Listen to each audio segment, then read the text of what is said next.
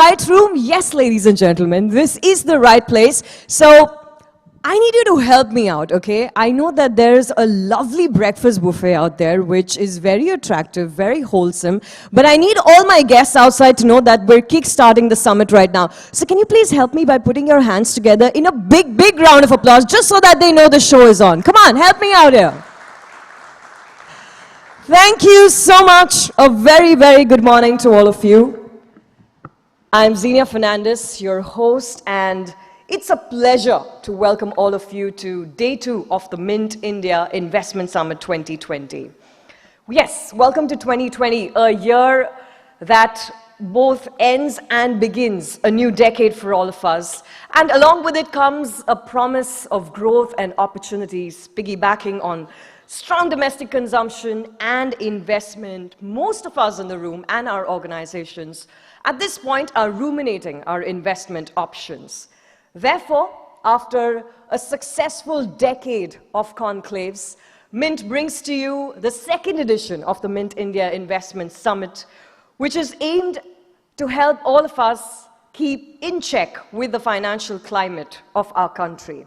Yesterday was a very eventful day. It was power-packed with a lot of insights. We started with a discussion on talking about the private equity industry, moved on to focusing on unit economics and how we seize our building businesses guided by unit economics and, of course, guidance to profit versus just sensational results. We also spoke about scaling our businesses in 2020.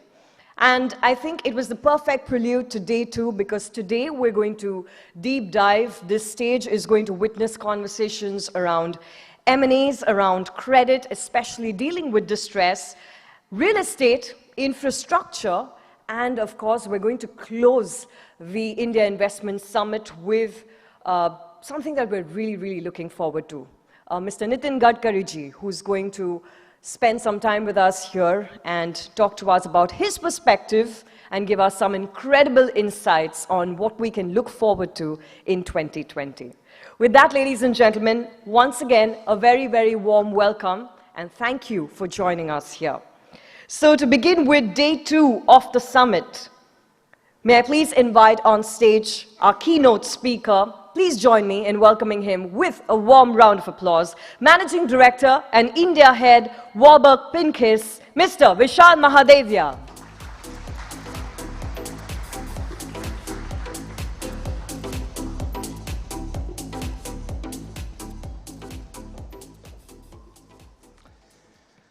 So thank you for the introduction and good morning to everyone. I know we're a little behind schedule starting, as is usually the case at these summits, but it really is a pleasure to be here today at the Mint India Investment Summit.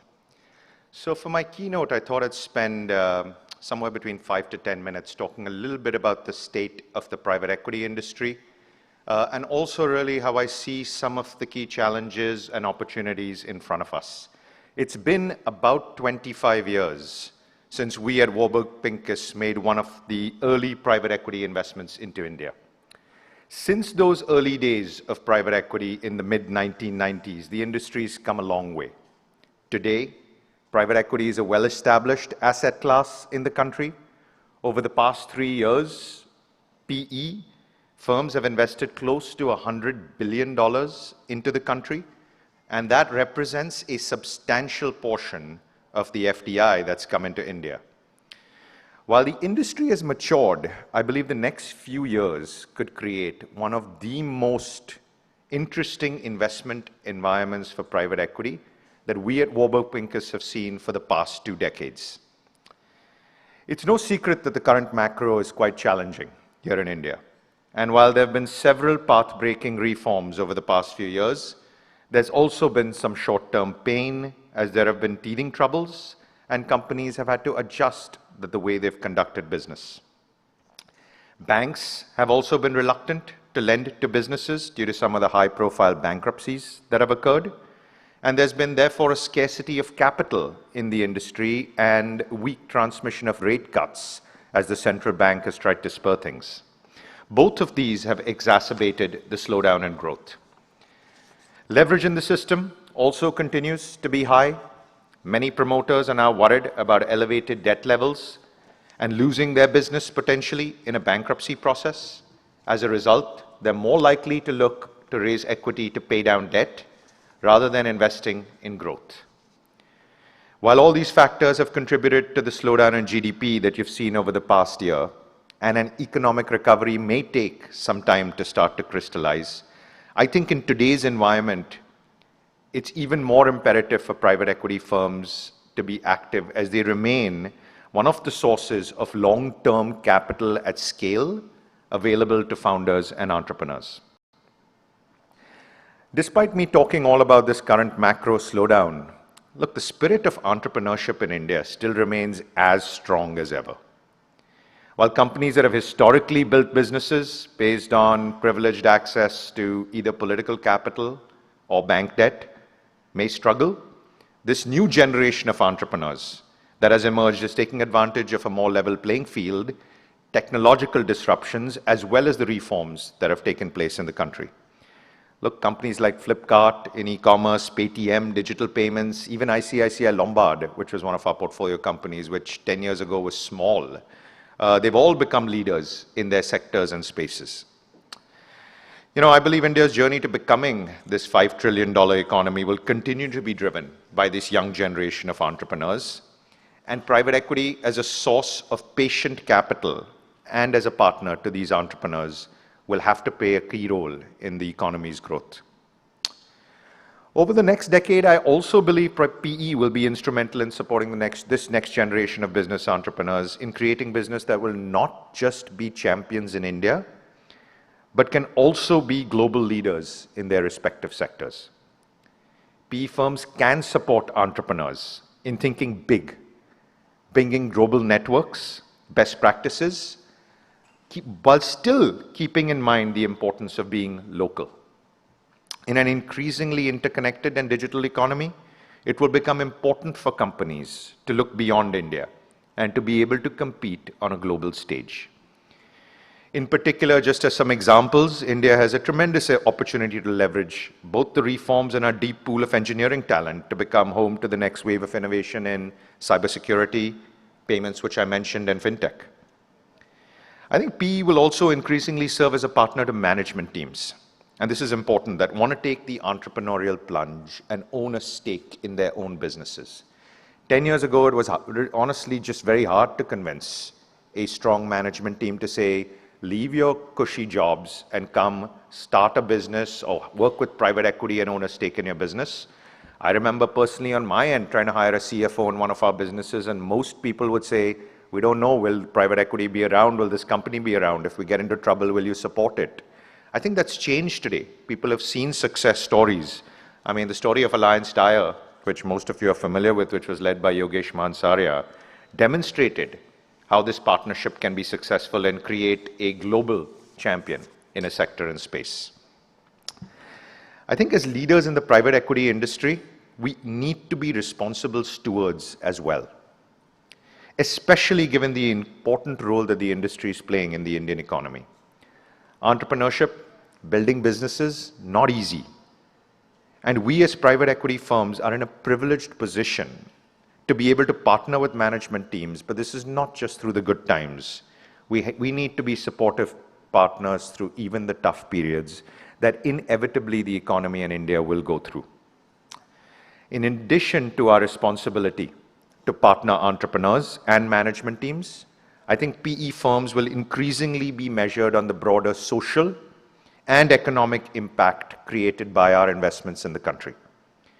For us to remain a successful asset class in India, we need to continue demonstrating a positive impact on all stakeholders and job creation. ESG issues, environmental, social, and governance issues, which until recently have largely remained a check-the-box exercise for most global private equity firms, I think will continue to gain prominence. And I'm a big believer that focusing on these will also create more valuable, competitive, and sustainable companies in the long run. So I've saved the key issue for the end of my talk, returns and exits. While private equity will play an important role in India's growth, we will ultimately need to demonstrate a track record of value creation and liquidity for our investors. This is a joint responsibility that falls not only on the private equity funds, but also on the entrepreneurial community in India. And I think founders need to understand and appreciate that for our limited partners to continue allocating meaningful sums of capital to India in the long run, it's critical for private equity managers to demonstrate exits. One way the industry has moved to solve this issue is to focus more on controlled transactions over the past 5 years. However, this is not a complete solution. There is growth capital required. Everything doesn't have to be a controlled transaction. And more is needed to be done in terms of alignment with founders and corporate governance standards to continue building India's reputation with global investors as an attractive destination for private equity capital. While I'm optimistic about the prospects of PE in India, near-term challenges remain. We as an industry need to be more proactive in highlighting the important level that the asset class plays in building businesses, sustaining job creation, and strengthening governance levels. Far too many people in India still view private equity with suspicion and as a short-term capital provider that's solely focused on making a quick buck. The Indian economy and the private equity industry both have got all the right ingredients and tailwinds to continue succeeding. And I do believe the opportunities ahead of us far outweigh the risks. Given the strong hand of cards our industry has been dealt, I'm looking forward to the journey of continuing to support these next generation entrepreneurs as they build world-class businesses that endure the test of time. Thank you.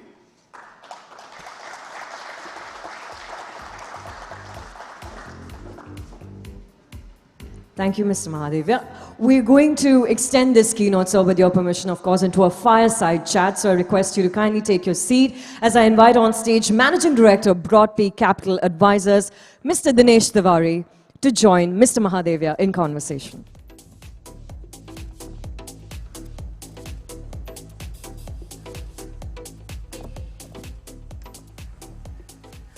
Hi, it's my pleasure to host Vishal in this fireside chat. And clearly, Warburg Pincus and Vishal don't need any introduction there. I think there's nobody in this room who's not heard of them. But I just thought I'd just put some statistics in perspective, which talk about Warburg, which I thought could actually lead us to take this forward there. Close to about $64 billion of capital. I think one of the oldest investors in India since 94, 95 there. And I think May not be the wisest, but we are the oldest. It's okay.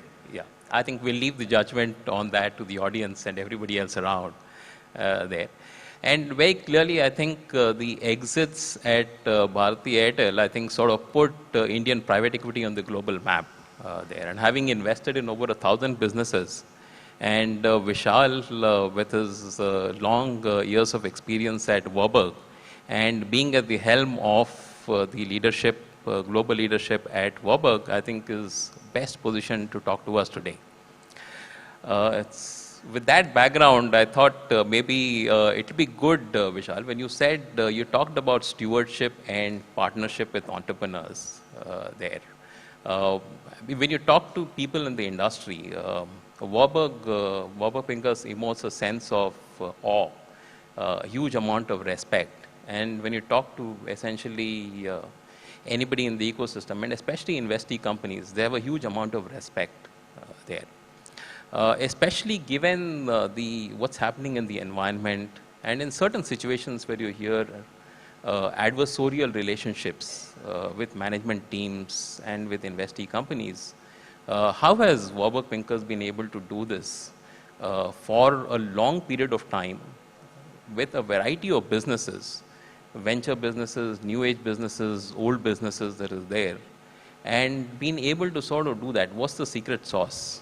And if you can talk about that, and if there's any lessons for the industry. Sure. So thanks, Dinesh. Firstly, thank you for the kind words and nice softball question to start this talk. It's always a good thing. I would say, look, as Warburg, and for those of you who know us will know this, for some of you who don't, Warburg's been around for over 50 years right now. And our roots as a firm By the way, I'm not 50 yet, so just let's be clear, this doesn't come from me. But the roots as a firm really come from venture capital and growth. And what that meant from day one, when the founders of Warburg set up the firm, was our investments were partnering with management teams and partnering with entrepreneurs. And that's what we still do today. And that's the culture and DNA of Warburg. We've never actually done anything else. We don't know how to do anything else, whether it's control or whether it's minority. The mindset and the DNA still remains the same of we're focused on growth and we're focused on partnering with the right teams up front and focusing with the right founders. And when you have that DNA, so we've never done credit, we've never like raised a public markets fund or done anything like that. We're just growth private equity. Now, this is not just an India thing. So when we came to India in 1996, when we did our first investment, the firm had already been operating for over 30 years with the same DNA and mentality, right? So when we came to India, we didn't have to adapt it for the Indian market. And when you're investing like this, most times you're in minority positions, or even if you're in majority, having worked, you're going to work through good and bad times. Particularly when you're doing what I'll call growth stage investments, because nothing grows in a straight line. Frankly, India is even more jagged than any other place. Maybe there are some others like it. But so that mentality, that DNA, I think just stuck with us. And I give credit to our founders. I give credit to Chip K, who's our CEO globally currently, but he's the guy who started India investing. And I think that culture flows through.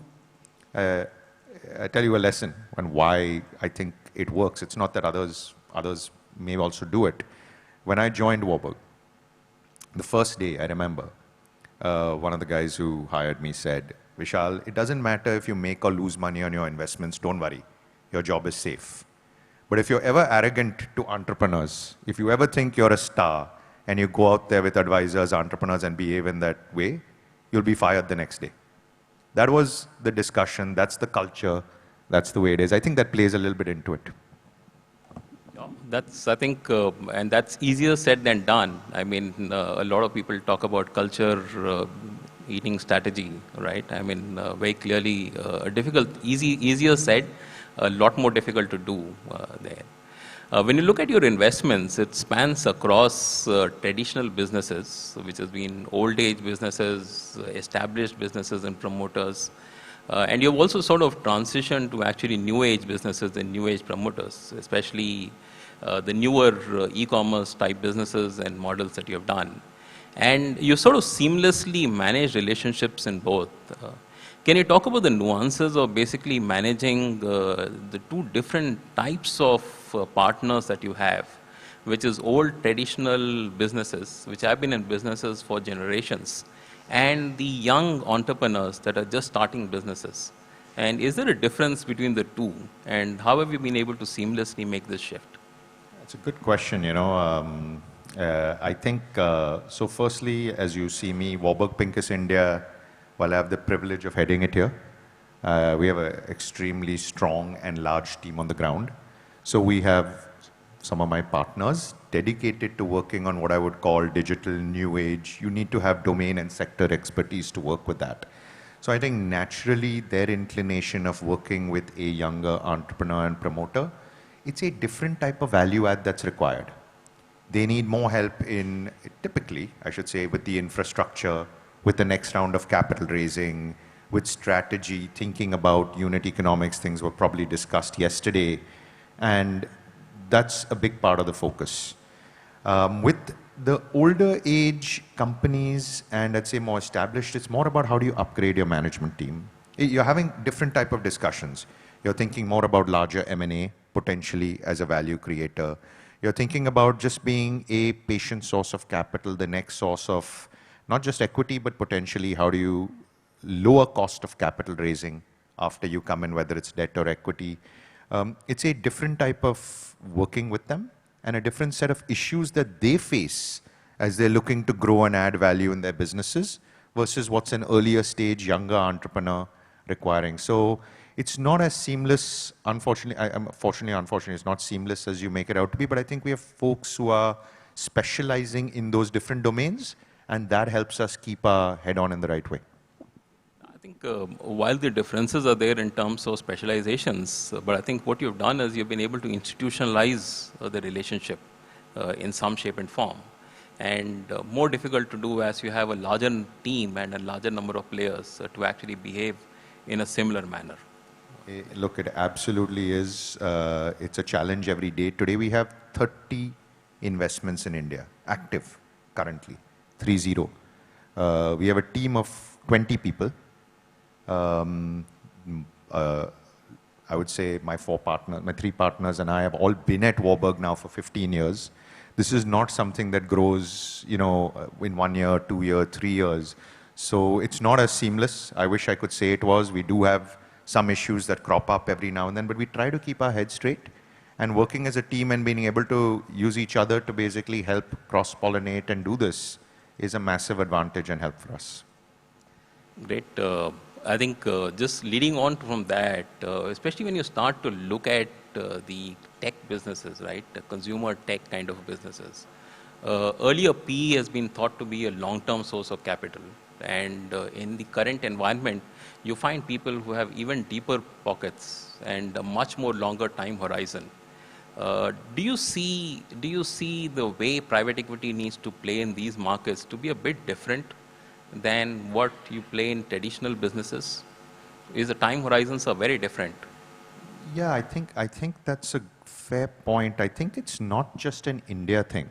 I think if you look globally at private equity as an asset class, the money that has flown into what I'll call consumer tech, new age, digital, has been a different type of capital. Private equity is a very widely used term where you would have hedge funds, strategics, names that everyone's familiar with, some of the large people who would be coming into that market. And I think that market, whether it's Silicon Valley, which is more the VCs, and then in the US goes straight almost to public market funding, or in some case much larger private, you're not finding your traditional large private equity funds being big players in that market. You're not going to hear Blackstone or KKR or Carlyle or some of these folks. That's not a big part of their business. I think that changes, by the way. I think if you're a growth-focused private equity fund like us, we will play. We have played in those. I think we are very much, we are not a top-down investor. The one thing about private equity, and folks know this, we are micro investors. Every investment opportunity is based on that company, that entrepreneur, that risk reward, that pricing, what you think you can do. And honestly, in the consumer tech space in India, and I may be wrong or right on this, we found it a little harder because I think the venture capital firms play a much better role right now. And then they've almost piggybacked straight to a different form of capital, which to your point is that longer form. These things come in cycles and go, but we'll see. I mean, is it cyclical or is it basically a trend here to see? I mean, you find increasingly mainstream private equity funds getting into the venture space. You find pension funds which are actually jumping into it, which you would never have thought otherwise. So you do you find that's an increasing part of the asset class that to be there in the Indian market? I think typically it's what's happened in the Indian markets. I'll give you a global perspective. All of these asset classes have come into this consumer tech and digital space globally, whether it's the pension funds, whether it's the large, pick your name, right? SoftBank, Alibaba, Amazon, whoever it is, and Tencent, who are all investing in these companies. I think what we've seen in the US, and even if I pick China, what I see our colleagues doing in China, the companies there are more mature, better formed, profitable already, where you may be debating valuation. That can always be an endless debate. But you're not debating business model. You're not debating profitability. And then so that's a fair debate to have, and then capital of different sorts is plowing in. In India, and again, some companies have done this, some haven't, I think our consumer tech and digital space is still earlier. And so I will tell you, there's a bit of the cycle out here for us who've been around for a while. Will remember the late 1990s, early 2000s in the US, in the dot-com boom and bust. At that time, you had many of these business models that have not survived very early on. And some great companies got created. Amazon got created at that time, which has gone to where it is today. By the way, For those of you who will remember investing in .com in the US at that time, there were probably about 150 other companies I can point to that had big valuations that aren't around today. So I think India is earlier in that stage. You've got more capital coming in because they've been successful in other parts of the world.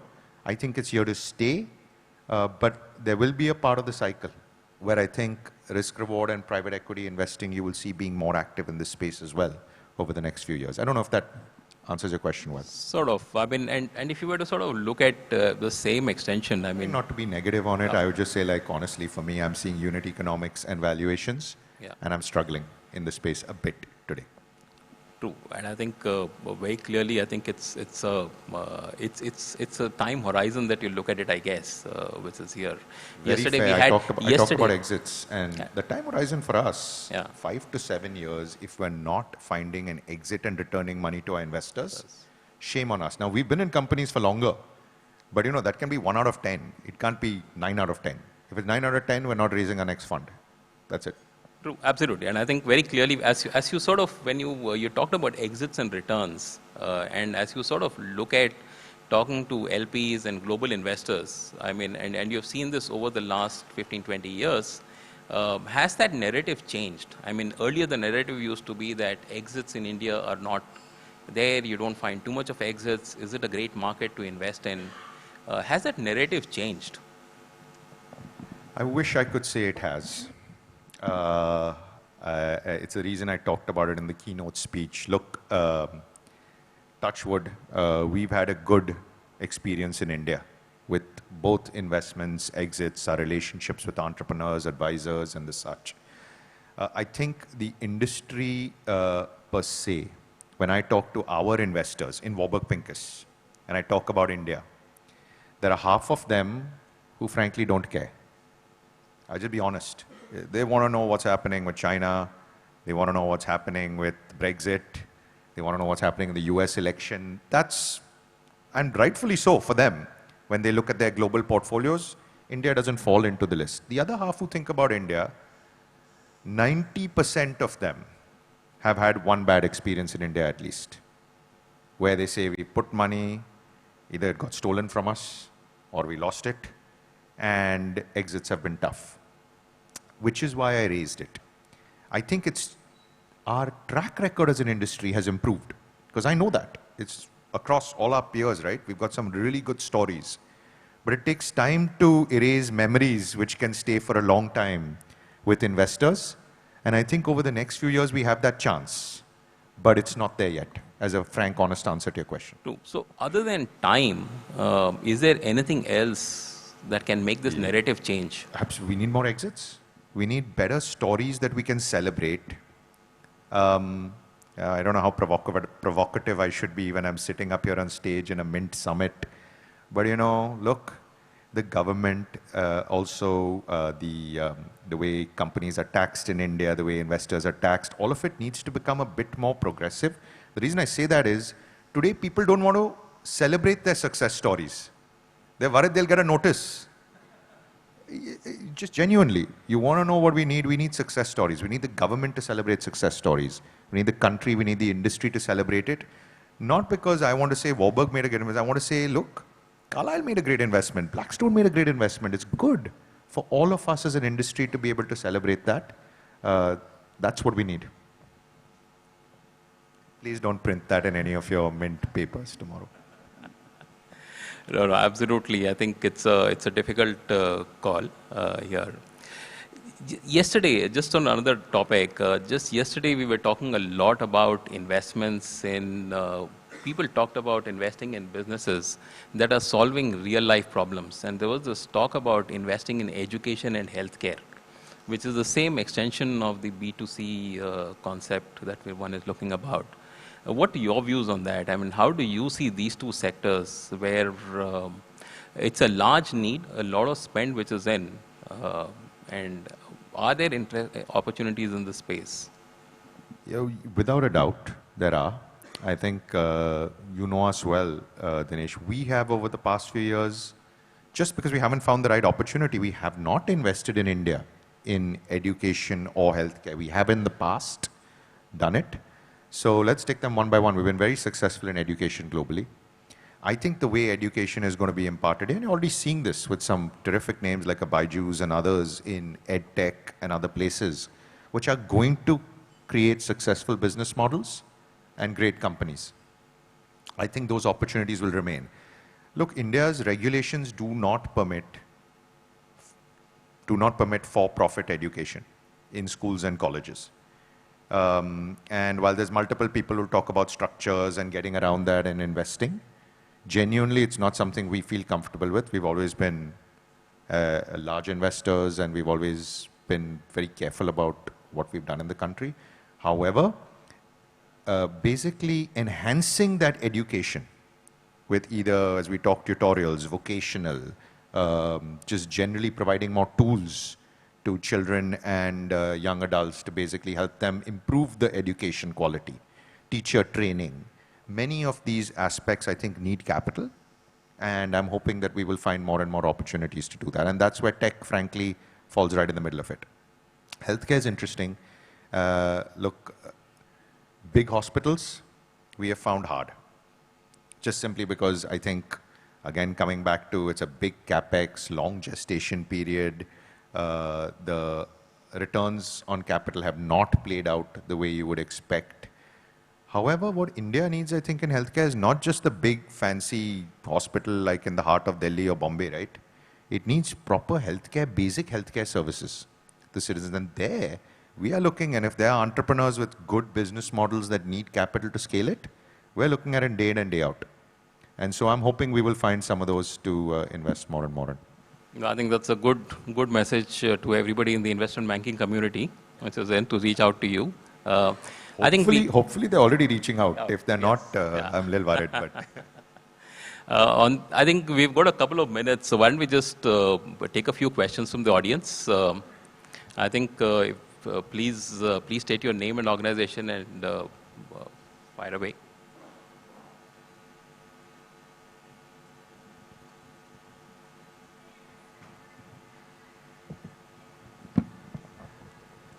Hi, Vishal. You know my name, but Amitabh Malhotra, I'm from HSBC, I had the investment bank. Question to you is that unlike some of your peers who have got regional funds, who've got country-specific fund, you have a global fund. You invest from one fund, everybody eats from that, which means all the decision-making has to evolve in the environment that capital is fungible, can be applied in other markets. And how does that equation play out in favor of every time you put up a proposal, other than the fact that on a standalone basis should be interesting? But I thought it would be interesting to know how that would work in your system. Amitabh, I always expect... Actually, Vishal, just before you answer that question, there's also been a talk about an India-dedicated fund, which is in. So if you can just touch upon... Sure. So Amitabh knows us well, and that's a really, really good question. And I think... let me answer that one first because it's more topical and critical. At Warburg, the percentage of the fund that is going into India investments right now is 15 to 20% of our global fund is going into India. I am convinced that the next few years will provide the best risk-reward vintage for investing in India. Why do I say this? Look around the world. Liquidity is plenty. I mean, credit is available freely. PE funds have dry powder up the wazoo, I mean, to use a technical term. And genuinely, it's very competitive. India feels, other than consumer tech, which we talked about, feels like a little bit of the opposite end of that spectrum. We need equity. We need capital in the country. Because India has not had this great experience with the LPs, etc., there's not a lot of capital flooding in. So I actually see the risk reward, and what we do when we talk about our investment opportunities globally, and I sit on our global investment committee, you're seeing things across and you are picking things that are the best risk reward globally. And right now, to be very honest with you, we're finding a lot of that in India. That can change, but I actually think that's something over the next few years we are being aggressive, not because we have some great top-down view saying we want to put more into India or anything. The opportunities are there. So I think you'll continue to see some of that happening as we look at our global committee. Look, as To answer the second question, yes, there has been some news about it's not an India-specific fund. What we tend to do is a sector that's been good for us, or a country that's been good for us. We've done it in China, we've done it in financial services globally in areas like that. When they become a large part of the global fund, which is a diversified fund, we do raise a separate pool of capital that invests side by side. That's our strategy. But it's still the same investments, same IC, same way we move. So it's more a side pocket co-investment pool. I think that's right.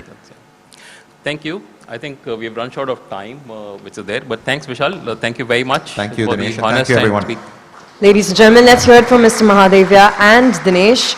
May I invite on stage Mr. Manish Agarwal, Partner and Head Infrastructure M&A and Special Situations Group at KPMG India, to kindly present mint souvenirs to our speakers on stage.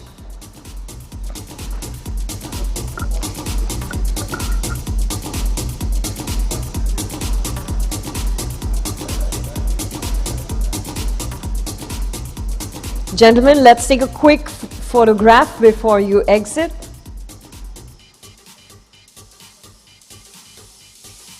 Thank you. What a fantastic opening to Day 2 of Mint India Investment Summit 2020.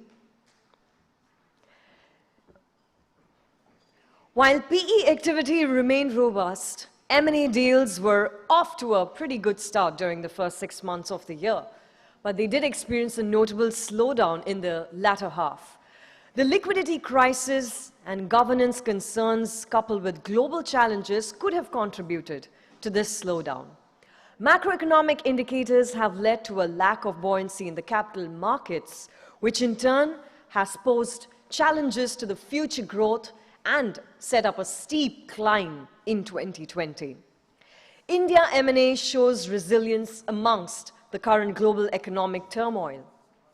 While domestic consolidation will continue to be a key driver in M&A activity, India's business-friendly reforms and high consumption growth potential will help garner both from foreign and local investors. Of course, all of us in the room, we're very hopeful that India will remain one of the fastest growing economies despite the headwinds. And with this very thought, ladies and gentlemen, we will open our first panel discussion for the day, titled M&A in India, Challenges and Opportunities. Just a quick couple of seconds while we set the stage up for our first panel discussion.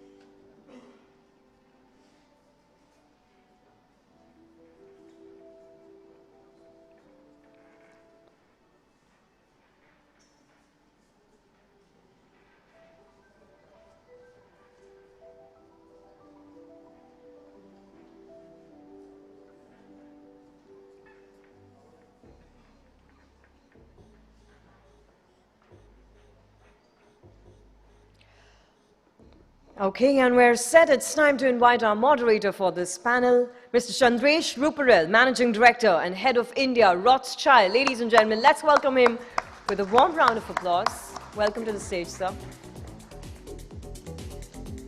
And it's my pleasure to invite our esteemed panelists on stage with a warm round of applause, Ms. Aarti Raghavan, Vice President and Head M&A, Vedanta Limited. Mr. Seshagri Rao, Joint Managing Director, JSW Steel. Mr. Jaspal Bindra, Executive Chairman, Centrum Group. We're also joined by Mr. Harsh Pais, Partner Tri-Legal, and Mr. Rohit Berry, Partner and Head, Deal Advisory, KPMG in India. Ladies and gentlemen, can we put our hands together in a round of applause for our first power panel today?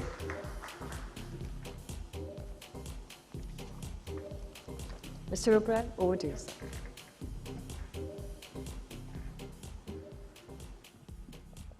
Thanks very much.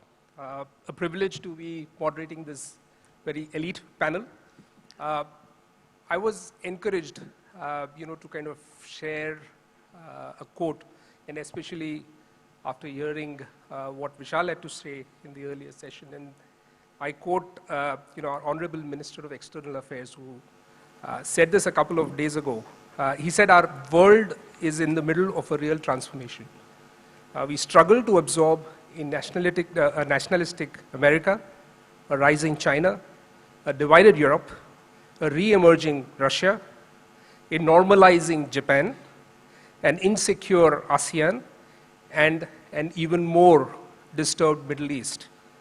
Economic rebalancing has now started to translate into its political manifestation, and that means a fundamental overhaul of the global architecture."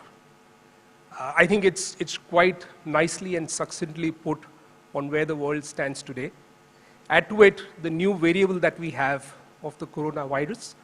We don't even know whether it has been fully measured or what its impact is going to be likely on the economic environment.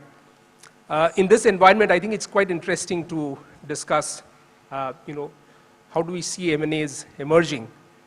Same time last year, I think we were talking about how 2018 panned out. We were looking at a record year for the M&As. We were talking in terms of not just value, but volumes of M&A, as well as the average deal sizes that we saw last year. It was close to $100 billion as far as India was concerned. Fast forward to 2019, and we have the deal values which are down by a 45% or so. The deal volume remains the same. The complexion has changed a bit.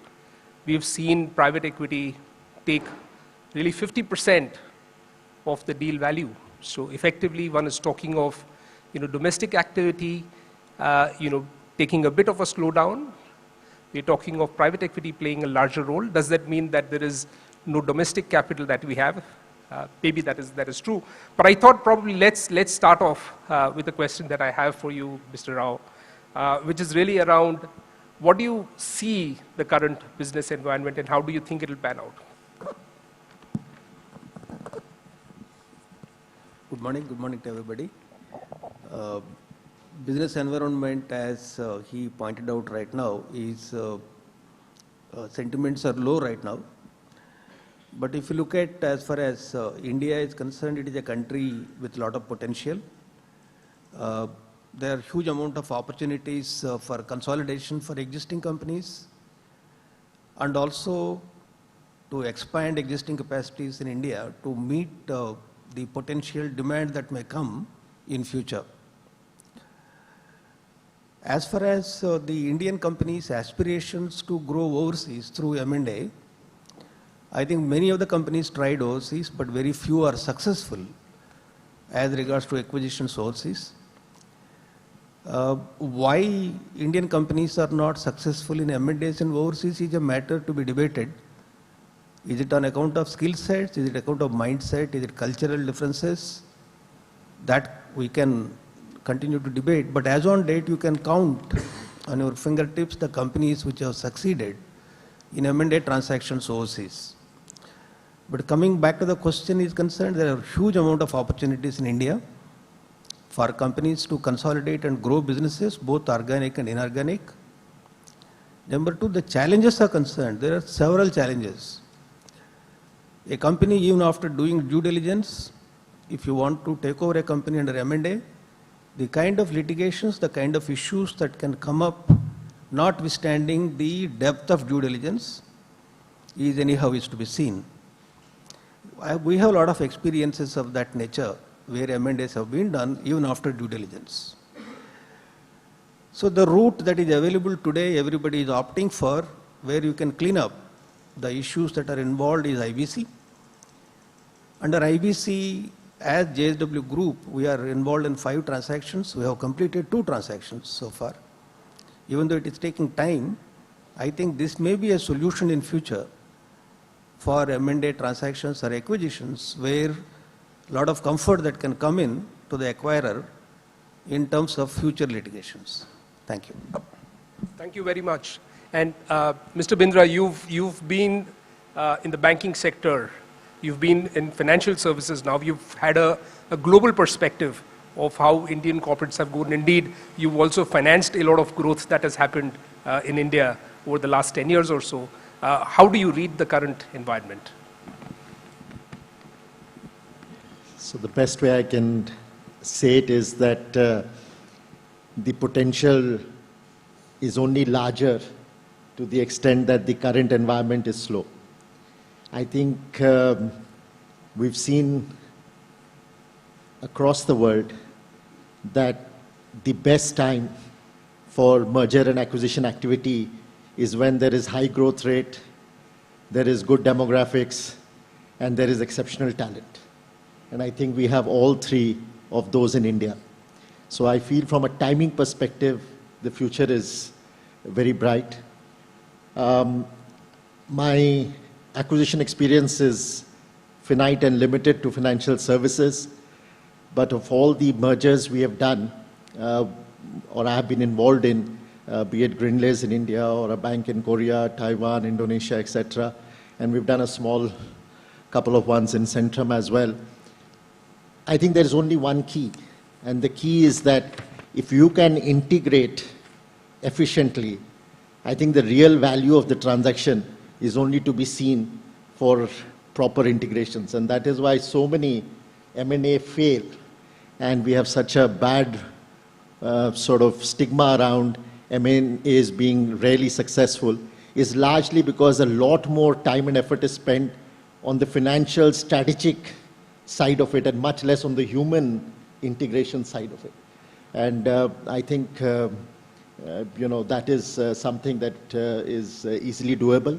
And India remains very bright on the chapter. I think Vishal in his previous fireside chat gave us all the reasons why India will remain very attractive, especially in this environment when there is so much money available and a few markets have become either difficult to operate in or difficult at least circumstantially for now.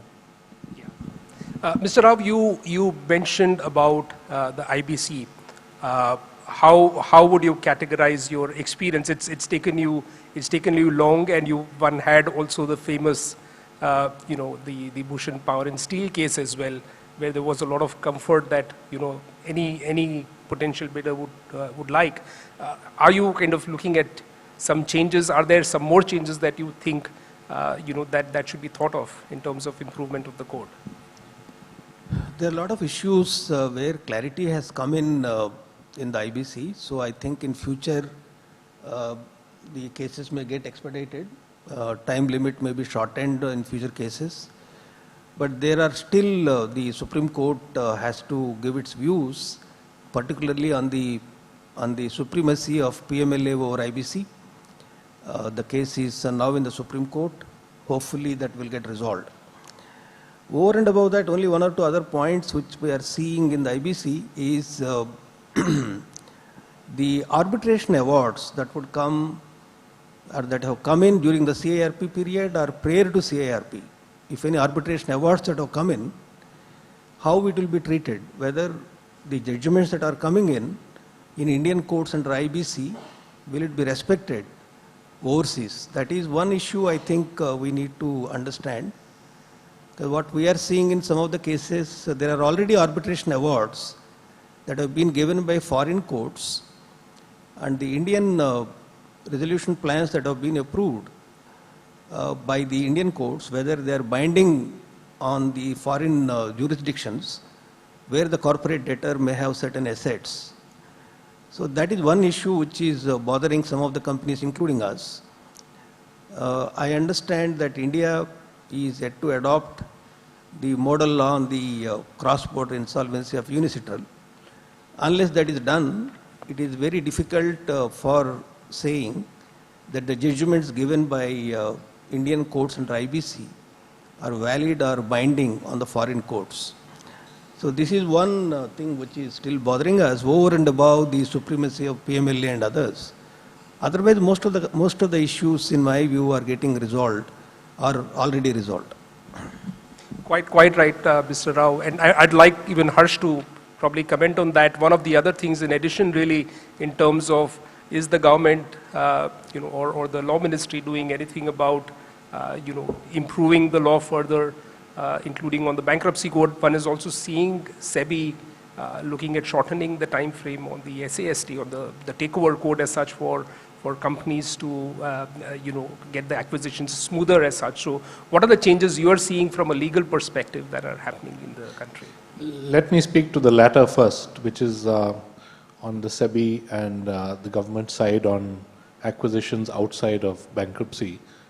I think there have been a series of smaller, quieter changes which are in the process of rewriting how public company acquisitions are going to happen. There are changes happening on the takeover code. The delisting rules were changed to allow counter offers by the acquirer about 18 months ago. Very recently, there's the unlisted company takeover regulations, which allow for the last stage, which was always in debate, which is once you have delisted a public company, how do you take your ownership to 100%? I think what the government and SEBI they've come to a consensus on this, which is historically there's been a resistance to have quality public companies leave the market because investors also need quality paper. But I think what the government has concluded is that for the capital market to work efficiently and for other companies to access the capital markets, there needs to be a exit route. It can't be like Hotel California where you check in and you can never check out. So I think on that side, there's going to be maybe the results of that changes are not imminently visible, but I think over time it will become quite visible, and I think the regime for public company acquisition in say 3 years from now, or maybe even sooner, because there are a lot of companies that don't really need to be listed, will change. On the bankruptcy side, I think the fact that Mr. Rao spoke at such length on the legal issues, and I think Aarti will have something similar to share, clearly means that there is more work to be done. But it looks the government has from time to time been bringing out new rules, and the Supreme Court has at its own pace been sorting out some of these questions. So I don't think we're at the stage where we could advise that somebody looking to acquire through the bankruptcy code need not worry about litigation. They should absolutely expect it. But it's definitely better than it was a couple of years ago. Right. Aarti, I think the Vedanta group is a group which has grown through acquisitions. In fact, the group is on the bedrock of, it's kind of, the growth is completely the bedrock of acquisitions as such. So, how would you categorize as the experience, especially in the recent past when you looked at Electro-Steel, for example, as well as the privatizations that are coming up? We are seeing a cycle, coming up in the sense that you had, the early 2000s where privatizations, was the mantra, strategic sales were the mantra, and now we are seeing that happen again. How would you think of Vedanta Group responding to such an event? Sure. Maybe I'll start off and talk a little bit about our IBC experience. I think Mr. Rao has possibly covered all the key issues that are still pending. But for us, I think what's also good for Vedanta is the first acquisition we did was Electrosteel, which was in 2018. So one of the first few IBC deals that got closed. And recently we've announced a much smaller deal, Ferroalloys, which we are in the process of closing and implementing. So we've also, therefore seen how, things were in, say, 2018 when there was a lack of clarity and a lot of issues. We're also seeing how both just the environment, with respect to the deal making itself, as well as, the supportive environment on the NCLAT or the NCLAT side, how that has changed. And I think we all have to remember that IBC, again, is still a very young law. It's just 3 years in. So we are seeing some of the issues being, more sorted out with a lot of these judgments coming in. But again, I think for us, we've kind of been lucky. But if you look at overall just some statistics, there are close to, I think, 3,300 cases that have been admitted into the IBC till December. And about 30% of them are resolved, and the balance 70% is not yet.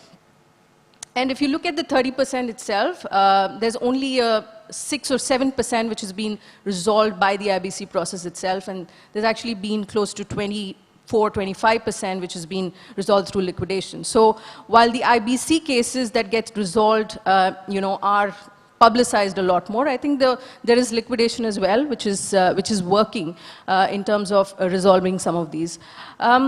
Maybe one thing I will add, which speaks to what Jaspal was talking about earlier. I think finally it is the success of IBC is, have these companies been revived? And I think for us, Electrosteel is a great story. When we, just in terms of numbers, when we took it over to just 9 months down the line, we're talking about, close to 37% top line growth, a 175% EBITDA growth. We're talking about, the EBITDA per ton growing from, say, $50 odd to about 120 plus. So all of these, I think, are statistics which, and this was just without any initial capital investment. It was just with how we acquired the asset, just operational efficiencies that were built in. So from that perspective, I think it was a success, I think, just in terms of numbers. Also, if you look at employees, the entire 7,000 odd employees that were, that came with the asset were all retained. So, from a people, management set as well, I think it was a good story from an IBC success perspective. Coming to your second part on divestment, yes, Vedanta, during the first course of divestment that happened, we've had, we acquired Balco and HZL, which was in the early 2000s. Again, I think I'll just quote what my chairman often says. The government has no business to be in the business. So I think what the intent there is that all of these privatizations have helped make these facilities, make these corporates a much more robust and operationally much more efficient. HZL is a huge success story in terms of whether it's been the R&R in the last 15 to 17 years that has grown, more than doubled. You're talking about the kind of revenue growth that you have, which is quite phenomenal. Same is the case with Balco. So I think, from our perspective, I think this is a great move to bring back that divestment. And I also think from an M&A perspective, going forward, divestment, by the government is going to have a huge impact. So if you're going to look back at, say, 2020 and 2021, that's going to be probably the huge chunk of M&A activity that you're going to see. Thanks very much, Aarti, for that. Rohit, you've probably you get to see a lot of activity as such, both from a cross-border perspective as well as from a private equity perspective. I have two questions for you. One is, how do you see the cross-border activity developing as far as India is concerned? And second, what is the kind of changes in diligence that you are seeing? I think let me start by reflecting a bit on 2019 as a year. And the facts and figures, 100 billion has become 60. Number of transactions have sort of remained similar. But I think I look at 2019 as a year of introspection and learning. I think, yes, we did not have the big bang deals like a 16 billion Walmart deal. But I think there were a series of good quality deals. Now, we were talking about IBC and some successful examples on that. We were also talking about sectors where, be it logistics, be it infrastructure, be it airports, and even financial services. I think there have been, that is why the number of transactions have not reduced, because there has been a learning. And I personally think that the cross-border transactions by number is not in a very bad state. Obviously, people were waiting for the election results to come. The slowdown was there. But when we were engaged with a lot of global boards who have been looking at India, either in terms of supplementing their investments or doing a first-time M&A, I think just the sheer involvement was far more. So in fact, had it not been for whatever impact the coronavirus may have, we were looking forward to 2021 in terms of the global board engagement and the planning which had been done for a lot of M&A activity in India. And the factors we have all discussed, right? The growth potential, the young population, consumption, and all this stuff would have been very good. Now, obviously, what impact the virus may have will have, but I think generally it's a very upbeat thing because there is more learning, there is better value discovery, and the fundamentals are intact. What can help, obviously, is many of the legislation, Harsh was talking, things we still, have a very black and white equity debt sort of regime under FEMA. We would like to have instruments which are more clearer rather than adopting very complicated structures to have those instruments where an equity has a debt protection or a debt has an equity upside. Because investors ask for it, because that is globally available. So some of those regulatory changes or, the fact that we still have a bar on financing of share acquisitions, but not, if you have to do an asset acquisition. So some of those things are there which have to be removed, but I think these things will certainly help the cross-border activity because I think just the planning at the global level and the confidence about India remains fairly strong. Yeah, thanks. Mr. Bindra, 2018 September was a big event, the ILFS meltdown as such. And that kind of had a ripple effect in the financial services industry. Yeah, that had a ripple effect in the financial services industry. How do you see the banking sector today? Do you think that we've bottomed out as far as NPAs are concerned? How do you see the non-bank industry, playing up now? So I think the banking sector has been reeling under portfolio challenges for a much longer time than just since September 18. Clearly, September 18 was more a landmark for NBFCs than it was for the banking sector. I feel that the market is always keen to broad paintbrush events. I think if we look at individual failures, you can look at state-run banks and you can look at private-run banks, and there is a story to tell there. You can look at NBFCs which are heavy in infra or in real estate developer financing, and a lot of the other NBFCs who are largely more granular retail, and there is a story to tell. But obviously the market likes to put everything into one bucket and paint it like that. So it has had a massive implication, largely on the trust deficit that banks have had with borrowers. And obviously NBFC is one category of borrowers, but more broadly, banks have shied away, and that shows in the credit growth figures which have fallen drastically since September 2018. And I think that is a real challenge because the only solution of the NPA problem is to create more liquidity. So I think in a way the cause and the solution are one and the same. And I think that is a realization that has to come. It's being a little bit forced and arm twisted by the government into the state sector banks, and we've seen large releases of liquidity more recently because of that. But I think it has to come from a mindset and not from a temporary crisis solution perspective.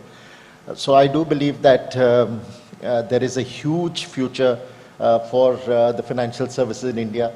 If you compare it to any other market in the world, the support that you get from the banking sector for growth in India is a small fraction of what other banks give, what other countries the banking system provides. And I believe that the consolidation of banks into larger, fewer institutions from the state-owned side is an attempt in that direction so that they are well capitalized. But to me, the bigger challenge is not the capital, it is how the banks are managed. Because if you look at the capital infusion the government has made over the last 5 years in the public sector banks, the NPS today are larger than the capital infusion. So if we keep sort of eroding capital at that rate, we are never going to get the benefit of capital infusion. So unless we change the mechanics of how banking is done here, I think we will have that challenge. So there is a, I think there are pockets that get served very well by different players in the financial services chain, but there are also practices that are very different within each segment of that chain, and I think that is where the larger challenge is. Yeah. No, interesting that you mentioned that there is liquidity in the system. Mr. Rao, when one looks at acquisitions, I think one of the big questions to answer is financing an acquisition. And when one is looking at, big ticket acquisitions as such, how does one go about financing those acquisitions? We've been in, again, 2008 onwards, perhaps, there is liquidity which is, lost all over the space, and interest rates are down. Do you think that there is easy financing available for acquisitions? This is one of the challenges as regards to financing. It's not only acquisitions, even for working capital or for any implementation of organic growth. There are challenges with regard to financing. One side we say there is no credit growth and there is enough liquidity, but the other side there is a starvation of credit. This is the paradox which we are seeing in the marketplace. For instance, in our steel business, once we go to the supply chain, particularly the retail chain, they always talk about lack of working capital. So that is one scenario we are seeing. Particularly the question relating to acquisitions, if you see, where from one can get financing today? Is it domestic sources? Is it foreign sources? If you look at domestic sources, there are very few banks today who are willing to finance for acquisitions, number one. Either it is on account of regulatory issues or on account of large corporate framework, large credit framework. One of these two reasons why there are very few banks who are willing to finance as far as the local financing is concerned. If it is financing from overseas, then the sources of financing and the mode of financing are very limited if you look at it. Because ECBs, even though permitted today for acquiring assets under IBC, but it is approval route, number one. Number two is minimum maturities, and there are so many other conditions which you have to comply with in order to raise financing from overseas. Only route that is available is the NCDs through FPI route. That is one route which is available. Again, that is very short-term financing. This is on the debt side. If you look at equity side, yes, Vishal was talking about a lot of private equity capital that is available. But any of the companies which are under core sectors of the economy where the kind of capital required is patient capital for a very long time. 5 to 7 years is not adequate to finance those projects, particularly in the infrastructure and core sectors of the economy. If we have to get that type of capital for a company which is to turn around, I think there are again very few players to finance that capital, to give that capital. Therefore, if you really look at it, financing is a big challenge, particularly in the current context, where one side there is liquidity, but there are no suppliers of finance. Even if I want to today to do a syndication of rupee loan in India for 5,000 crores, so many investment bankers are sitting. There are very few investment banks who will come and say, okay, I will do syndication for you. So there are no banks who will syndicate, there are no banks who want to lend. I think this is the actual situation on the ground. Thanks very much, for that response. Quite candid, and I think it is a reality. It is something, when we look at any large acquisition, the first question that anyone asks is that, fine, it's a great idea, but tell me how are you going to finance it? So, quite right.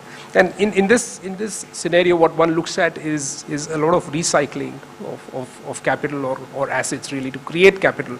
And we've seen a lot of pension funds, infrastructure funds come into India, and InvITs are something which have been in vogue. Infrastructure projects have been in vogue. So Aarti, from your perspective, how do you see InvITs? Is this something which is here to stay? Especially and again taking that to even Rohit and Harsh, just given the kind of changes that have happened in the taxation structure for InvITs, is that something which will continue? Aarti? Yeah. So yeah, I think InvITs definitely is here to stay. I think we've seen, obviously the group had done the first one, and then we've seen a lot of other activity. And in terms of interest as well, I think there is a lot of inward interest from funds for InvITs. I think I would just like to add to what to the point that Mr. Rao made. I think I couldn't have put it any better.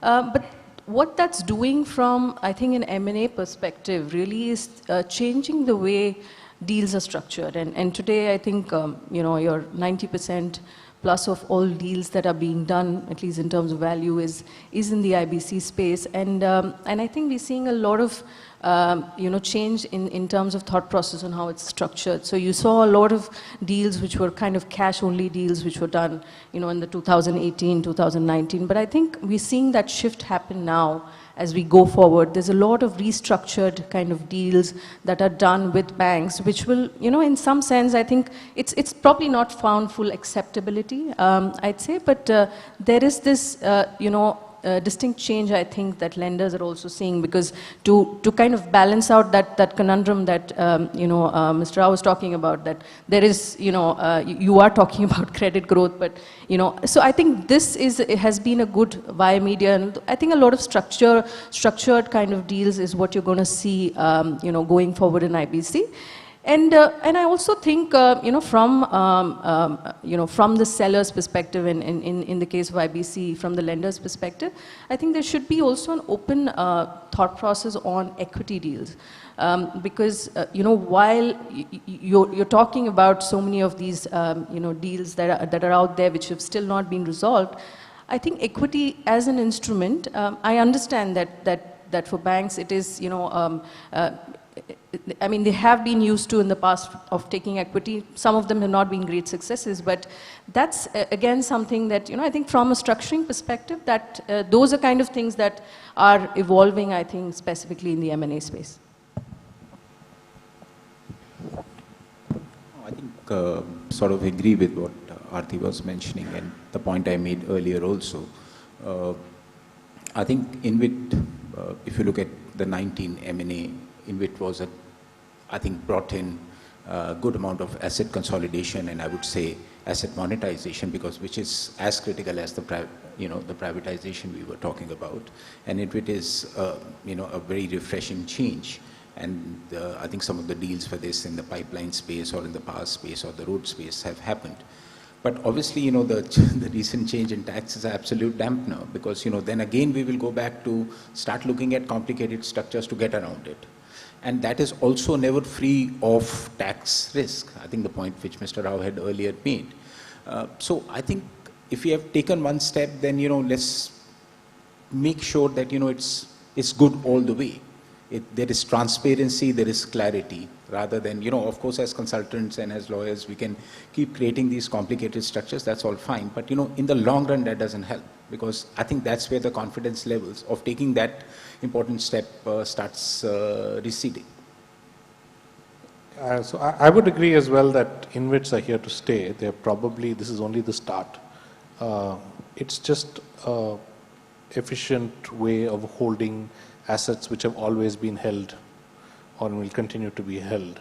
I think like Rohit said, the recent change on DDT has obviously posed some questions on what its implications will be. But assuming that those questions are resolved one way or the other, I think we can expect that there will be a fair bit of M&A in the InvIT space in the coming years, as more and more of these assets are held through these kinds of yield co-structures.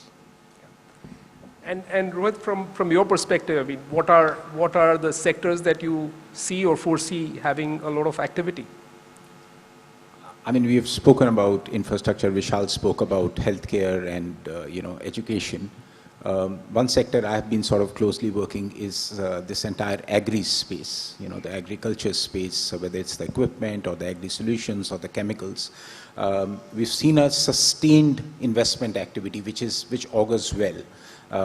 I think H2 was good. It was reversing the trend of slowdown and the good monsoon, both winter and summer, and we were looking forward to a fairly good sector. So it's a sector which does not get that much of mention other than, in the political commentaries, etc. But I think it's a sector which I think has a manufacturing tinge to it, has the growth tinge to it. It's certainly required. India is highly under mechanized, and the use of chemicals, etc. from a productivity standpoint is less, and I'm using the chemical in the right organic way, not in the wrong way.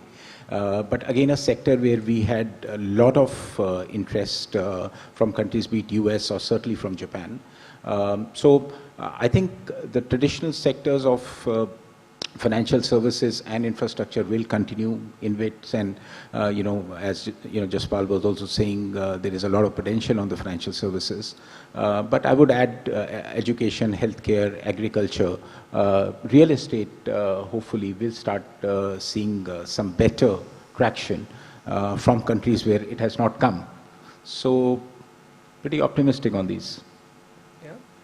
And Mr. Bindra, from your perspective, I mean, you've had experience, working overseas, watching how Indians look at, acquisitions. You've now also spent quite a few years in India now.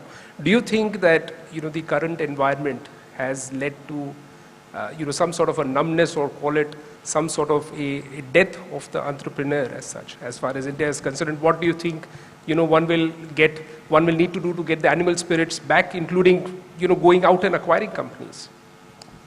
The short answer is definitely not. I think it's very easy to get depressed in an environment where for a couple of years there is very poor credit growth, business sentiment is low on several counts, etc. But if you look at overall M&A activity, growth, etc., really you need two things. You need supply of capital, sources, supply of capital, and you need a large opportunity. And I think if I look at source of capital, in some way the silver lining that the banks have gone shy of lending is that people have actually ventured out to find new sources of capital, which they may not have done in the past. And I think the recent bond issues internationally are evidence of that. There is clearly, we talked about InvITs, there's REITs, there is crowdfunding, there are the new pension fund honeymoon now with India, there is the funds that enjoy distressed assets, and there is an opportunity for them to see in India. So clearly new sources of supply are coming into being. I think the government is forcing the debt capital markets to be far more active. So far because of the bilateral supply from banks, the debt capital markets were not even tested by the corporates because they just felt better to just do a bilateral, it's simpler, etc. On the opportunity side, I think all the fundamentals of India, etc., remain, the attractiveness of India remains. But if you look at the IBC, as we are hearing from both Shesh and Aarti, that is moving to a better place, I think that opportunity is very large. There's a long list of companies to be done there. We've only looked at 12 so far, but there's a big list there. Privatization, I think in the first 5 years of its government, the BJP didn't do as much. They did a little bit just to get revenue, but there was nothing strategic. But as we speak now, we have 3 very profitable PSUs, BPCL, Concor, and Shipping Corporation. We have Air India. We're talking about 6 airports being privatized already, 25 more to be auctioned. We're talking about 150 railway routes to be privatized. We are talking about many transfer, build, operate on infra like roads, ports, electricity company, power companies, transmission of lines, etc. So there is a mega plan of privatization. I think these are all going to add to the opportunity that is. And the Indians are the smartest entrepreneurs. When these opportunities will come, they are not going to remain latent. I think they will step up to the plate. There is a genuine shortage of capital. And I think that is the problem today. And coupled with liquidity choking as well, that becomes a bigger problem. And I think the Indian entrepreneur is being blamed for lack of appetite and vision. But I think it is lack of support in many ways. Thanks very much, Mr. Bindra. I think that was quite a good discussion. I think in summary, what at least my takeaway from this discussion was there's been a lot that has happened in the last 1 year in terms of, you know, the environment really progressing, probably the government also putting out some of the enablers, you know, in place for the country to move a little ahead. Probably the capital side of things needs to be addressed a bit, but India continues to be a large opportunity, maybe an inbound one, maybe an investment one. There is going to be a lot more equity which is going to be required in the country, and that's how I kind of look at the whole M&A opportunity. You're very happy to have any comments that the panel might have. Otherwise, I'll encourage the audience to, you know, ask any questions that you would like to from the panel members.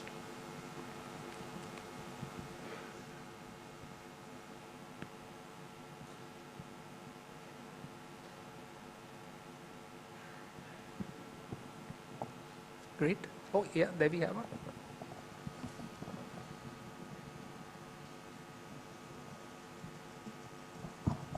I'm Nimesh Shah from Percipient Capital. I'm a corporate advisor and an investment banker. The question is that, yes, you know, IBC, a lot of acquisitions are happening. And we always find that global investors or global M&A corporates come and invest in India. But you don't see too many India M&As. Is it because of the lack of capital or the entrepreneur's inability to provide the right value? Or is it the mindset that it doesn't make sense? What are some thoughts on that? Who would you like to direct this question to? I think I'll just leave that open. You want to go for it? Mr. Rao?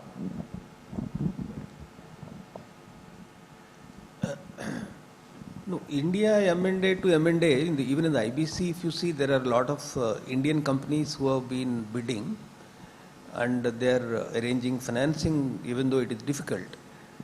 But only comparison-wise, if you ask me a question, is it a level playing field for an Indian company which wants to bid either in IBC or otherwise, relative to a foreign player?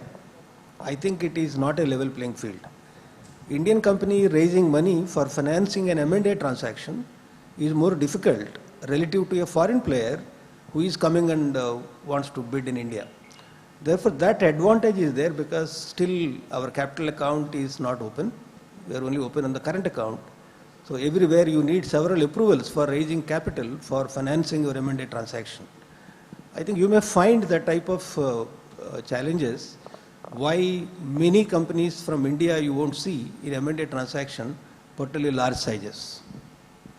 So I think just to comment on that, Mr. Rao has very well made the point about the tightness in the credit market.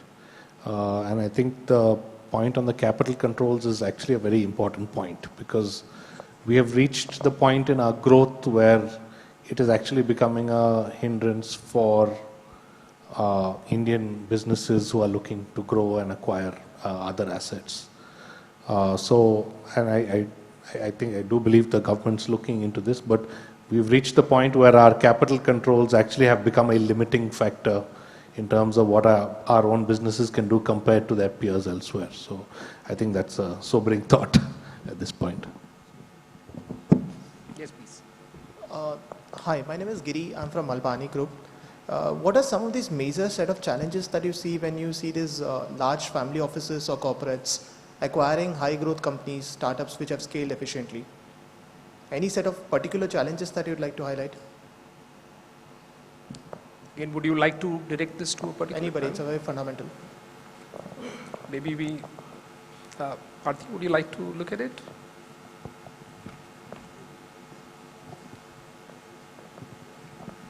What are the challenges that you look at the high growth companies, the acquisitions of high growth companies that typically are done? I think,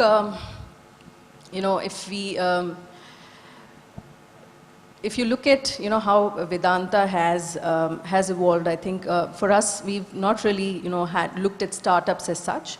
But in terms of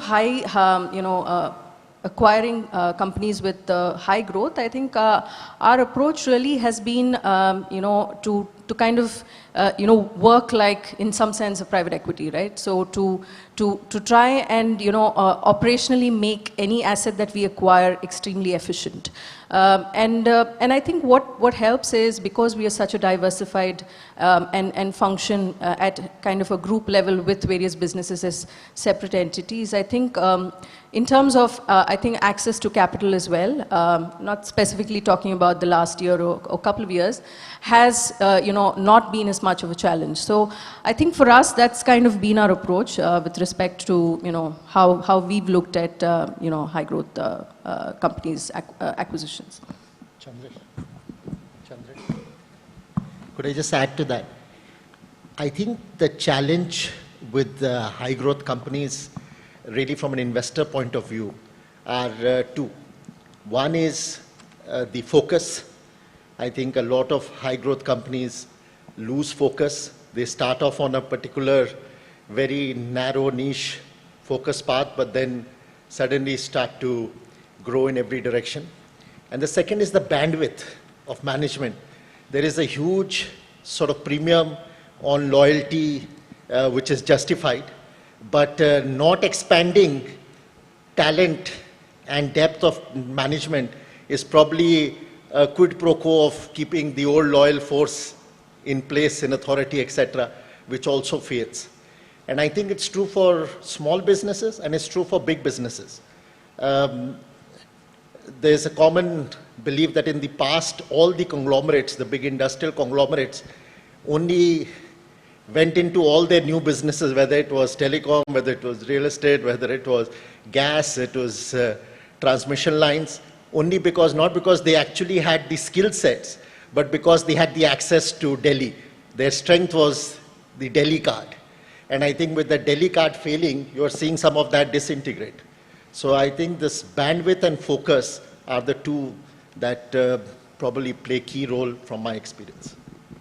I think we've run out of time, but thank you everyone. Thank you for being a lovely panel and for a very, very detailed and incisive discussion. Thanks very much. Thank you all. Thank you very much. Thank you to all our panelists.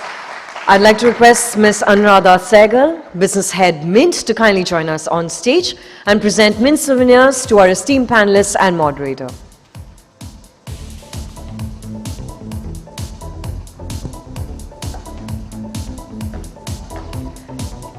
And ladies and gentlemen, we're going to move into our next panel in just a couple of minutes from now. So I request all of you to kindly stay in your seats.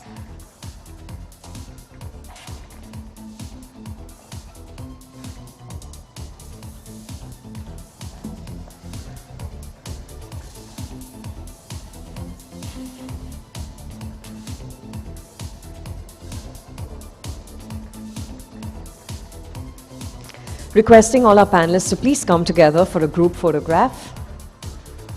And ladies and gentlemen, can we have another round of applause for our first panel discussion? A very stimulating one, I must say. Thank you to our panelists, thank you to our moderator, thank you so much.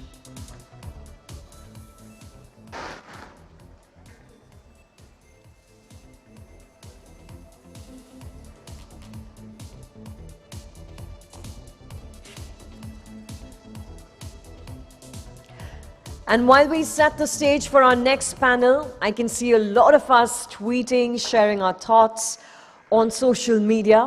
While you do so, ladies and gentlemen, don't forget to use our official hashtag Investment Summit. Once again, it's hashtag Investment Summit.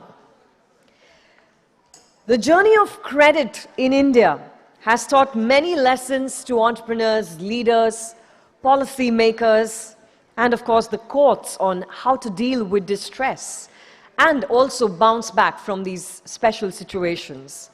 While we've learned from experience, the truth is that there's also a lot more in waiting. Today on our next panel, we have with us people who've been dealing with distress on a regular basis, who are here to share with us what they've learned in this journey and what is it that we can look forward to in 2020. Just a couple of seconds while we turn the stage around and welcome our next panel today.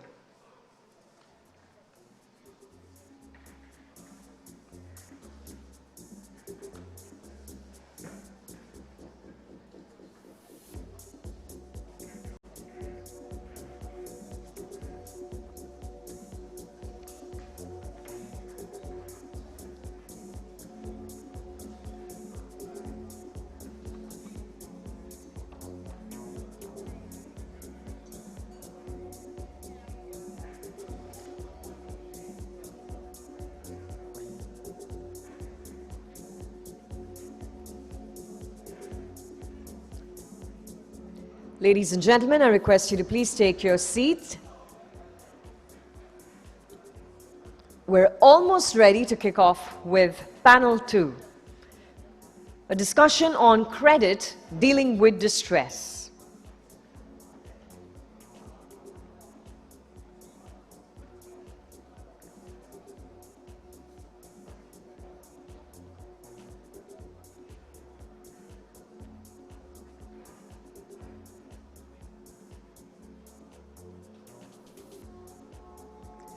Okay, so we're all set for panel 2. Dada, ready?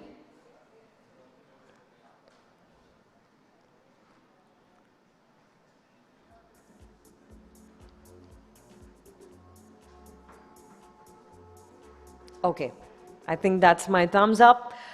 I'd now like to invite on stage our moderator, Mr. Nachiket Nayak, Head Corporate Lending, Arca FinCap Limited. Mr. Nayak, welcome to the stage. Thank you so much for joining us here. And now let's welcome our esteemed panelists, Mr. Kalpesh Kekani, Managing Director and Senior Partner, Aeon Capital. Mr. Vishal Gupta, Senior Vice President, SBI Capital Markets.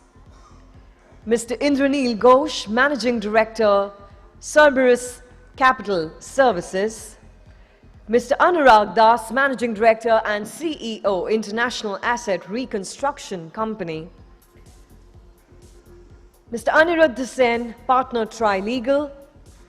Mr. Siddharth Suri, Partner Special Situations Group, KPMG in India. And Mr. Srini Srinivasan, Managing Director, Kotak Investment Advisors.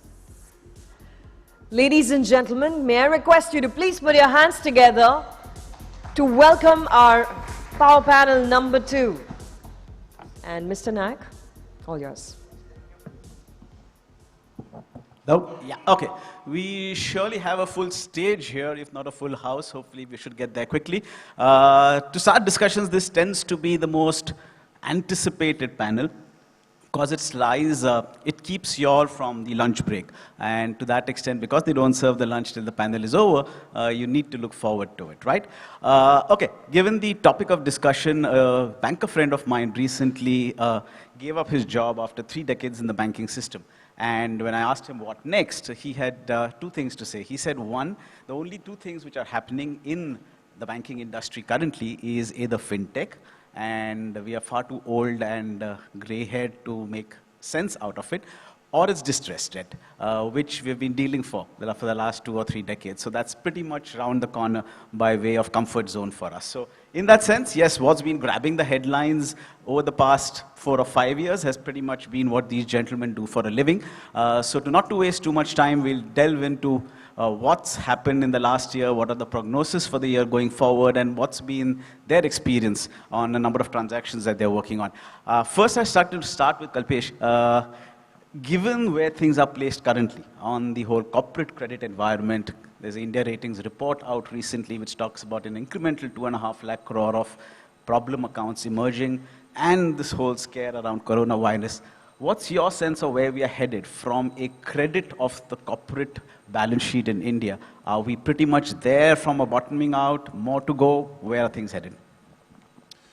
So, Nachiket, my comment of these 3 months that I've seen reminds me of a poem which many of us would have read in our school days, the rhyme of the ancient mariner. Water, water everywhere and not a drop to drink. I think that's sort of summarizes how I see the problem at this point. Just on this table, if you just add the total capital that this panel manages, we have over $1 trillion of capital which we speak for. And is a lot of that possible to be brought into India? Answer is yes. The capital is flexible. It can buy banks, it can buy non-banks, so it can provide deep risk equity. At the same time, you have capital which can provide credit. So the opportunity for India to attract that capital is high, and the fact that you have so many people on the panel talking about it today proves that. The challenge has been that over the last few months, we haven't been able to harness that.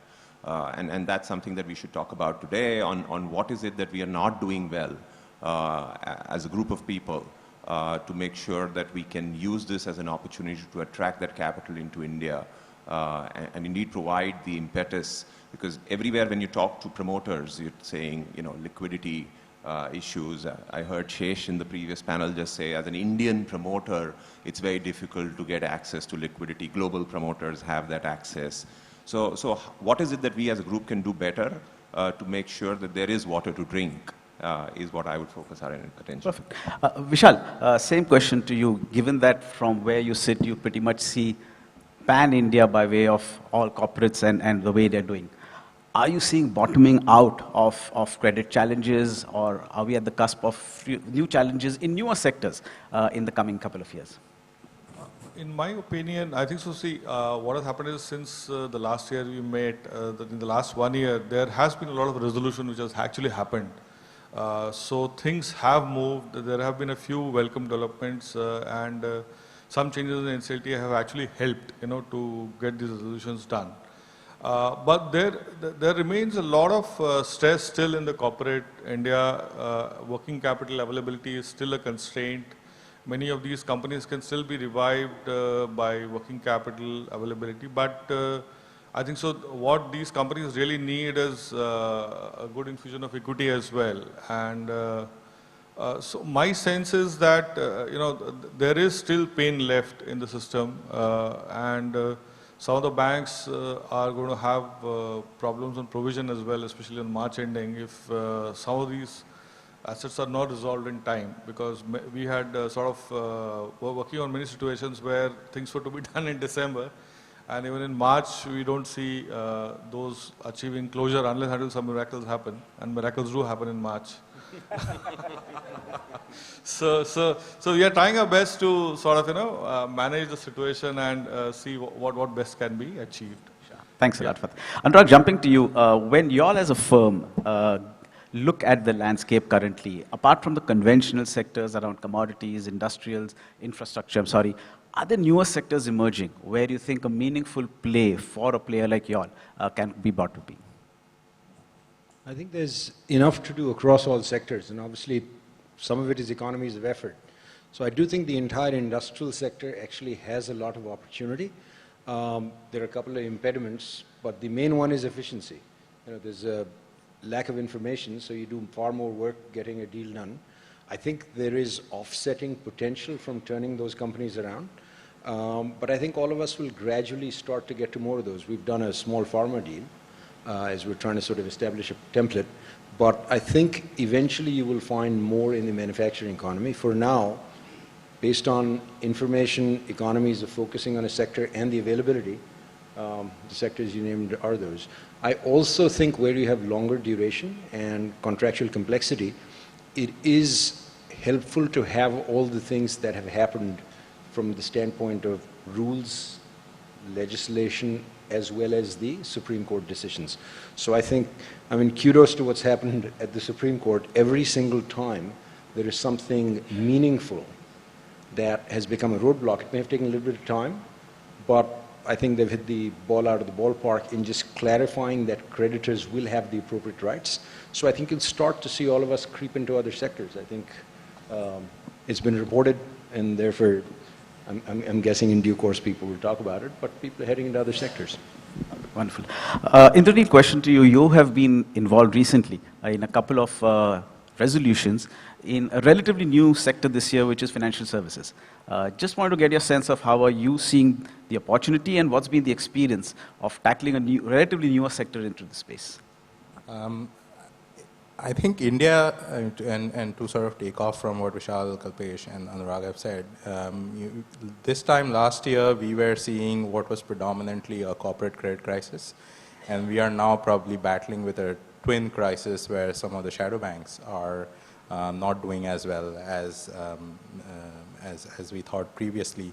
And a lot of that is coming from underlying real estate led distress. So for us, we feel that both NBFCs as well as real estate will continue to play an important part in India's sort of GDP growth. And there is, there is bound to be stabilization there. And hence, it's very interesting for us as a space. And that's one of the reasons why we've jumped right in.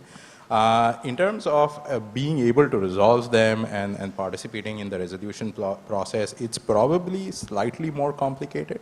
And that's probably being witnessed in one of the large housing finance companies where the government again did a fantastic job to change the regulation to enable IBC or NCLT to be available to the sector.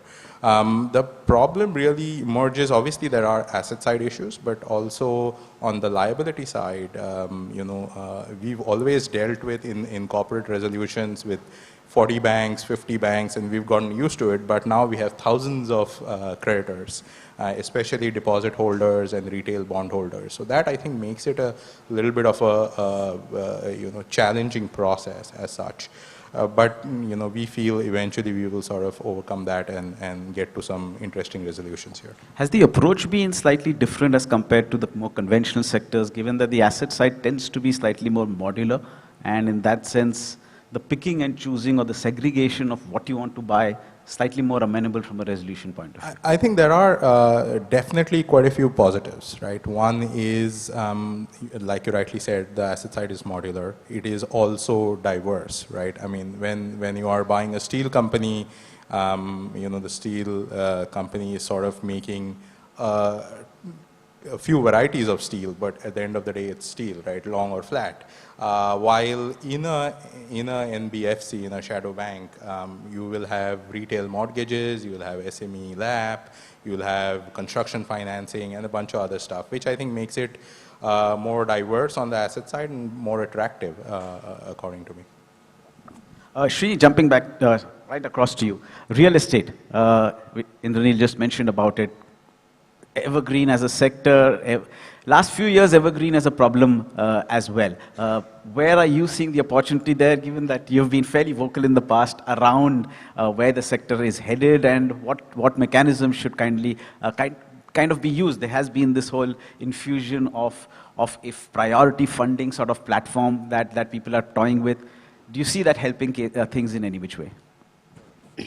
For the last couple of years, there's been nothing green about the real estate sector, and the red ink has now spread across to the lenders of the sector. I think what Indranil was mentioning.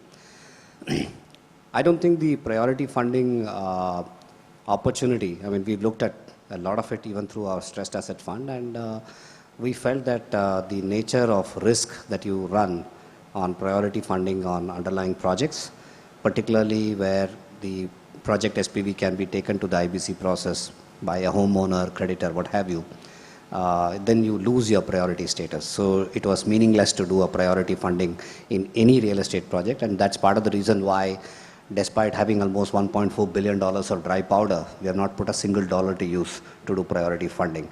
And until the rules are fixed on that, I don't think we will go and rescue any of these real estate projects. There are other larger conglomerate companies. Again, the issue is the same, because you could go and do some kind of a credit financing in large conglomerate companies, but the real risk of the company going into an IBC because some other creditor has, there is a problem, is a challenge. So this is a particularly challenging sector to sort out from a stressed asset point of view. Right. You're absolutely right, because you haven't seen any meaningful resolution of any large real estate company in that sense. So do you think a different mechanism or approach needs to be brought to bear to solve some of these issues, given that it's kind of stuck in no man's land? It's not getting completed, basis which it can't get sold. If it can't get sold, it just gets worse from a quantum of default perspective. So any difference in approach needs to be kind of brought to bear here? See, the fundamental difference, and I've said this in other panels as well, is that this business, particularly the residential real estate development business, is just not suited to apply the IBC regulation.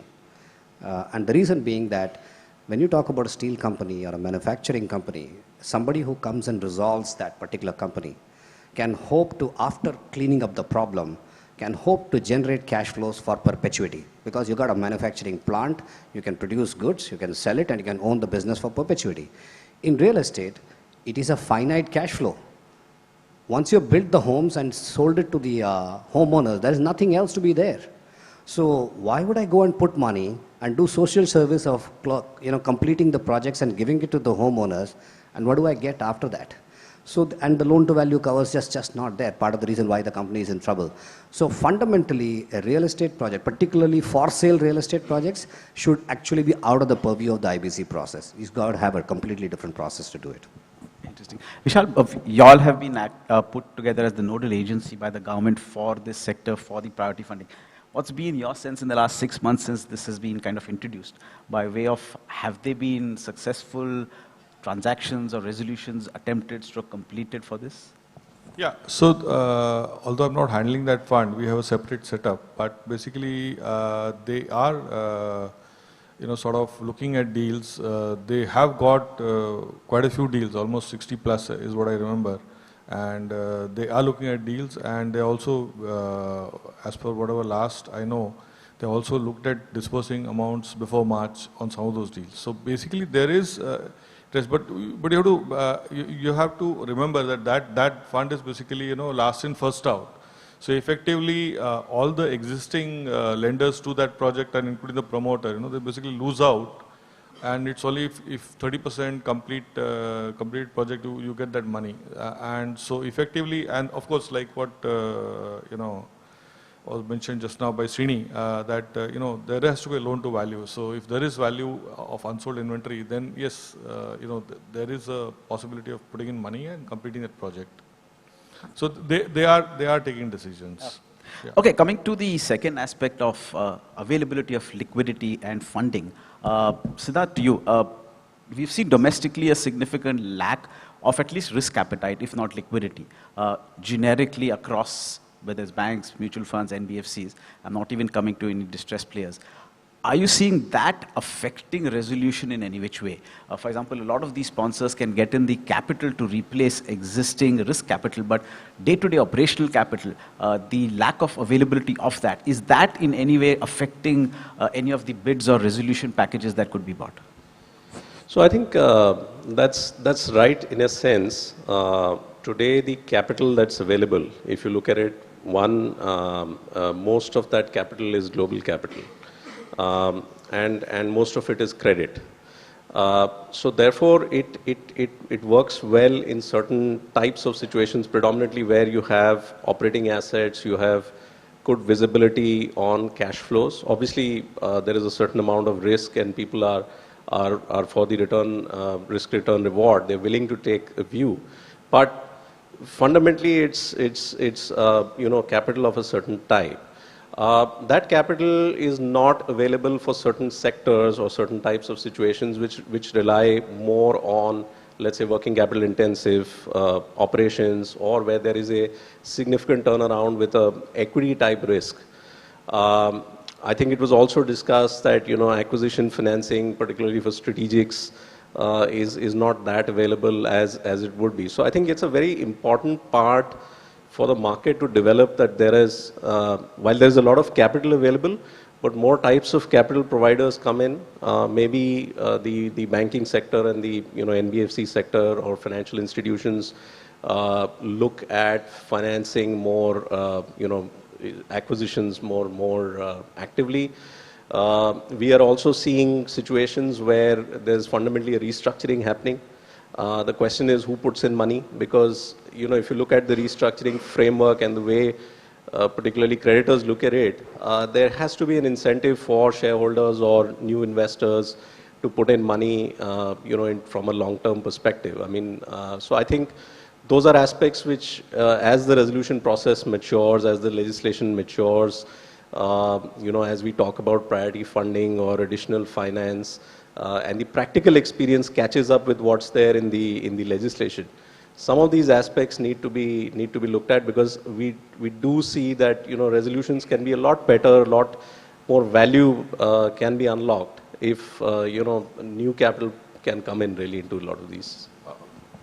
I could just add here, we are looking at a lot of resolutions under restructuring, because see, getting a new investor is very difficult many times. So the existing promoter, if there is no maleficence, the regulation allows us to do restructuring as per the June 7 circular, and we are willing to look at that. The banks are willing to look at that. But basically, I think the two things which are key is, one is banks are not willing to lend any more working capital, so that priority funding has to be arranged. They are willing to seed charge for that priority funding, but that has to be definitely arranged, that is there. And fresh equity has to actually come in from either the sponsor or from other investors, raised by third-party investors. So if these two things are there, then I think the banks are willing to look at restructuring with a haircut as well, So that can happen, yeah. Can I just add to that?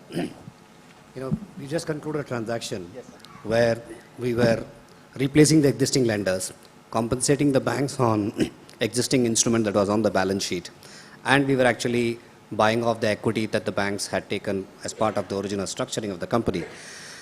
But just to get we were willing to pay money, and this was a fully written down portfolio, so every dollar that we paid was going to be to the bottom line of the lender. It took 6 months to just get the NOC. You're chasing your own tail. This is when you're offering money to them, which is going to be straight profit to them. Now, ease of doing business, this is not what one expects when one wants to put capital to work. So while credit is available, I think the banking system needs to be far more pragmatic, particularly when there is money available. Where in this case, the promoter has put in money, the investor is putting in equity, the investor is paying off the debt, and you still don't get NOCs for 7 months. Yeah, absolutely. Kalpesh, your sense on this, by way of, we talked when you initially mentioned about how can we better the process. Any suggestions on how issues of this nature could be better tackled or better outcomes brought on a faster basis? So first comment is, in terms of types of capital available, I do believe all the kinds of capital that we need to make this work, we have most of it available in this investor group. So Srini's example of providing debt, providing equity into the cap structure, those pools of capital are available. Obviously in India, because global investors cannot own a bank, we cannot open letters of credit, we cannot open a current account or a cash credit for these companies. But barring that, all the other pools of capital that are required, I believe exist today and can be brought to bear in a single situation. So the challenge is really prioritizing what the banks can accomplish. Like Vishal was just saying, you have a March deadline. So now you're working towards a March deadline. You're trying to see which case I can save. Now there could be another case which does not have a March deadline, but you truly can save the company because the capital is available, the promoter is being sensible about it, the COC seems to have consensus. But the 6-month example, investors are not going to wait forever chasing these deals. So where you have all the ingredients of a deal, trying to make sure those deals are completed within a short period of time, I would think would be the single highest priority we should be according. Unfortunately, the timetables of a quarter, of the provisioning norms, of what RBI does to an asset after 8 months, or what ARCs do to an asset after 8 years, those seem to take precedence over a business which you can really save. So that would be, I would think, the single biggest item. The second item, I think, is where the COC and the investors are on the same side of the table, which is dealing with Government of India.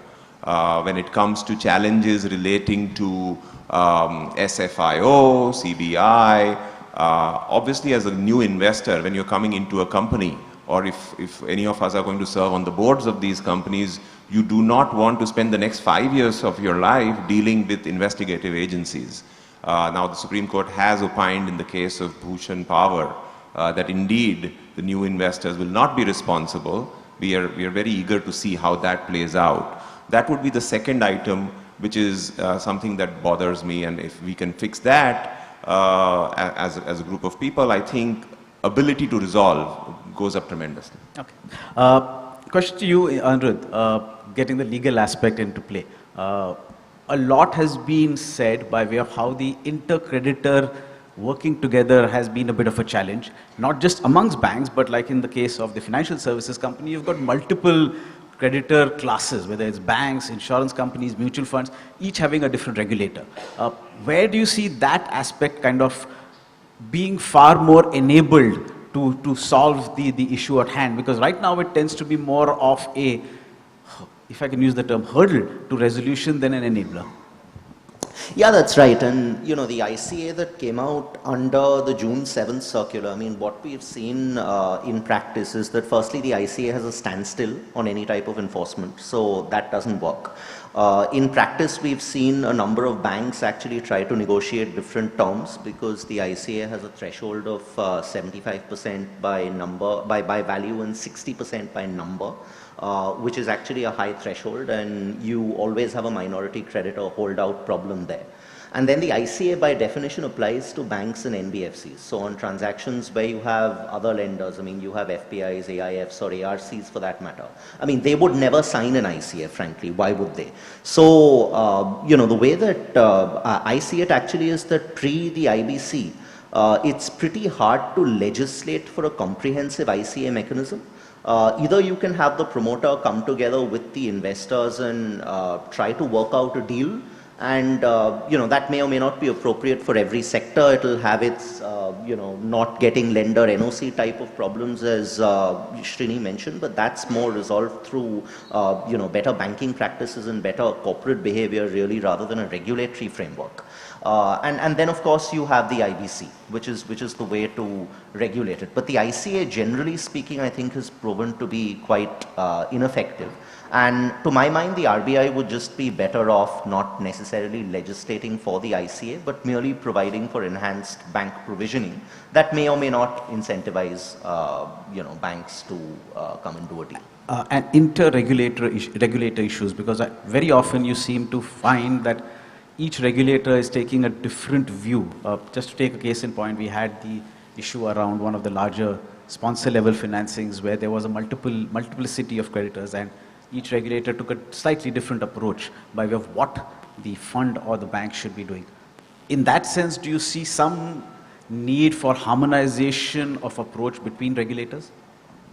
I think at some level, the RBI is primarily dealing with credit for entities that it actually regulates. So it can deal with, bank credit, it can deal with NBFC credit. But aside from exchange control, the RBI doesn't really regulate, foreign credit and foreign capital coming in. And, as we know, that's where, I mean, if there is capital in India today, it's primarily from foreign capital providers, although there is pretty good traction on the domestic fund side as well. In distress situations, my view personally, and one view to take is that, perhaps there is actually little need for harmonization. What we need maybe is to move toward deregulation, because by and large, the schemes that the RBI has come up with, have generally proven to be less effective in doing restructurings. I mean, what's been effective has been the IBC to a degree. And what's been effective is doing, some purely, pre-IBC or out-of-court restructuring, OTS type of transactions, or special situations type of transactions where, investors are able to come together with promoters to do a deal. So, as far as different regulators are concerned, I mean, to my mind, less regulation is better. I don't see the SEBI regulating distressed credit for FPIs and AIFs. Sure. Anurag, just taking off from what he said, do you see now a better viability for pre-IBC solutions, given what one has seen by way of delays and multiplicity of interpretations at the IBC stage? Nachikeeta, I'll take a slight sidestep, but I think I'm addressing what you're saying, which is, and it feeds into kind of what Anirudh said, Kalpesh started with, Srini commented on, but to try to wrap that together, the more prescriptive a solution is up front, the less applicable it is going to be in an arena where, by and large, these are sort of custom, highly flexible solutions being developed. And that's why we've had a litany of failures of whatever set of acronyms, we choose to pick from the last 20, 30 years. So I think this notion of flexibility, whether it's regulated more broadly, widely at an entity level, given the public nature of assets and liabilities involved, etc., is something that remains to be seen. But in effect, you just need more flexibility to be able to deliver solutions. One of the examples people use very often in my career in the past is it's like an emergency or a trauma surgery room. You cannot have the same protocol, and one of the jokes that someone used to repeat, doctors take the Hippocratic oath, I think, which is they'll do the right thing, broadly. And in our arena, it's sort of a Socratic approach, which is, there's pros, there's cons, you've got to weigh them up. But you can't tell me what to do. So the key ingredient that is missing, in my opinion, and brings all these together, is just figuring out what type of market we are willing to trust and helping create that level of market. Luckily, the evidence is before us. I mean, you see a Bhushan Steel, it doesn't take 30 people to make a fair market. You can have a fair return that far exceeds any expectation up front and delivers a really attractive outcome because you got a competitive dynamic going and you had a good enough market. Until and unless banks, the system at large, start to recognize that they need to do one or two or three things, recognize that is the second best potentially, but it is far better than any other alternative, and recognize finally that a couple of us together competing to get an asset will deliver a fair price, provided there is reasonable information, a reasonable incentive where you can trust that at the end of the process, someone will win the bid and move on. You'll start to see a market flow. What happens here is banks sort of put a laundry list of things with no information underlying, and the expectation is that we should be showing up because it's our bounden duty to submit bids to them based on kind of nothing, right? The papers lie at a branch. What happens day to day in a case is not disclosed. What data is there, actually, unfortunately, almost all the data a bank gives you, you can do without. And unfortunately, any data you might need is unavailable with banks. That's the reason why once companies get into trouble, we're not able to resolve these. So I think just to try to pull it together, my take is we have to try create a micro market for people who are willing to bring capital and expertise. And if people have entrusted us with capital, they probably are reasonably satisfied that we have first and foremost the integrity and the fiduciary capability to manage their money and take decisions in it, and to the skill base to deploy it responsibly. So I think somehow the big picture shift that is needed is a beginning of the recognition that we will unclog this problem when we start to create micro markets to clear these assets through sort of bringing problems to solving them. So sorry for the long-winded sideways response, but I was trying to pull together what I'm hearing from each person. So I strongly agree with what all Anurag said, and I think that is really what we all are striving to achieve. Nachikeeta, to your questions about pre-IBC and IBC, the approach we've seen from the market players is which is the lesser evil. So when you did not have IBC, we were like, oh, we don't have any teeth to our law, you cannot go ahead and enforce. it's not timely. Suddenly IBC came about. For the first 7 months or 10 months, nobody put anything into IBC. Then the RBI came and forced people to put the biggest 12 into IBC. Then we are like, oh, SR Steel has taken forever. So now let's try to do everything outside IBC, right? And we know we cannot succeed. So it's like we keep flip-flopping between these two. Obviously, doing a commercial negotiation between commercial entities. The investors here are purely commercial entities, all fiduciaries. The banks are commercial entities, they are also fiduciaries. And that's the best outcome possible if we can achieve that. If we cannot, then you have a legal process. And that's how you need to approach it versus, okay, let me do this and then I know it will fail, so let me now switch to the other, then let that fail, and then we'll have some CBI guys go after some fellows and then say, oh no, this is terrible, let's switch back to the IBC. So we are going from, instead of choosing what is our preferred route, we are choosing what is our not preferred route as of this day or as of this month, and we'll switch as soon as we get sick of this route. Vishal, just to take Kapesh's point, you would have seen a lot of COC meetings. One of the basic tenets of the code tends to be it's a resolution, not a recovery mechanism. When you see a lot of evaluation stage at COCs, is that principle still brought to bear, that this is resolution, not recovery?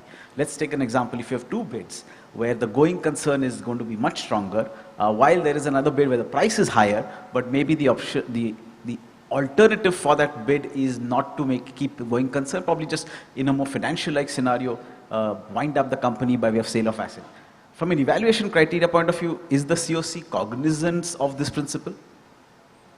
I think so. One thing is very clear. If you go as per the evaluation metrics which we normally use, it is loaded towards upfront recovery and the maximization of NPV. So that's where we actually, sort of when we evaluate multiple, bids for the same opportunity, we are basically looking at what gives us the maximum recovery. And then of course you have to take a call on, okay, because if somebody is giving us some pot of money at the end of 10th year, whether that actually happen or not, that's some call we have to take, the qualitative part of the thing. But basically, I think so. We are focused on maximization of NPV. So that's the basic idea. That's the basic way to decide it. Shri, to you on that, do you see the larger good for all creditors as a principle which either for bidders or for evaluators by way of the COC being actually brought to practice? See, I think our experience has been mixed. We're looking at transactions prior to IBC. Now we participated in some of the IBC bids. And frankly, the whole bidding process, etc., we found it disappointing. Of course, there has been changes thereafter. The discipline with regard to which your bid is treated versus, somebody can just land up one day before the final date and he puts in a bid and he's never accessed the data room. We have a case where we are fighting in the court right now where our bid has been compromised clearly because this other bidder who is now an eventual winner, and we have asked for an investigation to see whether the data room was actually accessed by this guy. In 1 day's notice, the guy puts a bid which is almost a carbon copy of my bid. These kind of things give a very, very negative picture to people who are actually putting in money to work. And so that is actually, that's one issue. And of course, anybody coming in a bid beyond the last date just doesn't, why would any of us waste our time? Because even to put in a bid, access the data room, hire consultants, do a technical evaluation, it takes a lot of time and effort from us.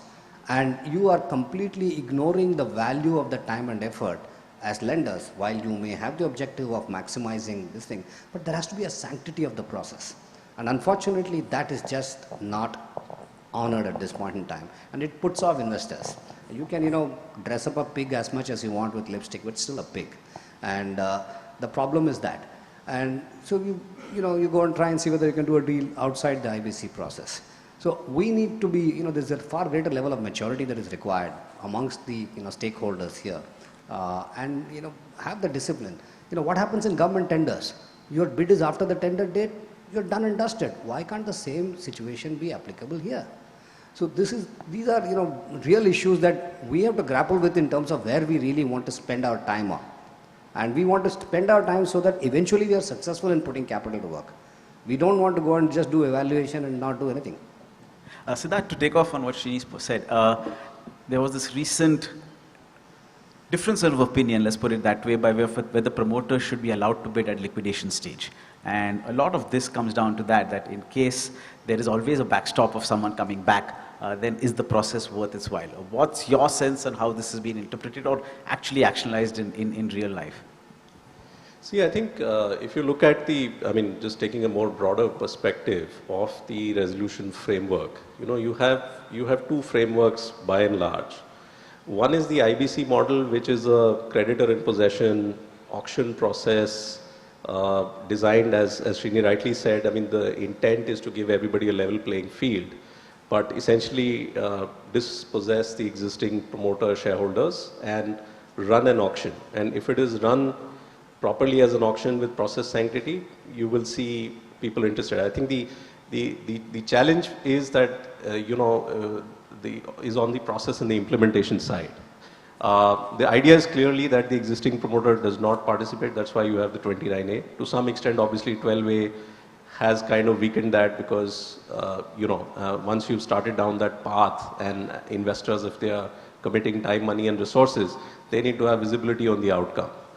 So in that spirit, I think once you're down the path of an auction process with the intent to provide a level playing field, and also recognizing that the IBC is relevant for cases for which it is designed, which is that you have large number of operational creditors, statutory dues. That's a framework where it works well. The other framework is resolution outside IBC. Now, fundamentally, the thought process everywhere is a change in management. If you look at the guidelines, there is a preference or there is a slight bias towards a change in management. But the reality is that in a lot of situations, resolution outside IBC, we've participated some of the large OTS processes. These are effectively bilateral. It's not an auction process. You're supporting the existing sponsor who's not really at fault, because the stress could be purely because of external sector, issues and things like that. So whether it's a restructuring or an OTS outside IBC where you're backing the existing sponsor, that needs to be incentivized. And I think the resolution framework needs to recognize, which situation is apt for which type of resolution. And when it comes to IBC or liquidation, then it should really be, given it's an auction process, it should really have that process sanctity and a level playing field and not compromise. Coming to the role of the judiciary, including the NCLT and CLAT and Supreme Court, it's been lauded. At the same time, at times, there have been judgments where things have been taking a setback. However, you seen progress in the past year on this front? Have we reached a level where precedents have been set, and now, hopefully going forward, the process should be relatively seamless from an interpretation perspective? It should be. If you look at the last year, SR Steel was obviously a very important judgment, but it should never have got there, because the NCLAT should never have ruled that financial creditors and operational creditors should get paid the same amount. We still don't have complete clarity, for example, on the liquidation value of security, although the IBC has been amended and it should be there, but it isn't. And you've seen, in Ruchi Soya, for example, the DBS Bank is still appealing to the Supreme Court. Overall, the issue has been both with capacity as well as with, the quality of judgeship at some level. Quality of judgeship is something that can build up over time. The government is committed toward increasing NCLT bench strength. They've done that, which is positive. And of course, there'll continue to be some complex cases of law which will be resolved by the higher judiciary. So, I think if you assess the judiciary overall, it's certainly done better than a year ago. It's got more capacity. I think it's a fair expectation that critical questions get assessed by the higher judiciary, but on certain key things, such as admission, for example, it should not take 5 months or 6 months with several objections by the corporate debtor to get a case into NCLT. I think if the judiciary actually focuses on the relatively low-hanging fruit and trying to address simple problems, admit cases quickly, have no adjournments, just make sure that the Ministry of Corporate Affairs and the NCLT judges are coordinated to fill capacity. I think that would go a long way. questions of law will of course continue to arise and be resolved. Indrajit, one last question to you before we do the wrap up. When you think of exits, given that you all are financial sponsored investors, whenever you all go into a situation, what is the whole thought process by way of looking forward when we need to get out of the investment, the options that you all begin to put into play? I think the options that we have as distressed investors are not really too different from other equity investors. This is, in our view, effectively a buyout.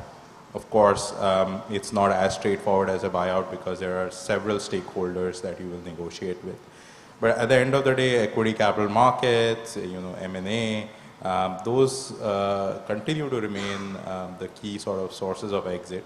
Obviously, inherent assumption here is if it's a cyclical sector, that sector would have come out of the troubles that it is in, and capital markets will continue to be robust. So as we assess some of our investments, we do sort of think that the regular channels of exit will be no different from what we've seen generally for buyout transactions.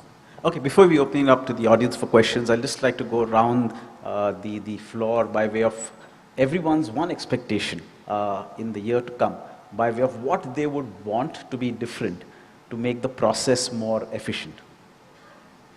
Can we start with you? Better coordination between the bidders and the lenders in the pre-IBC. That's my single biggest expectation. Vishal? I see a lot of resolution outside IBC because that is, maybe in the control of the COC. Once you go into IBC, there is, so my sense is that initially you had a high realization in IBC, but now since a lot of companies are going to liquidation, so finding a solution outside IBC is the right way to go. Similar thoughts. I think outside of IBC is now going to be the key mechanism by which people will resolve. And to Srini's point, given that IBC at least has a set of rules laid down and outside of IBC can be a little bit uncharted, I think just making sure that process is well articulated by the COC equivalent and process integrity, I think is key. In a lighter vein, IBC becomes Gabbar Singh. So jao, nahi to Gabbar Singh aa jayega. Correct. Makes sense. I think I'll just go back to reminding the same two things I said earlier. Far more information with far fewer barriers far earlier. That's it. The moment you start to get more information, a number of these other problems will recede into the background. We'll just have more participation, more voices well before IBC. The game will start switching more to a game of chess than this, one-shot strategic type approach. Putting the Big 12 has a massively loaded, unnecessary process that is a barrier to participation. So my hope is we kind of start to go towards a normal distressed market. Wonderful. Anil? I agree with everything that the panelists mentioned. One thing that I'd personally like to see, I don't think we will, to be honest, is a really effective way to enforce mortgages. I'm not sure the government's focused on that. IBC is obviously a good law. Outside of the IBC, if you look at collateral enforcement, India is actually excellent at enforcing share pledges. You can, invoke demat shares very quickly.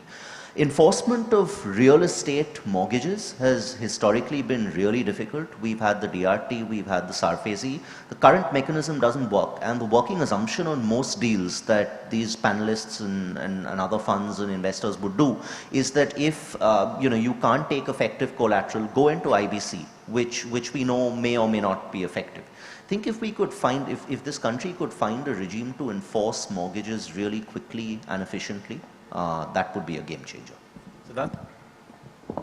I think as other members said, that it's really strengthening the outside IBC resolution. So specific actions like incentivizing banks and shareholders on restructuring, incentivizing providers of additional finance, and really incentivizing banks to trade loans. I mean, really developing the secondary market for loans.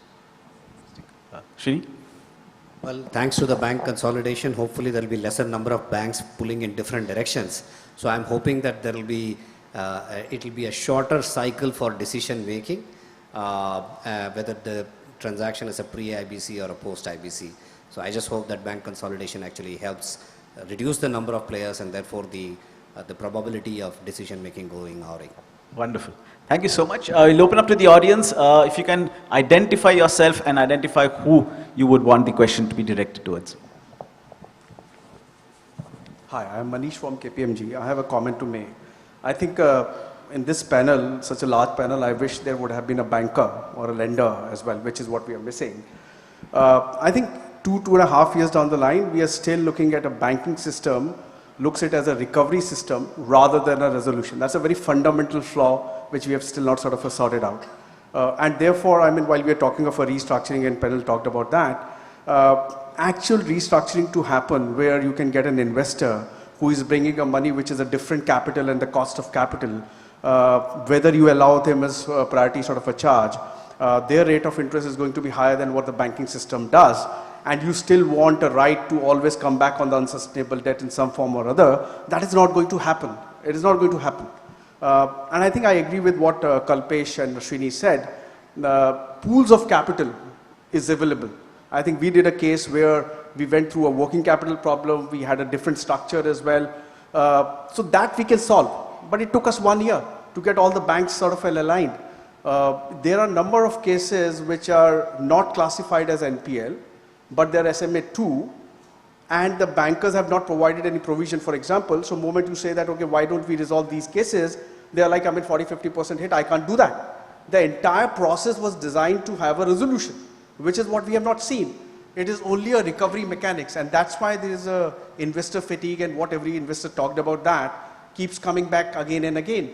So to my mind, I would really hope if that one thing has to change, it's a lender's mindset, that this is a resolution process, not a recovery and a balance sheet management process. Manish, in your experience, has this more to do with the learning curve nature of the stressed asset resolution regime in India in that sense, or are there more fundamental things? Because everyone's experiencing it for the first time. I think it is not just a learning. Obviously, it is first time, but we are 3 years down the line.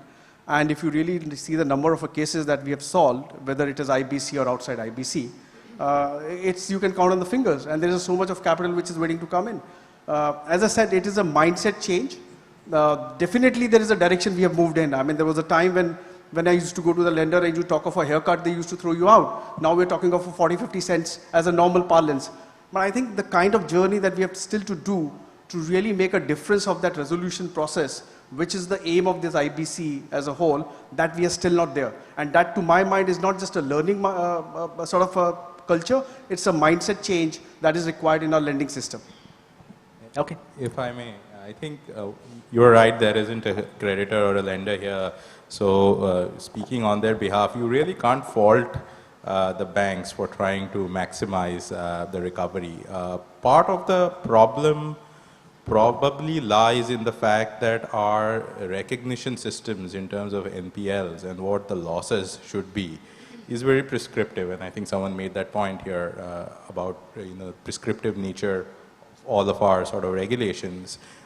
If you were to be able to just identify what the impairment would be and actually take that right up front instead of 15% when it turns into an NPL, which could be 15 for one case and it could be 45 for another, I think that would help because then the divergence between where it's marked at in the books of the banks versus where a solution is coming out should be narrower. But given the absence of that, bankers will always try to optimize recoveries and not necessarily focus on the resolution, try and get it as close to what it's marked on their books, and you can't really fault them for that. Any other questions? Everyone seems to be pretty hungry. Okay, thank you so much, panel. Thank you so much, audience. I'd like to request Mr. Rohit Chawla, Executive Partner, Centrum Wealth Management Limited, to kindly join us on stage to present mint souvenirs to our esteemed panelists and moderator. Thank you, sir. Can we have the souvenirs, please?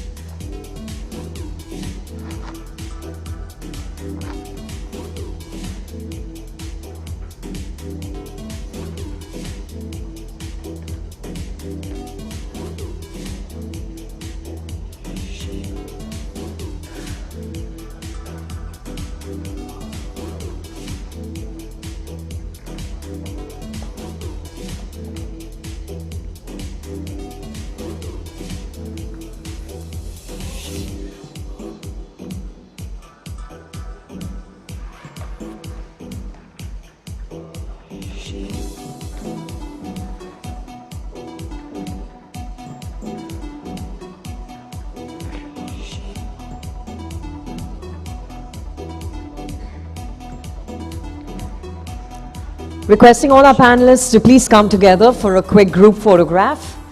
If you could please step forward.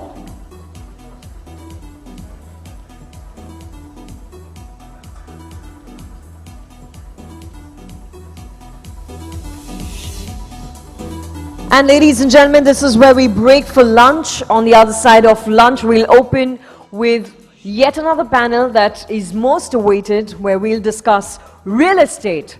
I request you to please be in your seats at 2:45 p.m. sharp. Thank you.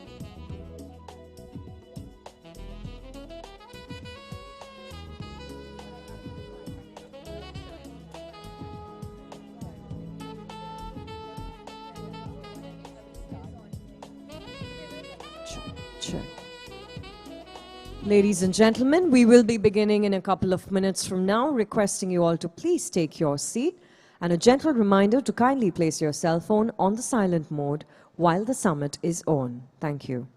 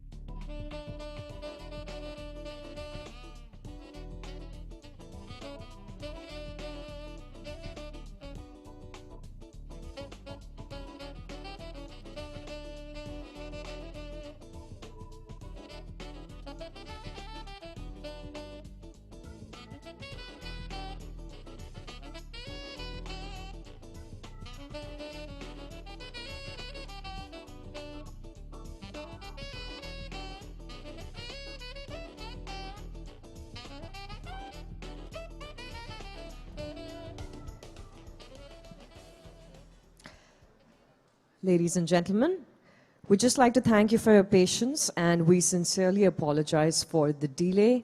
We just have one panelist who will be here any minute.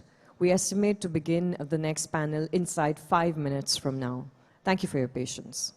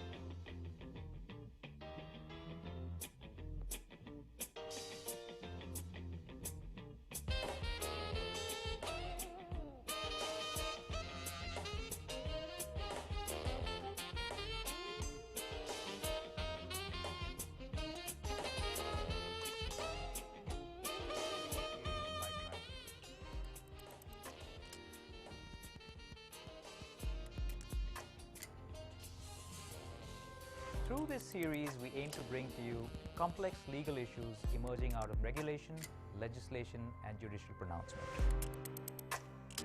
Some of these changes have a profound impact not only on our businesses, but also on the way we choose to live our lives and organize our societies.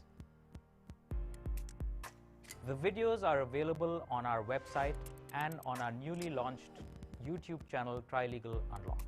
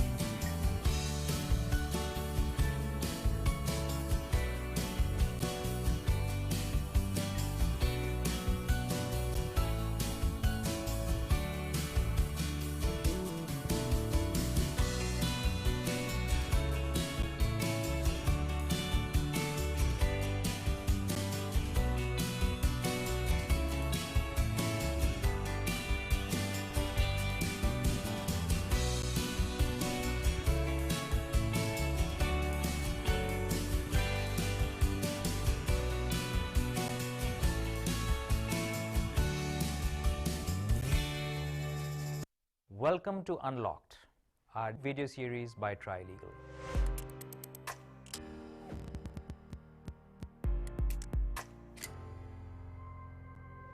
Through this series, we aim to bring complex legal issues emerging out of regulation, legislation, and judicial pronouncement. Some of these changes have a profound impact not only on our businesses, but also on the way we choose to live our lives and organize our societies. The videos are available on our website and on our newly launched YouTube channel, Trilegal Unlocked.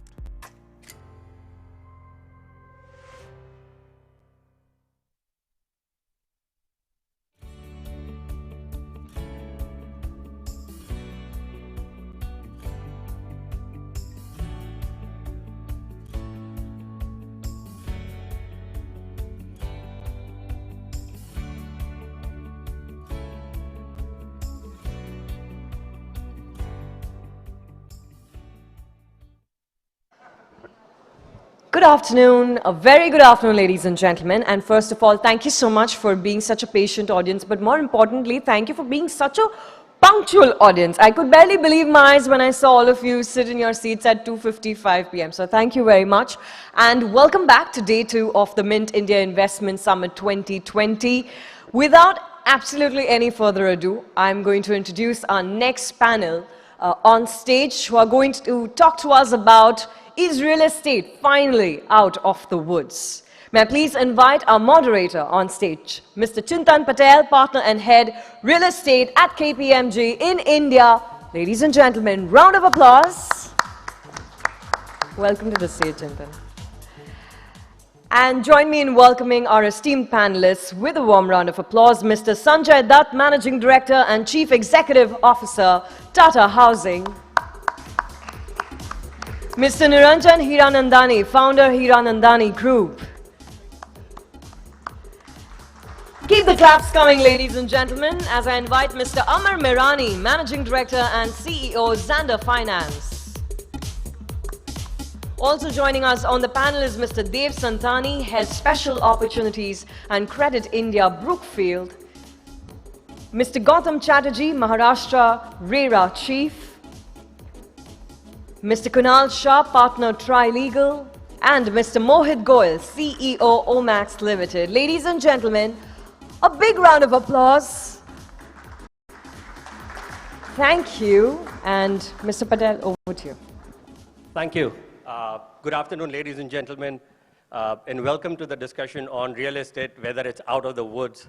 We've got a very strong panel today. We've got developers, 3 developers, 2 funds, and there's always a lawyer when kind of developers and funds are there. And then we've got Mr. Chatterjee, who represents the regulatory authority, RERA. So I look forward to a pretty insightful discussion. I think before we get started with the panel discussion, if we can just have a quick poll, because I think real estate is one sector that kind of impacts everyone.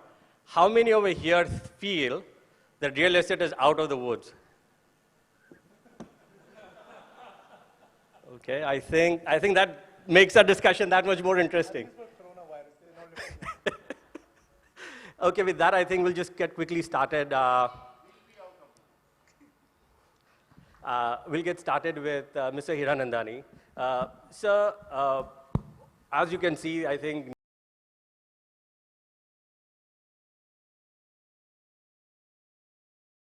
long this is going to take, and what will it take for us to get out of the current situation that we are in?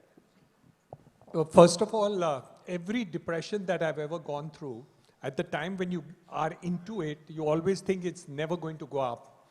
And when the markets go only up, you always think it'll never come down. So the truth is, it's definitely going to pick up again. The difficulty is that this is probably in my whole career the longest it has already been. So the kind of downturn is really something which is really taken much longer. Part of it is created by government and policies. Partly it's the environment and the situation in terms of the international and local markets. And now the third is, which I don't know how far it will affect, is the coronavirus. So already Mr. Gautam Chatterjee has refused to shake hands with me this and continued to do the namaste when I met him. So you can almost see that the change is going to happen, and the severity of how the whole thing is going to continue depends. It's like asking me, when are they going to discover the vaccine for coronavirus? Anybody's guess, but I would say 12 months. So 12 months. Now, I think basically that's the time frame in which the real estate will start picking up again in a very big way. The second part of it is more important, which is that the volume of production which is coming into the market is much lower, and the demand has latently disappeared. Now, this disappearance cannot be forever, because it's an asset class which worldwide always comes up at time. So when you see an accelerated downturn, it is for people who have deep pockets, you can see some of them over here, who really can take advantage of the fact that the markets are down. So if you look at 35 years of my career, I've always bought lands during the downturn and always benefited from it. And that is exactly what these funds are doing. They're investing, investing, and investing, and you know, even the CEOs of their companies are coming into India. They're all over here, left, right, and center. And I think they're picking up properties at a rock bottom price. So I think this is going to go up, and we can see a long-term growth of India, which is going to be second to none. Thank you. Sanjay, a question for you. You belong to a category which is called the corporate developers. Has things changed in the last 36 months where kind of a corporate developer, a tier 2 developer, is getting a different treatment from the market, both from funding institutions and the end user, which is a buyer? Fortunately for Tata Housing, Tata Value Homes, we've seen a 60% growth in sales from our lows. So that's congratulations. Wonderful Great job. news. Great thing. 2-3 factors which have contributed. We have a very decent portfolio of affordable homes. So that was a strategy that we coined many years ago, and that worked.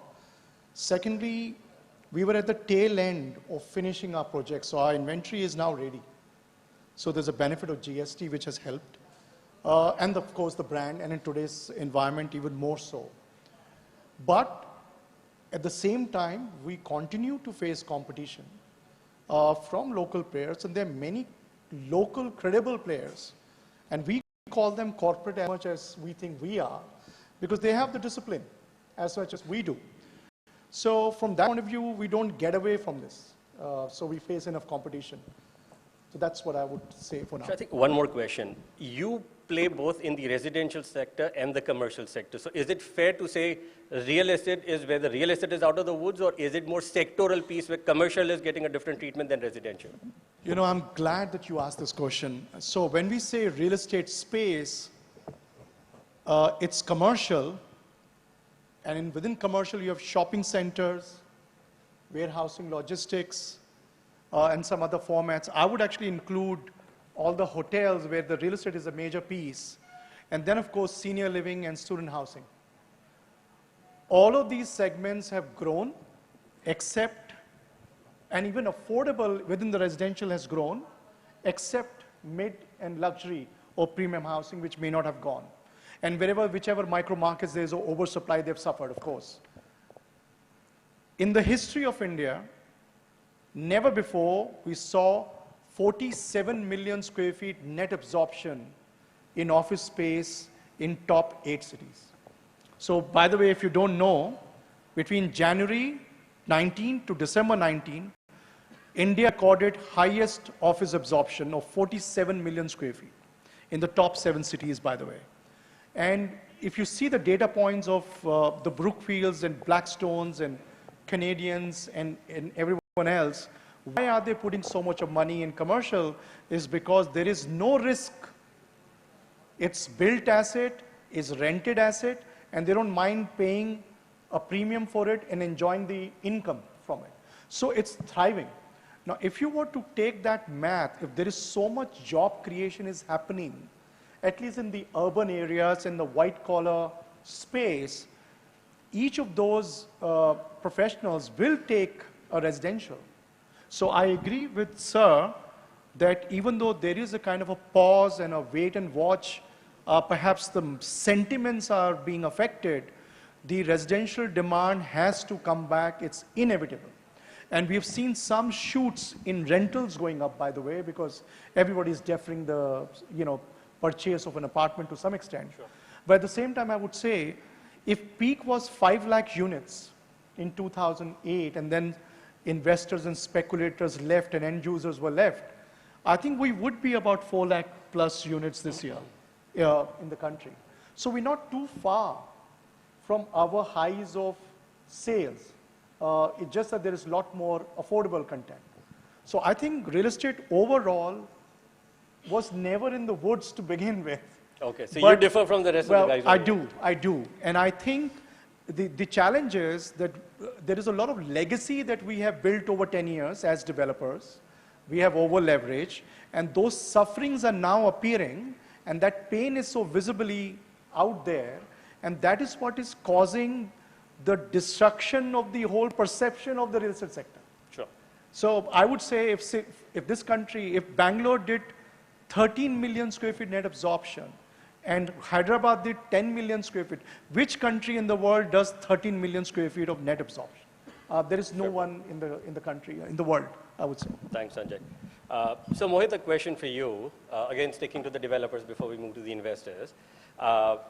Just as you need to split between residential and commercial, you need to split India into different parts of the country. So north and south are behaving differently in terms of where the sector is today, whether it's out of the woods or not out of the woods. You largely focus in North India.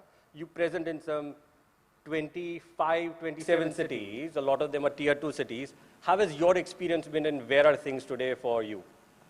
So yesterday there was this term which I learned for the first time, which is India and Bharat. You know, affordable housing, Mr. Sanjay just talked about. We've been affordable segment since 2010. And thankfully so, we've delivered around 115 million square feet in that particular segment, also the commercial and other segments. Bharat in this country is doing pretty well, which I'm saying the tier 2, tier 3 cities.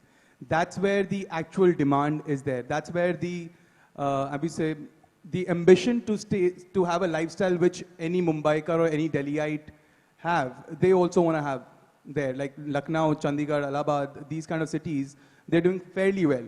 One thing which is common all throughout the country is, if you are not developing, if because of any rhyme or reason the construction has stopped, you are not delivering your project, you're out of the market.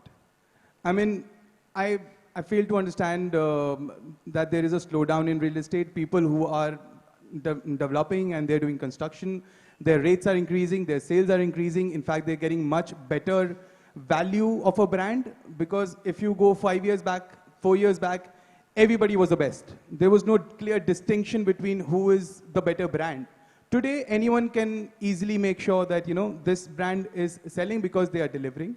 So it's kind of a good thing for all the brands which are doing construction on time. Secondly, I can say about that whether overall as a generic sector, we are out of woods or we're going to be out of woods.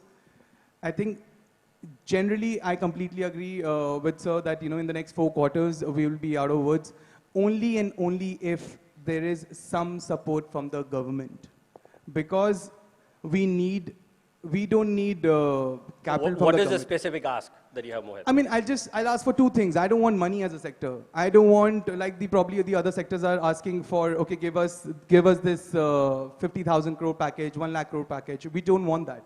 We just want probably a 1-year restructuring of debt, wherein we will pay what happened in 2008, 2009, where we'll pay the interest, just that we get a moratorium of 1 year. That's one. Second is ease of doing business. If I can get a single clearance window and the simplification tax system, believe you me, our cost will be down by 10-15%. Because the time of conversion will be reduced tremendously. Today I buy land, I have to at least spend 12 to 15 months till I can, start the construction of the project. Why? Why can't we save 15 months of interest cost which goes after I've made the payments to the land? Why? I mean, that's a huge cost. So if these 3 things can happen, one-time restructuring, single clearance window, simplification of taxation, I think we're completely out of words. Thanks, Mohit. I think let's go to the 2 gentlemen who still have smiles on their face as per Mr. Hiranandani. So Dev, I'll start with you. You're still a very active investor in today's market. So despite, the audience believing that we're still not out of the woods, you seem to look at it very differently. Is there a view that you have which is different than what the buyer or the general guy on the street has? And why are you still so active in the market? So I actually agree with Sanjay, made a good point. I don't think it's real estate being in the woods as much as developers are in the woods, right? And a lot of it comes from historically how some of the financing for the sector was done. So for the longest ever, we were in an environment where prices rose. So it was okay for developers to take high yield debt, private debt, pre-sales to just fund land purchase, not put enough equity which they should be putting to fund the project. Project got delayed, approvals got delayed, but if your project life cycle extended by 3 years, you were actually probably better off because your prices rose. So it just created a lack of discipline, and then when we reached an environment where prices have been flat and sales have been relatively slow, but they have not been a disaster like Sanjay said. I don't think absorptions massively crashed. For the last few years, it's been relatively steady. Office absorption is actually doing phenomenally well.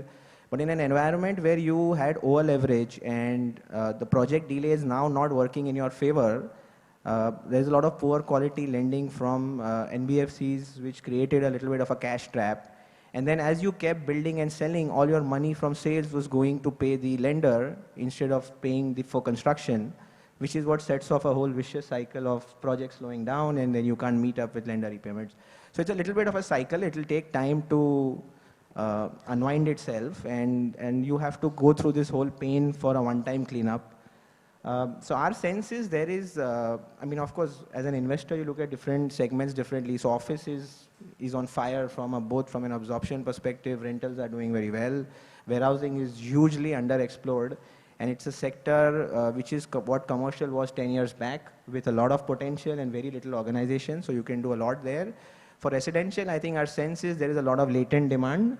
It's held back because customers, obviously economic environment is weak, and customers simply are not confident of the project getting delivered. And so then there's a flight to quality, and some of the branded names get a large part of the market.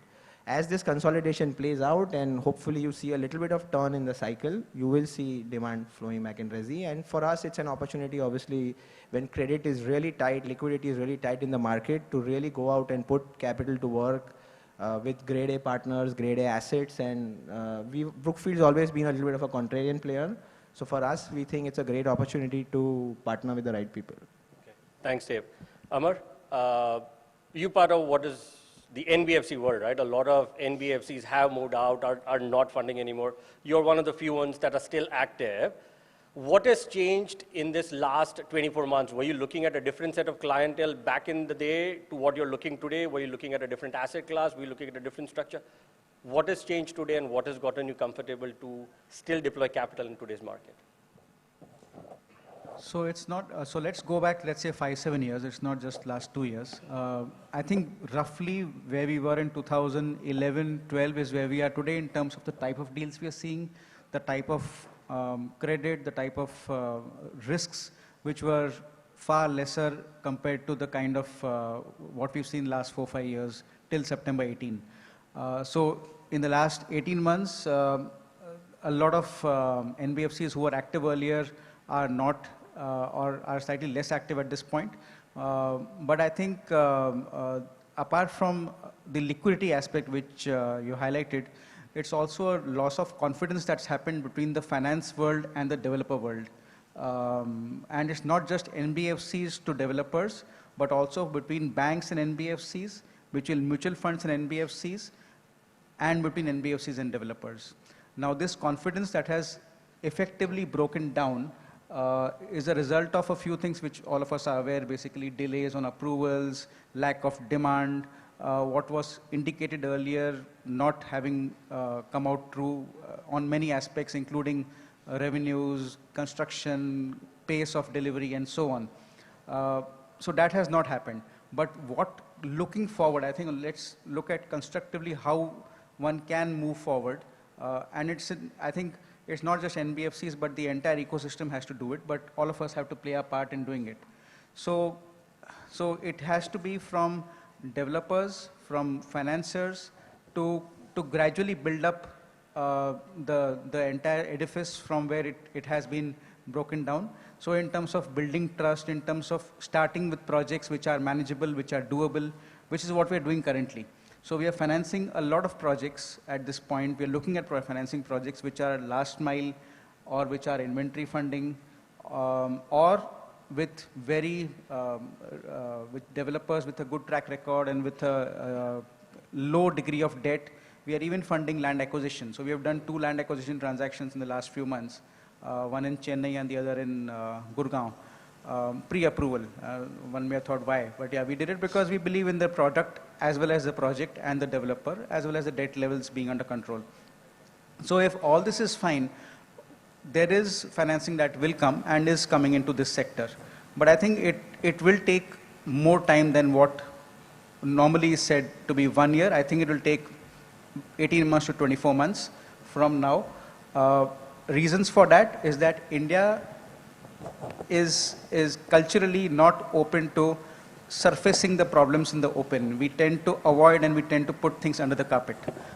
If we were to surface everything in the open, US style, 2008-9, hardly 1 year.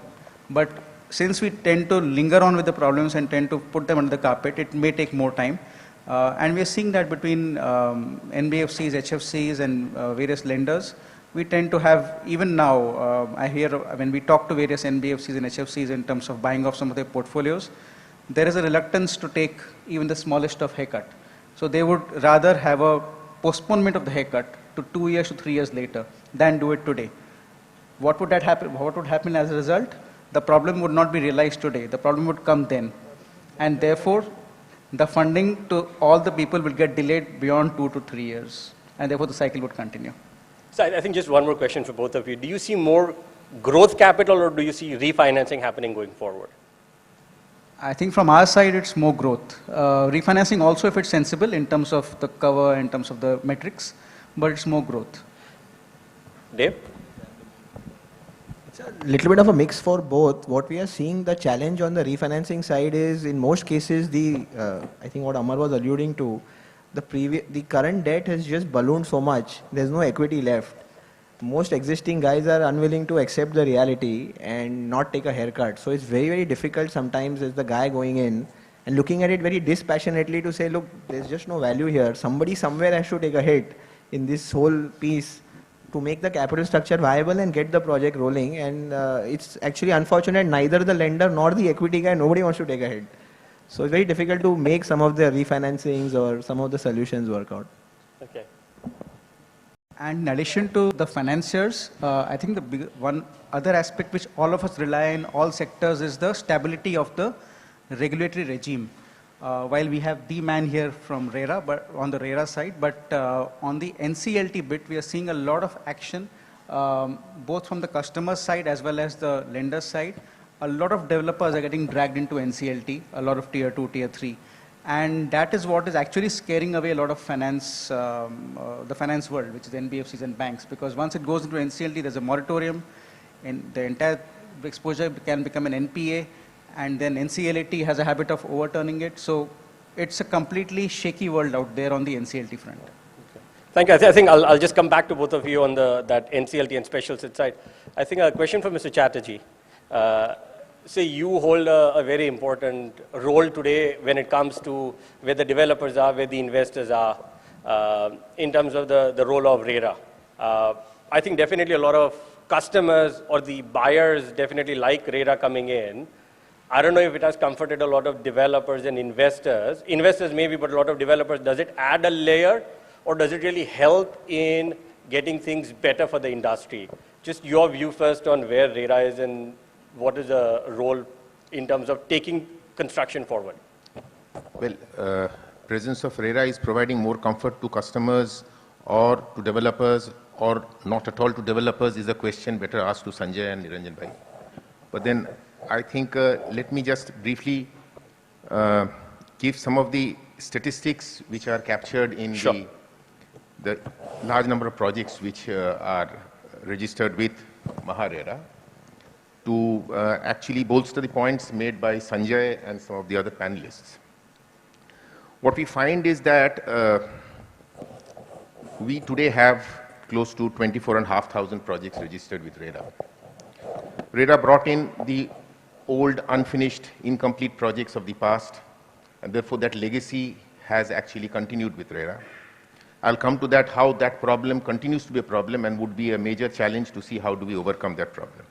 But then coming to these 2.5 quarter to 3 years that we have after RERA has come in, we find that projects which are getting registered, there is a clear shift in the type of projects which are coming up. Tier 2, 3 cities, certainly a lot of projects are coming up. Projects in the periphery of these metropolitan regions, MMR, PMR, they are also coming up. In fact, I was just analyzing when we had close to 20,000 projects registered with us, the total number of apartments covered there were 19 lakhs. In the last 6-8 months, we have had another 4,500 projects coming in. The ticket size has come down.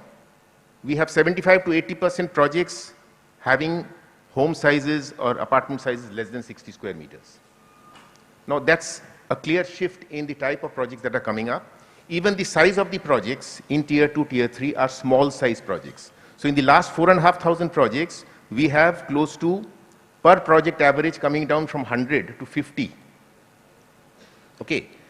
In fact, in the first 2 months of this calendar year, January and February, we have 1,000 projects registered with us. The highest in January, 553 projects registered with MahaRERA. Now, when we say that we are in the woods, I don't understand how do we say when there is so much of optimism among these developers, the small ones in the tier 2, tier 3, coming up with projects with this hope that now we have sized the homes, and also maybe not only these are affordable homes, they are also homes where people do require them. And actually speaking, people do require these homes because the pace of urbanization, people moving into tier 2, tier 3, they do require homes. And I'm sure, as Sanjay said, his homes are selling. So obviously this will sell. Where is the problem there? The problem is that we have, till now, we should have completed 10,000 projects out of this 24.5. We have been able to complete only 5,000, little above 5,000. The remaining 5,000 we should have got completed. 4,000 of them have sought extension in time, which means there is pain. Either there was no liquidity or there were no sales or whatever. And therefore, they have sought further time with the hope that these will get completed.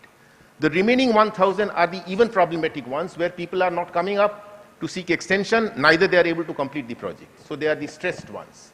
So we'll have to now see how do we deal with these stressed projects. though the RERA Act is a very, very robust act, and I would agree with my friend here, that we feel that even projects which are getting stressed and stalled, RERA Act does provide the window to see how do we take them out of that and take them forward. So this is where we stand. I don't think the Act has come in as a further impediment in the various impediments that our friend developers have to face when they have to go through huge processes of approval. Yes, I do agree with him. That is an area which will certainly bring down the transaction cost and would certainly make these projects more viable. So that's an area for the government to look into. How do we have ease of approvals? Can we outsource approvals? There's nothing so special about the approvals being monopolized by only a planning authority. It can certainly be done in a regime which is so transparent, where every approval is put out on the website of MahaRERA. There's no reason why it cannot be outsourced to experts who can also do approvals. So these are the ways I think we need to put pressure and see that we make this sector even more professional. Thank you. Sanjay, you wanted to add something to it? Yeah, very quickly. I basically wanted to acknowledge in the open forum that Mr. Niranjan Hirandani and Mr. Gautam Chatterjee are playing not a role, but they are role models for the real estate sector, for the effort and work that you all have done. I wanted all of you to clap that. Honestly, Tata as an organization has always been customer-centric. So we always care for customers. But the role that Mr. Gautam Chatterjee has taken, very fair, because sometimes even customers have tried to take advantage of the situation. And many actually invested with the assumption that they purchased a hedge instrument against market forces, and the property prices should have continued to go up, which has not happened. And I think Mr. Chatterjee has played a very important role, and I believe Mr. Hindani has also played a very important role in that space. Thanks, Sanjay. So I think just taking a clue, Mr. Chatterjee, from the point that Sanjay said, right? I think there has been a belief by the customers that now RERA has come. There have been instances of misuse or abuse of RERA where the intent was not genuinely to get the project moving for whatever reason. Do you see that being a major problem going forward? As I mentioned, we have these 24,500 projects. We also have 10,500 complaints. And if we analyze, of course, out of them, about 7.5 we have been able to hear them and pass decisions, which are all out in the public domain. And if you see the type of complaints and the prayers that were there and the type of decisions that we have given, we have tried to be very fair, because essentially we have felt that though the Act stresses on consumer centricity, we have to be very clear that the Act is both regulation and development. So the sector has to grow. The industry cannot be actually bogged down.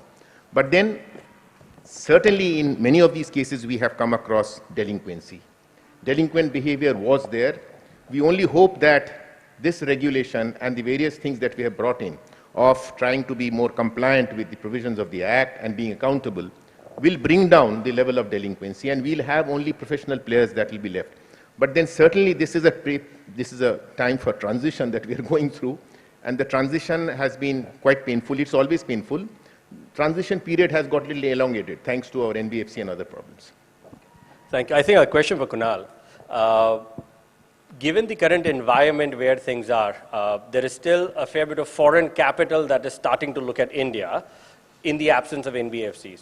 I understand you worked on a couple of transactions. What has your experience been? Has the current regulatory system made it easier for foreign capital to get into India, or do you see a lot of impediments in the way they are capitals coming into India? Thanks, Chintan. So I'm actually going to take this opportunity to wear two hats. One is that of a lawyer, the other is also as a representative of foreign capital, because I do a few of those deals. So, you know, on the question, is real estate out of the woods yet? I think this is a time of great opportunity. And there are multiple players who are looking at this as a time of great opportunity. You know, we are in a situation where prices have either reduced, but I would say that prices have corrected, whether you talk about prices on land banks or whether you talk about prices for, you know, the end apartments that we are looking at. So what we need to do as a sector and as a country as a whole is to look at other avenues of capital. I think equity compared to other industries has just not come in the same way in real estate as it should. So we need to invite a lot more equity capital from offshore to come into the real estate sector. There are multiple advantages of that. One is it's risk capital, so they do not expect immediate returns, right? And if you look at it from a worldwide perspective, even at the lower end of the spectrum, whether it's debt or equity, right? If you compare it to Europe or elsewhere, the returns in India are much higher. So if we can do a couple of things to change the perception, and I think perception plays a massive role in this, I think we'll get a lot more equity capital coming in. So, I've been involved in a couple of deals. I've been acting for the Chinese and the Japanese on a few deals. We completed one deal for the Chinese, that's the Fosun deal recently. And what they expect is a couple of things. One is they expect predictability. That's very, very important when foreign capital is coming in. And I think on the predictability side, RERA and Mr. Chatterjee, I'll compliment him on that. There is a great amount of consistency and predictability on how RERA operates. So as a lawyer who's advising any client, I can tell them that this is what you should be expecting. And that's what they're looking at. There are people who are ready to take risks, but they want predictability. And I think that's, MahaRERA at least has done a great job on that. A couple of things that I'll mention is that most people are right now looking at the theme of right price and right size. So if you have your pricing right and your size of apartment is correct, then in fact there's a lot of opportunity to invest currently. So I would in fact look at the next 12 to 18 months as a time of great opportunity rather than saying whether we're out of the woods or not. Thanks, Kunal. Mr. Hiranandani, a question. Do you think that the government has done enough with everything from a GST to a PMA to the current special fund that has been introduced? Do you think the government has done enough? They have done a MahaRERA and put Gautam Chatterjee. I think that's the best thing they have done. And he needs an accolade from the entire audience, actually. Please give him a very big hand. So I fully think that that's been an exception because we've really brought about credibility in terms of what the disclosure system is there and a kind of a time frame in which we are required to execute. I think that's the right thing that's been done and was necessary to do. I think the other things may have been right, but could be considered as wrong simply because they bunched them together. So I think if demonetization was partly right, I think bunching that with GST followed by IST and the other thing bunched together has actually caused a compounding of problems in a shorter period of time, which I thought if spread out could have been good for the country and at the same time not caused a downfall in terms of the entire position. So I think in hindsight, they were wrong. But I think taken as individual things, they were quite right. Individually, if you looked at them, I think they were correct. And I don't find fault. Let's look at demonetization. The amount of money was around 14 lakh crores of rupees, which was out over there. Today, Reserve Bank of India has already put out 17.5 lakh crores. So, I mean, when you're saying that you're going to bring less cash into the market, RBI has already put in more cash into the market today as compared to that. And I think the rollout of GST has definitely been not as good as it should have been. I think it could have been better in terms of it. Lots of set-offs are not being permitted in terms of the credits to be given. So I think there's a lot of complaints, especially when you look at the SMEs dealing with that. The bigger companies are able to get that done, but the smaller companies do find it difficult to get the credits for the input tax. So I think all in all, the intent is right, but I think the rollout has been a problem. So I think there are issues at that end to do. And the other aspect of it is the fact to recognize that there is a liquidity issue is something which is not happening. And I think that's horrendous because if you don't solve the liquidity issue fast enough in terms of credit availability, because the NBFCs are destroyed, the credit line, the money lying with the banks, they have an excess of 3 lakh crores lying in the banks. And internationally, interest rates are 1 to 3%. And in India, it's much higher. And there's money lying in the banks, and it's not going to the people who need it. Whether they are SMEs, whether they are real estate and other companies, you're not getting it. I think you need to straighten this out. You can't have a banking system and a NBFC system which is not working. I mean, somewhere down the line, you have to correct that system, and it has to be done yesterday. Can't be said that we'll do this in the next 6 to 12 months. The last regulatory statement by the RBI of a one-time rollover for real estate for 1 year and SMEs unlimited, I think is a blessing to start with, but they haven't done it for NBFCs. So I think that was also needed, just exactly what you asked for. I think it was needed in a much bigger measure than it has been done, but thank God they've done it in whatever measure they have. So I think a lot of things which you talked about, they're not doing it fast enough in India. I think they're not doing it at all in India many times. So I think what you really need to do is recognize the problem, do the correction fast enough, and roll it out. India could be, if they did everything correct, we would have a double-digit growth by the end of 2020. I promise you it can happen. But if the space of which we are doing it and the corrections not taking place, you can go down to 3%. So it's about how you act and react. Learn from Mr. Gautam Chatterjee, you act fast and do things right in the first day. Then you don't need to do all the rest of the stories which are there afterwards. And I think the intent may be right, but action is certainly too slow and not enough many times that we need to do it. So I think somewhere down the idea, they have to walk the talk and see that the correction steps are done fast enough. And this liquidity issue, if you don't solve, it doesn't matter if you have large investments or small investments. If you don't have liquidity, the country is going to slow down because the machinery, oil is not there. So it doesn't matter how big an investment and whatever the biggest investors may come from the world. The liquidity in the economy requires to be improved and has to be improved quickly. So related question, sir. Is 25,000 crores that is announced by the government, is that enough? Good start. Good start in the sense, let's see how that rolls out. Government has not said that that's the end of the amount.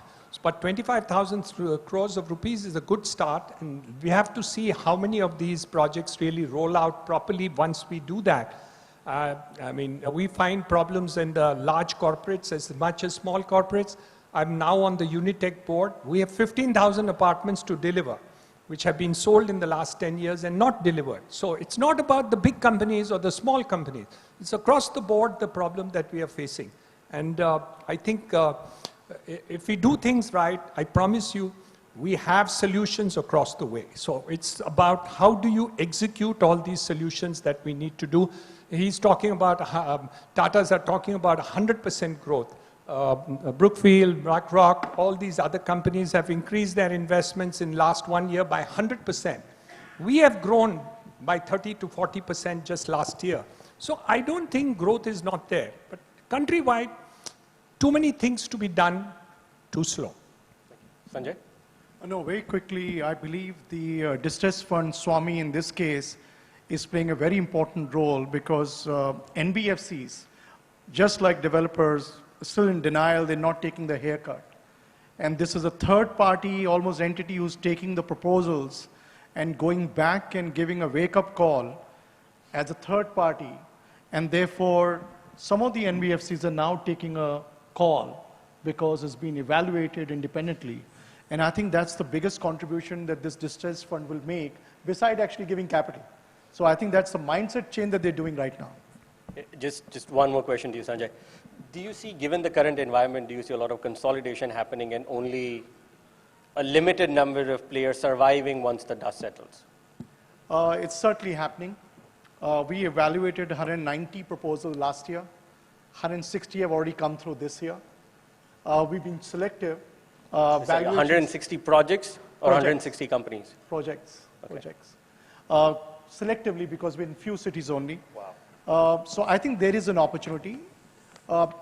More than the valuations from developers, which is already corrected, it's a lot more to do with the complications and regulatory and lapses. Those concerns bother. And I heard earlier ease of doing business. I would like to word it differently. I think it's cost of doing business in India, which is very high. It makes real estate unviable. All the developers last 5 years have improved their sizing, they've improved their construction techniques, technology. They've used every trick in the book that they have. The only thing they've not been able to manage is how to get the approvals done in less than 2 years and cheaply. Okay? So that's the reality. So my request is, Mr. Chatterjee, that if you can include the BMC and all the regulatory bodies under RERA, job is done. You just include them into RERA, that's all. And then, my request will be, Mr. Chatterjee. Proposal already sent to the ministry. No, sir, you need to come to Delhi, sir. Dave, a question for you. Given the current crisis, would you look at special situations from a project funding standpoint, and would you participate in things like the IBC process, or just trying to look at OTS or anything else for real estate developers? So we've looked at a lot of situations where projects are either stalled, or rather a portfolio is stalled, or a developer obviously is in trouble, and you team up with stronger corporate branded developers and try and take over the portfolio. So I think conceptually that works. It's worked globally. There's no reason it shouldn't work here. Practically, it's a huge challenge to get your head around it. It's a combination of how NCLT will play out in various scenarios. There are loads of clawback provisions, so you're never really sure. You sort of ring-fence yourself from whatever's happening in the balance sheet. There are situations where you don't know how existing buyers will react, how RERA will react, and it's been very supportive and very predictive. But there are genuine issues around. You don't know how some of this stuff is going to play out with existing customers. There are all kinds of liabilities around unregistered sales, customers, vendors. So you even when you diligence as a fund, you don't really know. You don't know what you don't know, basically, going in. So you're always a little wary of getting into some of this. So while I think it works conceptually and occasionally the economics fall in place, practically doing this whole NCLT stranded projects, taking it over, rebranding it, getting it to completion, for a foreign investor, it's challenging to do it practically. Okay, thank you. It's actually, let me just add to that. It's very challenging for a person who's locally building the project. For example, we are doing a project in, say, Noida, and there is this project which has gone to NCLT. And even if I know that fundamentally we can make money out of this project, I'll be really hesitant to take that project. Why? Because there is NCLAT, then there is Supreme Court. You never know where the customer and where these people can go to. So if there could be, like the way for customer there is forum shopping, he goes to so many forums, and which is quite ended now after RERA has come in. There are forum shopping for these situations as well. If this kind of ends, that's when developers like us can come forward and we can take up these projects. Because one thing is needed is to finish the project. Once the project is finished, no, your sales will happen. Once the sales will happen, everyone else can get out of it. So Chintan, just an additional point on IBC and RERA. I think real estate as an industry, one has to accept that liquidation is not a realistic option. Resolution is, frankly, the only option that's available because there are end customers that are at play. So I think one miss by the judiciary over here is to actually, and which they should have done, is to actually allow RERA to step in before IBC comes into play. And there is a genuine lack of coordination, and I don't think it's a RERA issue or an IBC issue separately, it's a coordination issue. Before IBC proceedings start, RERA, even under the current regime and under the current act, without any amendments, is fully capable of reconstituting and recommencing the project. In fact, Mr. Chatterjee, in one example, I think Tata Housing was involved in that, sir, has appointed an alternate developer with the association of customers and has actually recommenced a project, which then did not need to go into IBC. So I think that's a massive opportunity, and that's a simplistic change, right? IBC has precedence over other laws, but in this specific sector, if RERA could be given more opportunity, I think we'll see a lot quicker resolution of distressed assets and a lot more opportunity for everybody. It's developers, funds, offshore investors, all of them. Thank you. I think last question, I think we're running a bit short on time. So Amar, a question for you. Given the current risk associated, and if you believe it's not 12 but 24 months, are you pairing your returns associated, and does that increase the cost of funding for the end developer who's taking it? Or do you have some different thoughts on it? So if you look at transactions, in real estate, roughly 3 or 4 types of risks in the continuum. The highest risk would be, let's say, projects that are in NCLT, NPA, which the Swami Fund is addressing, and so on, which we've spoken about. Come one step down, it would be, let's say, acquisition financing for developers for land. One step lower would be mid-stage running projects. And the least risky would be the last mile or OC inventory. So in this continuum, we are seeing a lot of opportunities in the marketplace in the current time of the last variety, which is the last mile, both in residential and commercial. And that is where there's a lot of traction, because in the last 5 years, so many NBFCs and HFCs have funded vertical construction of so many projects across this country. They need an exit. Their term comes to an end. And you need to give a period, a runway to the developer for the next 3 years to 4 years to finish and sell the inventory, which is where people like us come in. And we're seeing a lot of projects of that variety. Additionally, and obviously that would be the least on the returns, but additionally we're also addressing the third and the second type, which is under construction mid-stage and the land acquisition.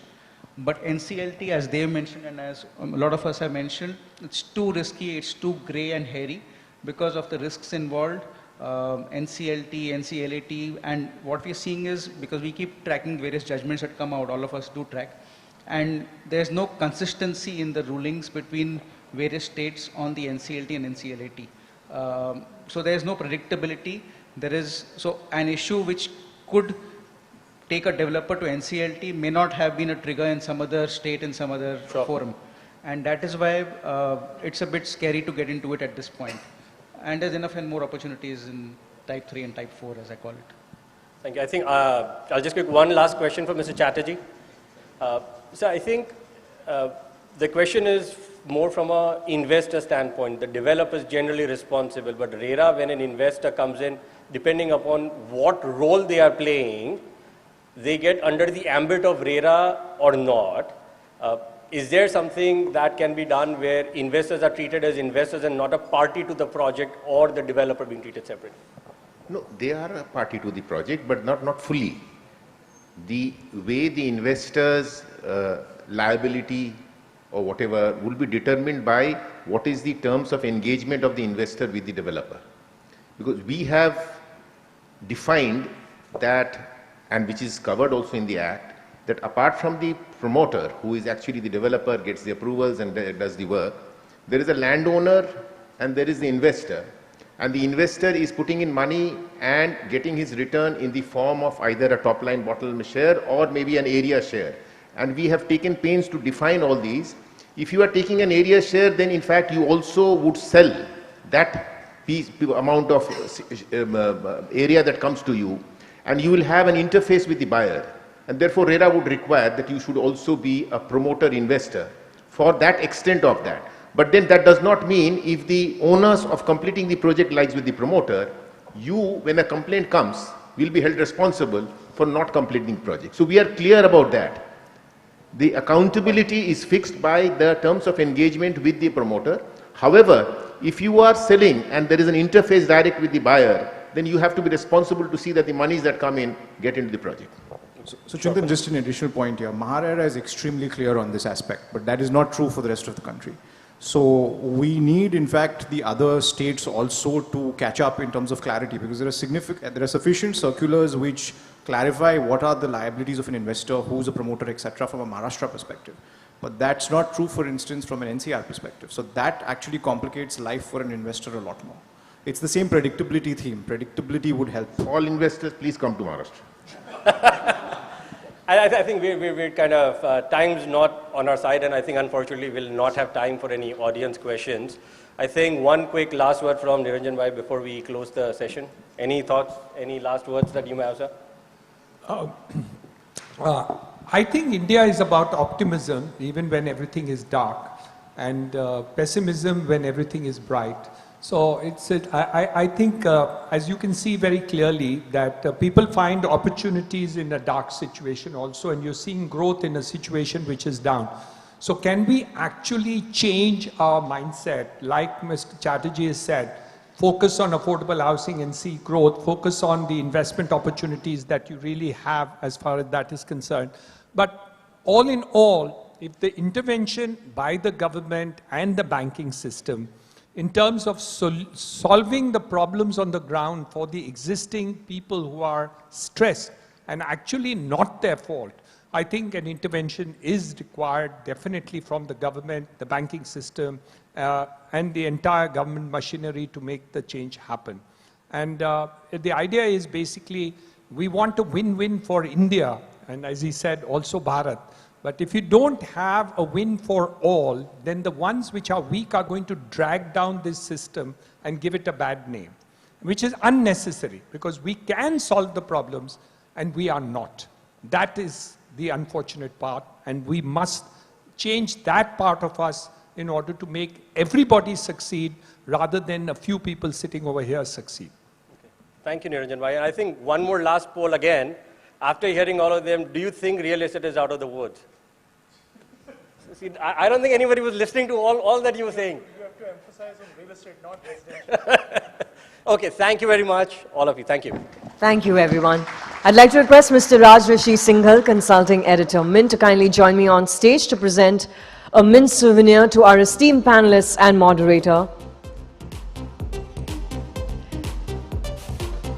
And ladies and gentlemen, we're going to move on from one gripping discussion to straight into another. So hold on to your seats.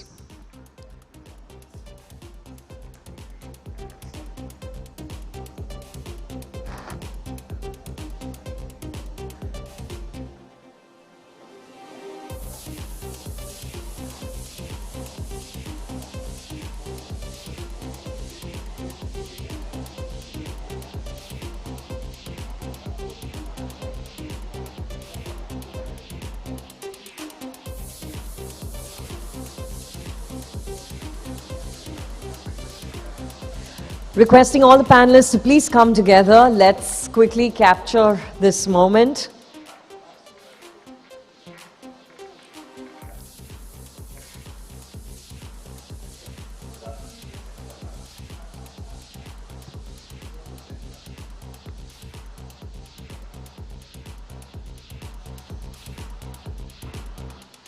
Thank you very much, gentlemen. Thank you so much. And after this absolutely gripping session, I think it has completely given precedence to our next conversation.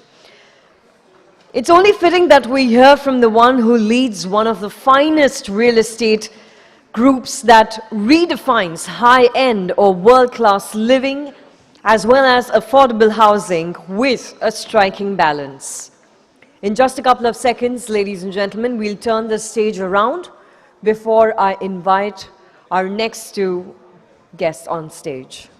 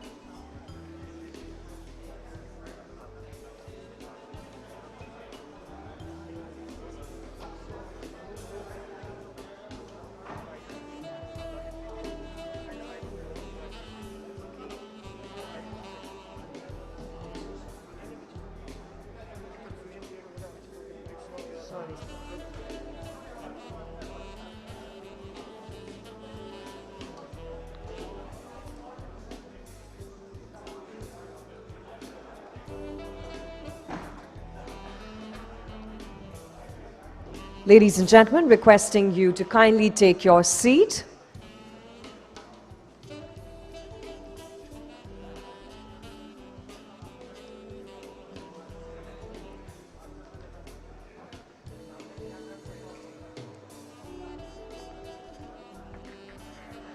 It's time for an interesting fireside chat. May I invite on stage our moderator of this conversation, Madhurima Nandi of Mint, and our esteemed guest, Managing Director, Lodha Group, Mr. Abhishek Lodha, to please join us on stage.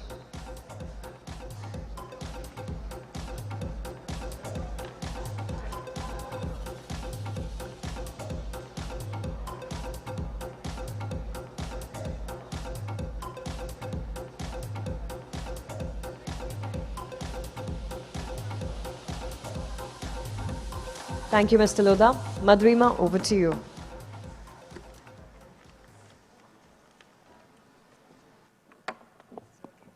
Hi, Abhishek. Hi. Thanks for coming, knowing your hectic schedule. Thank you for having me here. Thanks. So I'll start right away. So there's a lot that has happened in the last, 5-6 years. The slowdown, several regulatory changes, whether it's RERA or GST, of course the ongoing liquidity crisis. How do you think that has changed the real estate landscape, not just in the country, but also in Mumbai, which is your primary focused geography? Madhurima, if I can summarize what's changed in the last 5 years, I would just say it's all about quality, quality, quality. Quality of the product, quality of the developer, and the commitment keeping quality. So I think that's what's really changed in the industry. And I don't think it's 5 years. 5 years, one can approximate it that way, but it's almost been that way now since 2013.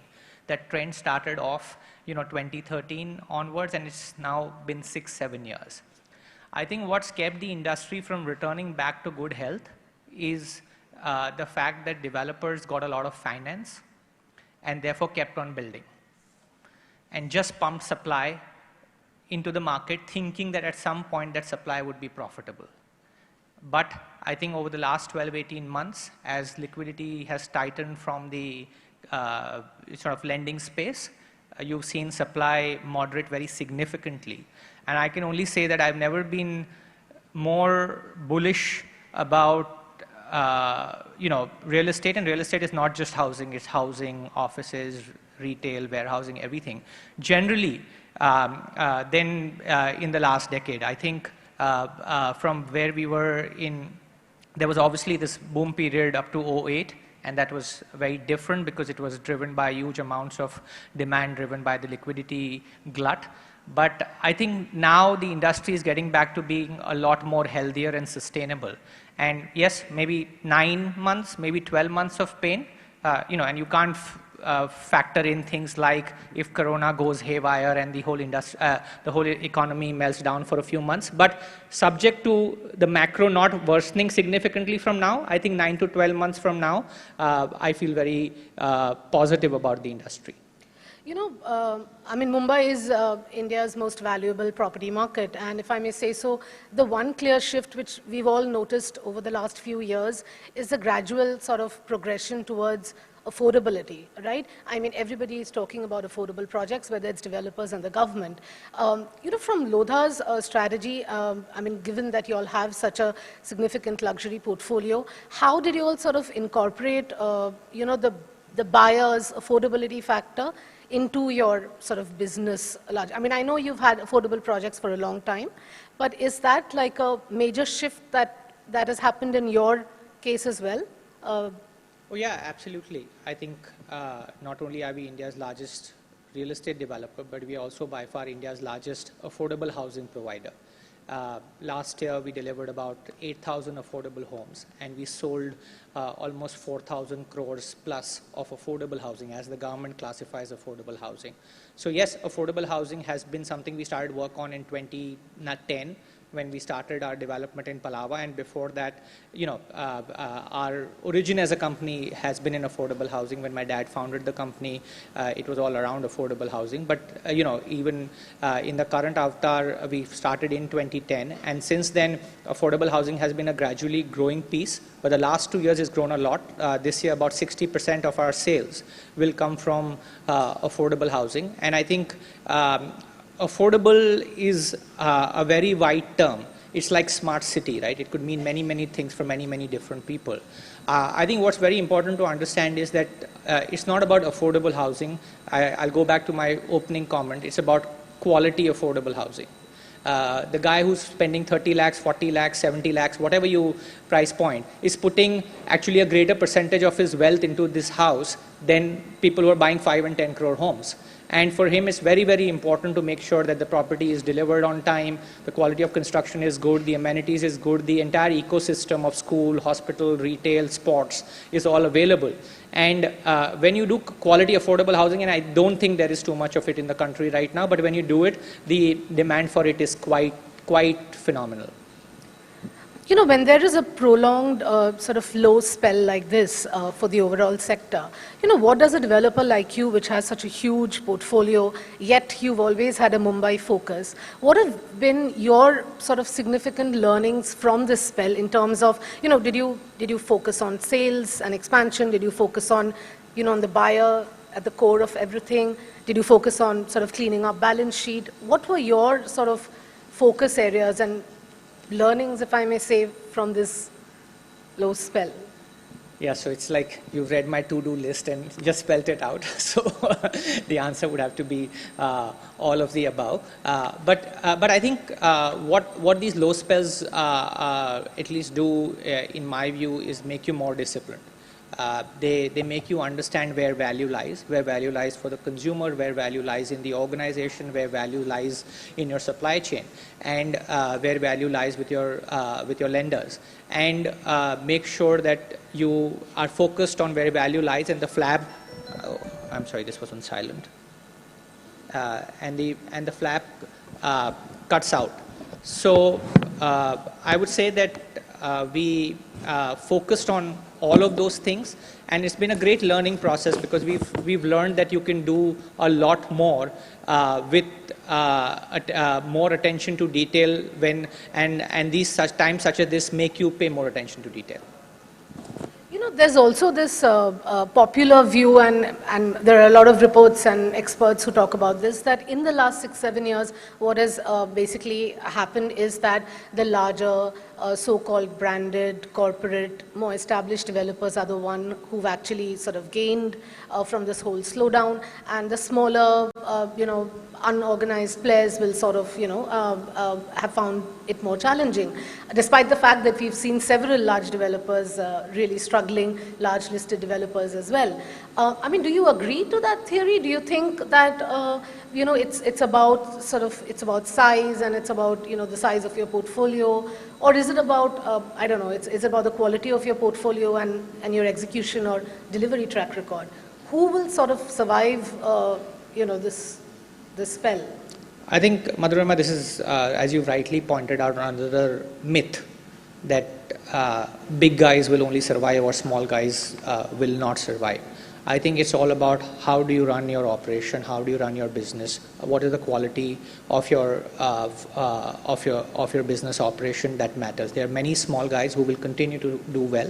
They will focus on niches, they will deliver on those niches, and they will serve, and they will do well. There are large guys who you rightly pointed out have not done so well, or have even failed. So it's not that just because you're big you're going to do well. It's about the same direction of the industry.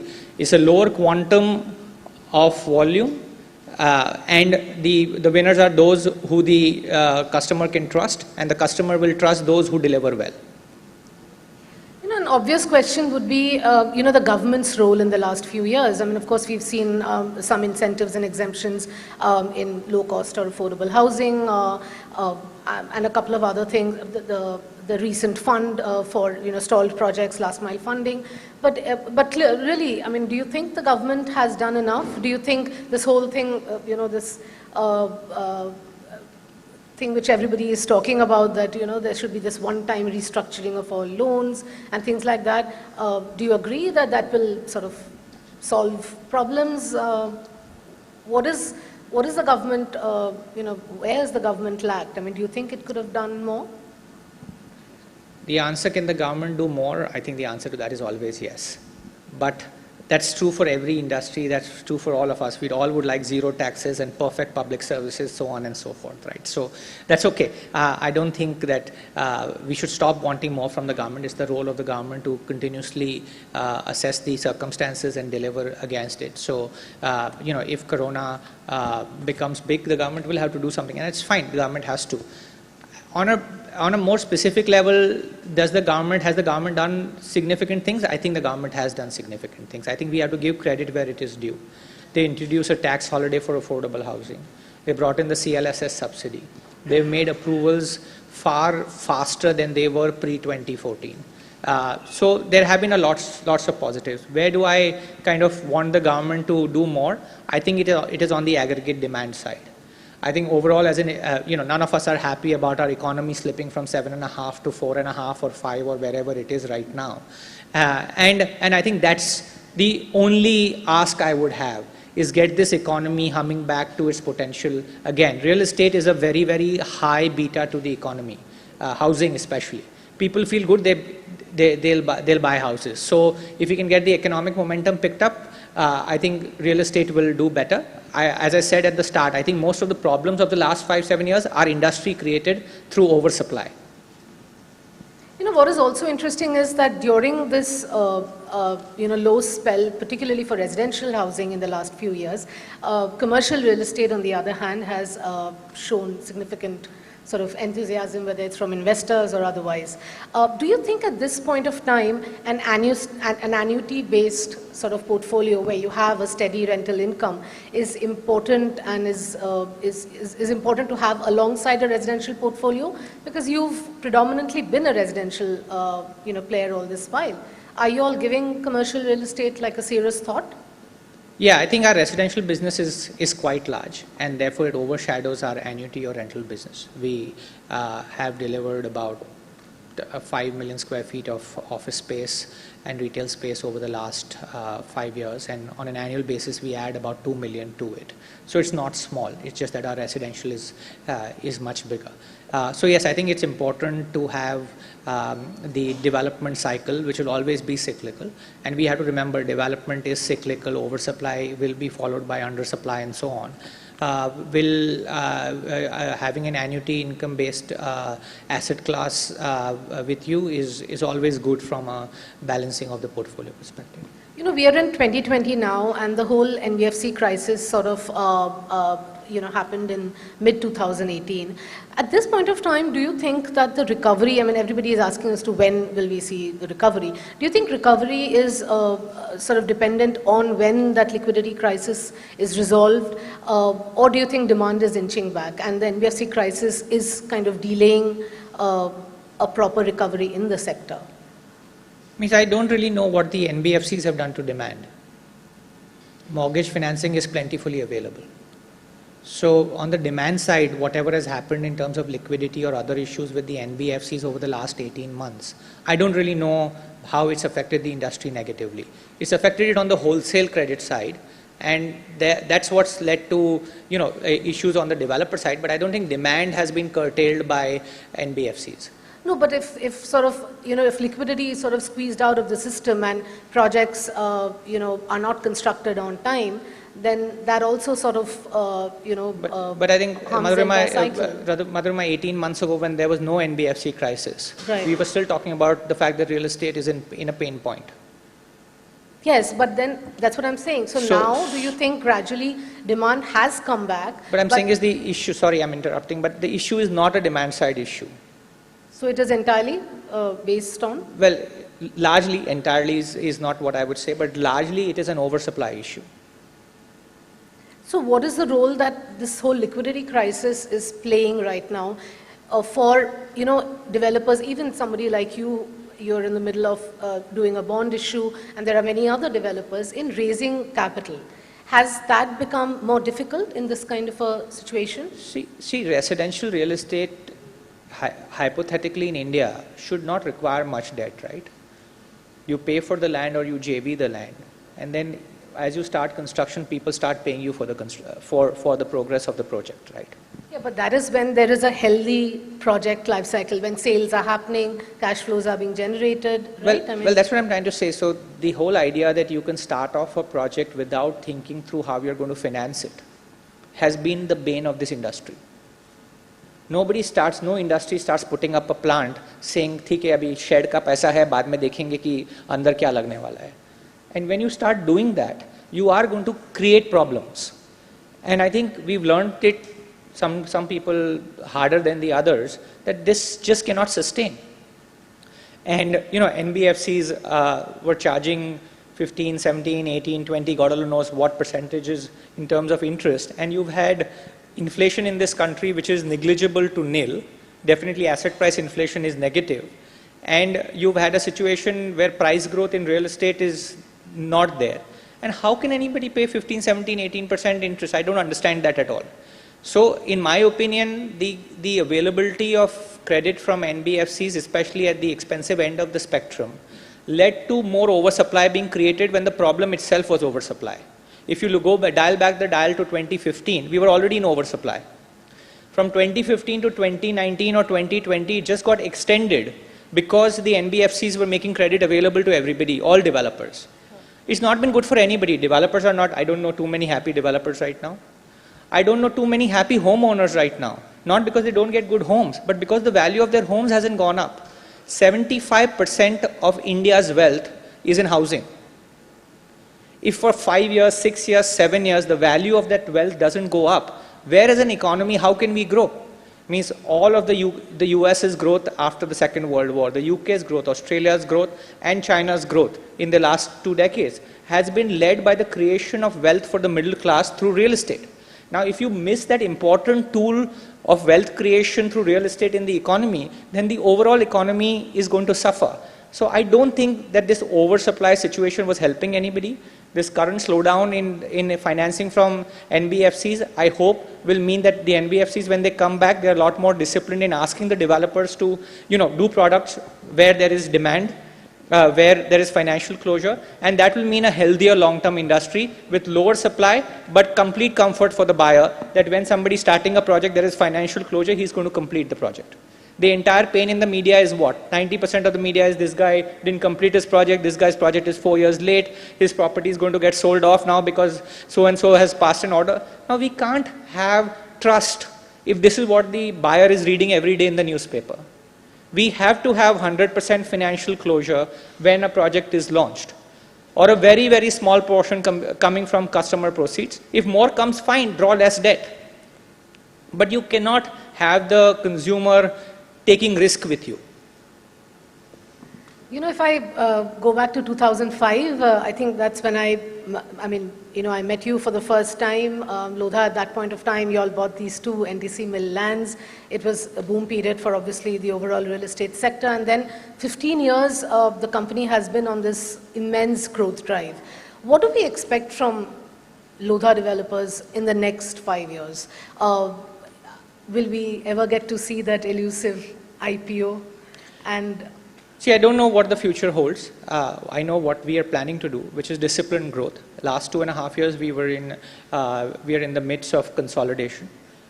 We also got quote unquote fat on the fact that liquidity was easily available. We've really disciplined ourselves. We've reduced leverage significantly. Last quarter, we paid down 1,300 crores of leverage. This quarter, we'll pay down another 1,300 crores of leverage. We'll, halve our leverage over the next 18 odd months. And we're seeing that because we deliver by far the largest volume in the country by a long, long mile. We find that consumers are very, very keen to buy with us and pay on time. In spite of this entire situation last year, our collections up to February are 7,600 crores. We're on track to have more than 8,000 crores of collections in this fiscal. That shows you that if you focus on delivery, then the sales and the cash flow is available. And that's what we want to do. We want to be disciplined in our growth. We want to expand outside MMR too, but we want to focus largely on mid-income affordable housing growth and growth of our annuity assets. We think that luxury and premium we have good exposure to. We'll continue to do that, but our growth will come from mid-income and affordable housing and the annuity assets. And what about the IPO? Like I said, I don't know what the future holds. Thank you so much, Abhishek. Thank you.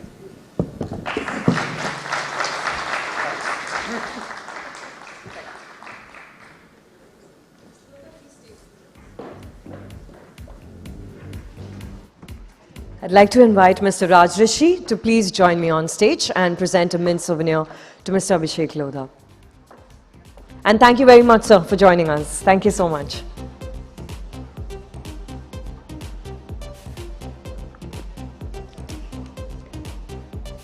Thank you, Mr. Singhal. Well, ladies and gentlemen, stay glued to your seats because we're going to turn the stage around for our final panel of day 2 and the last panel of the Mint India Investment Summit 2020. Yes, we're going to certainly end on a very high note following the panel when Mr. Nitin Gadkari ji will be joining us.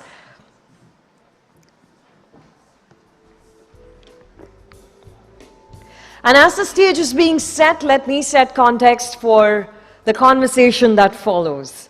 The second theme for the Union Budget certainly focused on infrastructure, with a greater emphasis on transportation, connectivity, and increased solar power generation capacity in the background of the larger theme of aspirational India. Tax exemption to attract investment by sovereign wealth funds into infrastructure, increasing the FPI limits for investment in corporate bonds, and withholding relief for ECB investors are certainly steps in the right direction. And our next panel is where really we'll be joined by experts to share their thoughts on India Infrastructure 2020. They'll be sharing their perspective on the opportunity that lies in the crisis.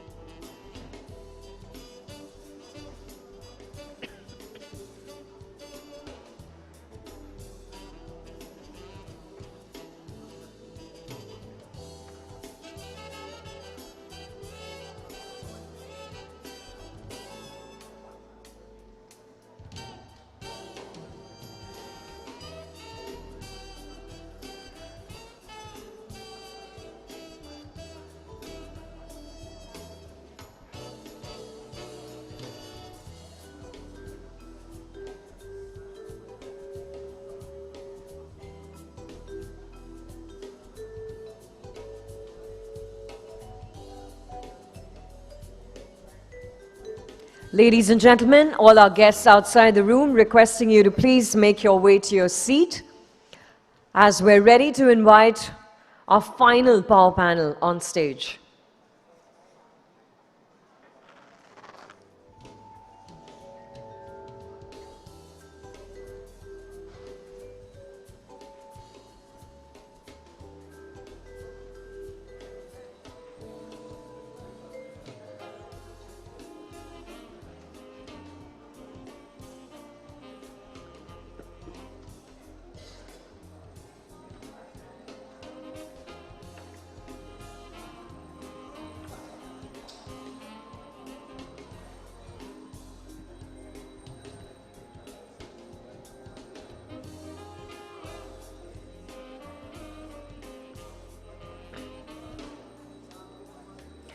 Okay, I have a thumbs up that the stage is set. May I please invite our moderator for the panel, Mr. Manish Agarwal, Partner and Head, Infrastructure M&A Special Situations Group, KPMG in India. Welcome to the stage, sir. And it's my pleasure to invite our esteemed panelists. Let's welcome Mr. Deep Gupta, Managing Director, Macquarie Infrastructure and Real Assets. Mr. Vinod Giri, Managing Partner, Master Fund, NIIF. Mr. Saurabh Agarwal, Managing Director, Infrastructure South Asia, CDPQ. Ms. Kavita Saha, Senior Principal and Head of Infrastructure India, CPP Investments. Mr. Hardik Shah, Managing Director, KKR. And Mr. Neeraj Menon, Partner, Trilegal. Ladies and gentlemen, please help me by putting your hands together in a warm welcome for our final panel who will talk to us about infrastructure, opportunity in crisis. Please take your seat. Thank you, Zia. Good afternoon to everyone. I think I was just telling that this is the first time I'm sitting with billions of dollars of funds on this side. And between these guys, I mean, they control the biggest of the investors and the multi-billion dollars. And then infrastructure as a space, as the government has put out, $1.4 trillion of a pipeline. So let's see, I mean, what we can guess best out of the panel. I mean, given, I mean, the experience and the senior professionals that we have on this panel. I think to just set the context, and I had some 4 or 5 sort of buckets to use this panel and go to the panelists as well for their views. On one hand, I mean, the session is very aptly worded. I mean, infrastructure opportunity in crisis. On one hand, you have this investment pipeline, which the government came out recently in December, about $1.4 trillion opportunity. On the other hand, you have the stress, which is in a way, I mean, highest in the infrastructure sector, if you really look at infrastructure as a whole. On one hand, if you really look at the last 3-4 years when this government came in, the entire sort of a vision that flowed from a prime minister himself, that getting access to the lowest denominator or the last person standing in the queue for infrastructure, which means, I mean, we have rural electrification program to give access to electricity. You have the roads program, you have the URAN scheme come out with to connect the various airports so that the more people start flying, which essentially is catering to a lot of a demand creation, which was so far not really put in that sort of a vision before this government came in. On the other hand, I mean, if you really look at this particular year, you have the indicators where the demand is actually dropping. I mean, whether it is electricity demand, you have airlines in the cargo, for example, as well. So there is a little bit of a contrast between what is a long-term vision or what is being done in the sector versus what you face as a challenge in the last year. On the one hand, on the positive side, you really look at infrastructure being the part of a tone of any political party as a basic sort of a necessity. Everybody talks about it. So over the last, I think, a decade and more than a decade, we got over that sort of a thing to where this was a risk as to what political party or a dispensation comes in, because infrastructure was considered to be as a basic necessity, and that risk goes out of the window. If you see the last year, I mean, what happened in a state like AP, where you start, and they may have their right reasons. I'm not just getting into the debate of whether the issue is right or wrong. I'm just saying, I mean, the contracts getting renegotiated or opened up really brings a dimension which was so far, at least in my experience of infrastructure over 2 decades, was never in the equation. And then you have a state where we are sitting in where after the dispensation change, they started really looking at, or at least gave a signal that we will review some of the infrastructure projects as well. And knowing that part, that infrastructure is a more long gestation sort of a projects, how do you really actually provide that particular risk and factor that in? And that is what we will actually go through the panel as well. So you have, I mean, on one side, the sectors like airports, renewables, which we are really seeing pure play equity, large transactions coming in. And I think highways, a little bit we have seen, I mean, some, but more or less, I mean, going forward, highways is more like on a stress. You have a conventional power or thermal, which is more on the stress. Renewables, I mean, debatable, while the industry doesn't believe there is a stress angle. I have a view that, I mean, there's both stress and the equity sort of a play there. So I think those are the 3 or 4 buckets where you look at a large opportunity, but there is definitely a challenge in the sector. You have a strong sort of a play on the policy, regulatory, and a good evolved sectors in many cases, but you still are seeing the risk of a contract renegotiations, and the government started revisiting about what infrastructure projects they want to associate with. And then obviously you have some of the demand sort of levers. So I think in that sort of a context, I mean, let me come to you sort of first. You know, from a fact that I said, I mean, if this year you see a little bit of a, let's say, a demand challenge in some of these sectors, both in electricity, airlines, cargo, as well. For the next year, what are the sectors that you want to sort of focus on from an investments point of view? Okay, thank you, Manish. Maybe just to set a context in the same backdrop that you've said, for us as CDPQ, we are long-term investors, right? you've probably seen that in what we've done in the last 3 years or so within infrastructure sector. Our view, unfortunately, does not, it's not a year-on-year or a view that we get affected in terms of if traffic is down or if, some renegotiations are happening, some issues are happening, then, suddenly it changes our thesis. It doesn't change our thesis. Our thesis for infrastructure investments for India is based on sound views that India as a country is going to have a very important role to play in the world. Just to give you a very simple example of what kind of opportunity we are looking for in India, today we are, about a 1.2 billion, let's say, people in terms of economy, and in 2011, I think the status of our urbanization population was about 330 million people, right? And urbanization rate in India is growing over double of what the population rate growth is. So if you just look at 10 years hence from now, 2030, you're looking at doubling of your urban population from here to then. Right? So that sets the context of what we are looking at in terms of opportunity for us as a group, I would say, not just CDPQ, right? It's out there for us to deliver and to do. Right? In that backdrop, how do we build institutional quality platforms across the infrastructures, whether it is transportation, energy, and within transportation, whether it is airports, logistics, warehousing, everything is out there for us to look at. Now, every institution will go through its own, let's say, analyses based on expertise, based on what they see as a near-term future, and they'll come and invest. So in that context, from our side, what we have done so far is a solar platform, a utilities platform, and I can talk about a transaction which is not yet closed, but it is announced and signed. So it's a roads platform that we are doing. All of them, the opportunity is immense to quadruple the platforms that they are today. So that's what is going to be our focus, to grow our platforms wherever we have invested money into.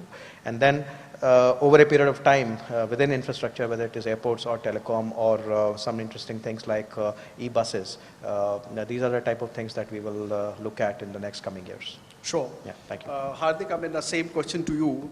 Where exactly, obviously transmission grid is doing pretty well. I think you have taken a more leadership position as to how you actually flipped over to InvIT and then acquiring these assets. Now you have a platform. What next, Hardik?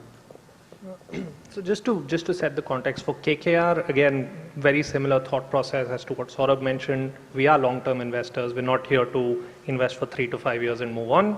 The assets that we're buying are 25, 30, 35-year assets, and that's the context in which we look at our investments. So if you've got a bad year this year in terms of economic growth being down, does that mean we won't look at things that are exposed to economic growth? Absolutely. We still will.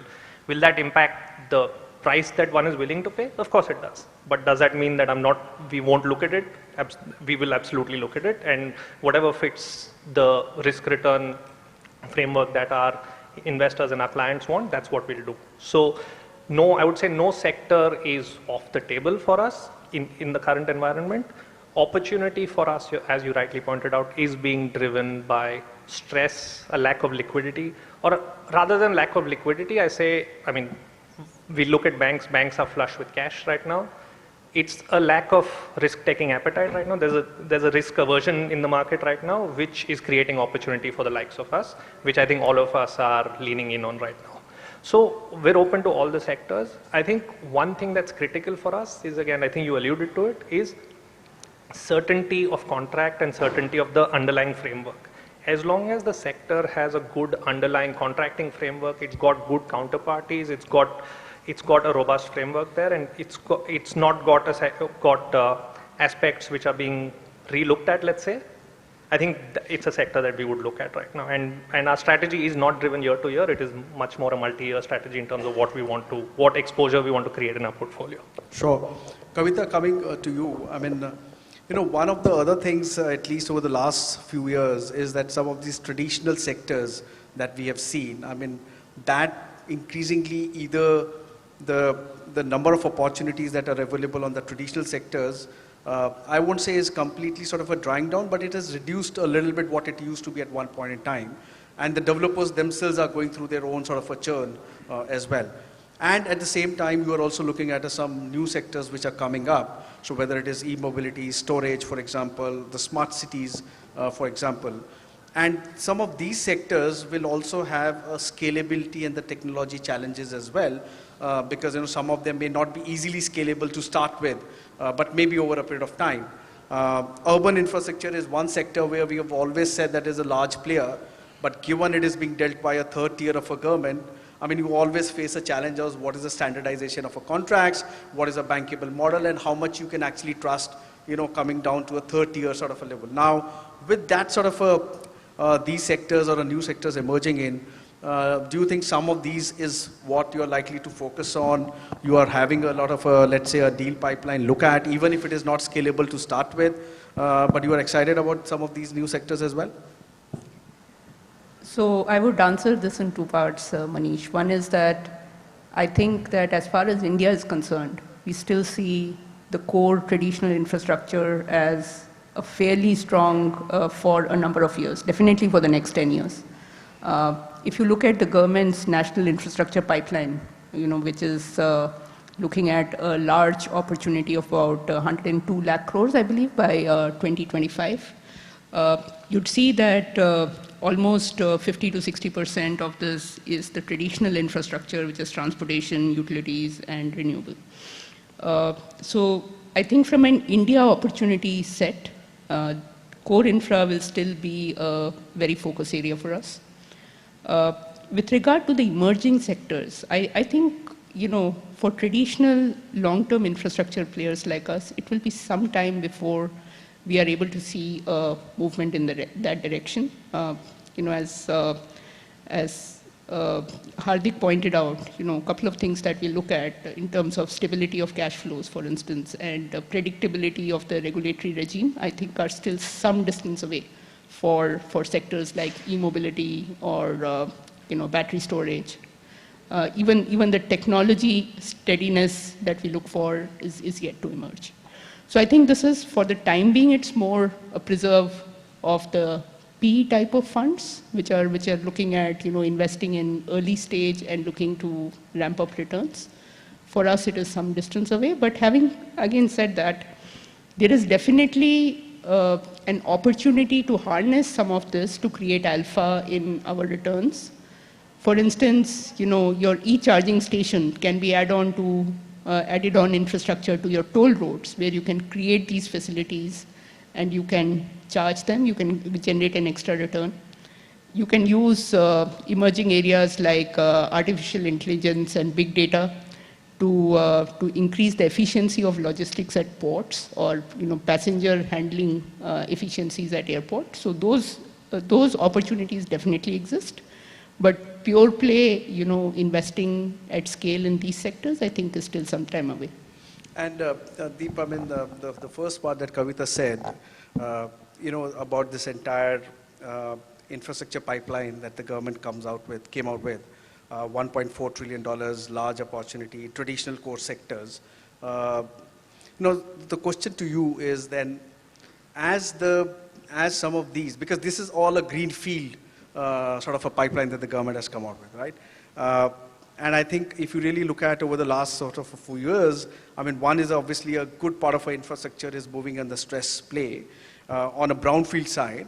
But then on a greenfield, I mean, India didn't had a great experience as far as investors are concerned, right? I mean, the clearances, approvals, the development cycle, it has taken a long period of time, and that was always being played by the domestic entrepreneurs or the developers.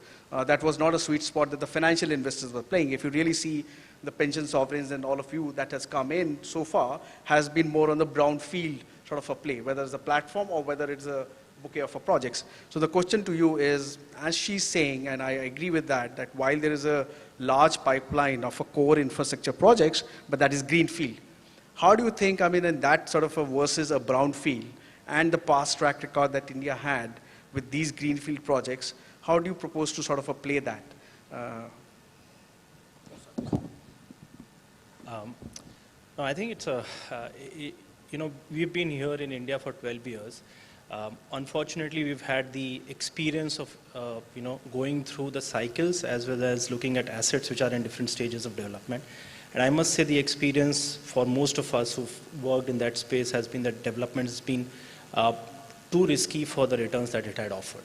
And a lot of it, when I reflect back on the experiences that we've had, a lot of it has got to do with the contractual framework and how the Indian government and the developers look at contracts.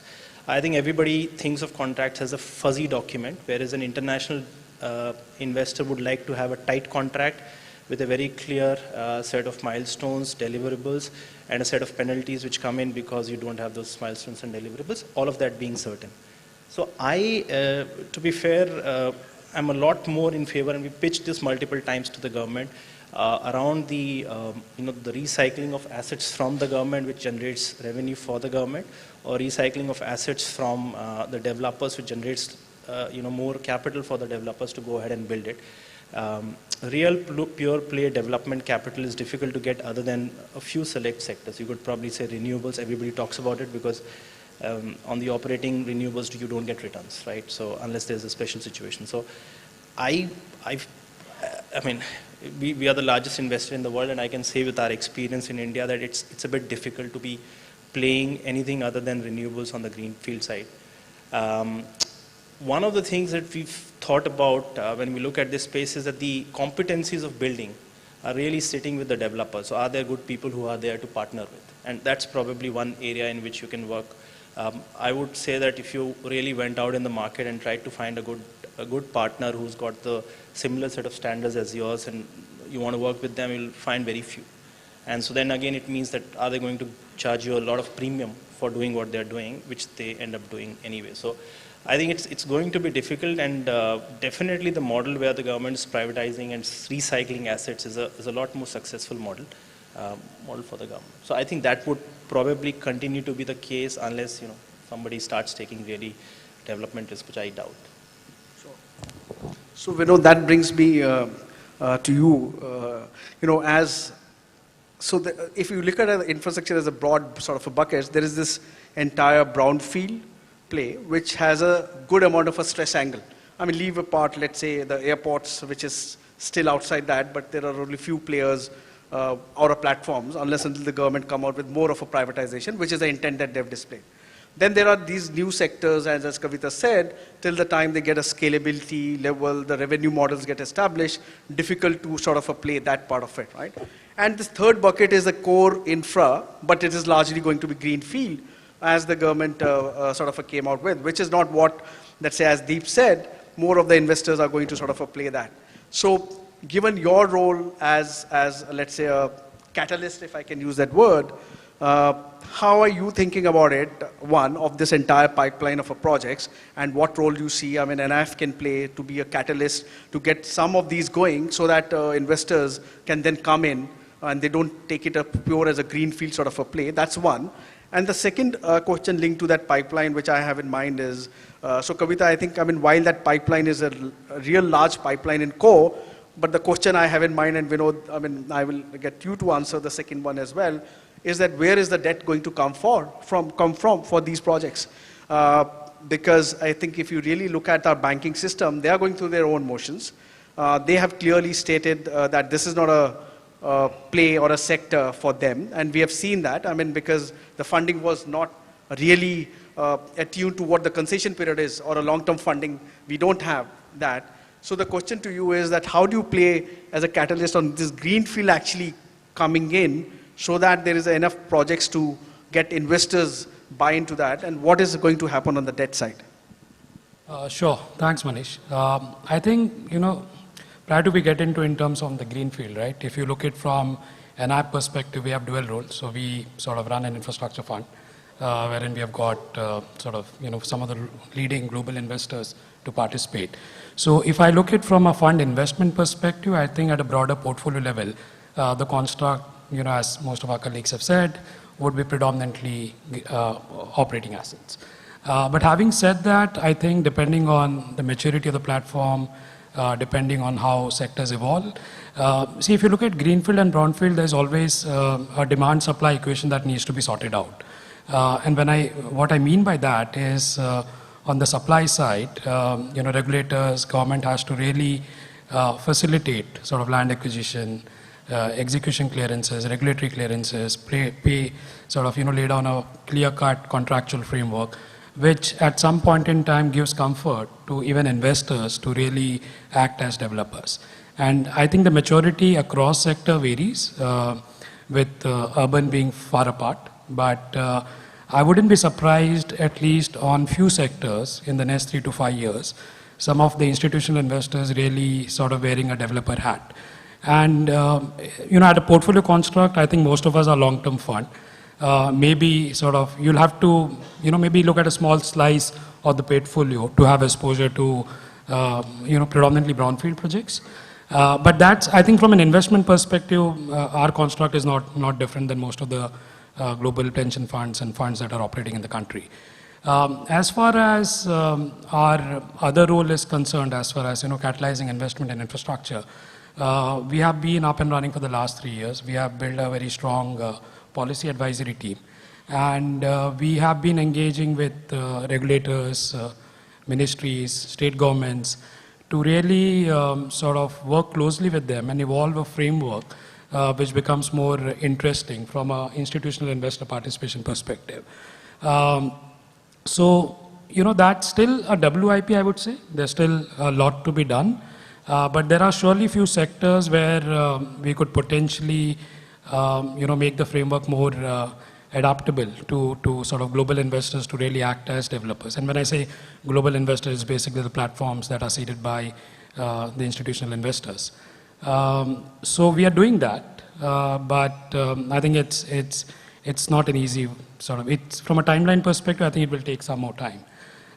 So we have been also engaging with some of the state governments, and I think as Kavita mentioned, urban is a large opportunity, but today I think the scale is not there, nor the contractual framework is good enough for some of us to be excited about it. So we are also trying to see if we can evolve a framework which, there is, if we could potentially create some sort of institutional body which really act as an intermediary between some of the urban local bodies and the ultimate investors.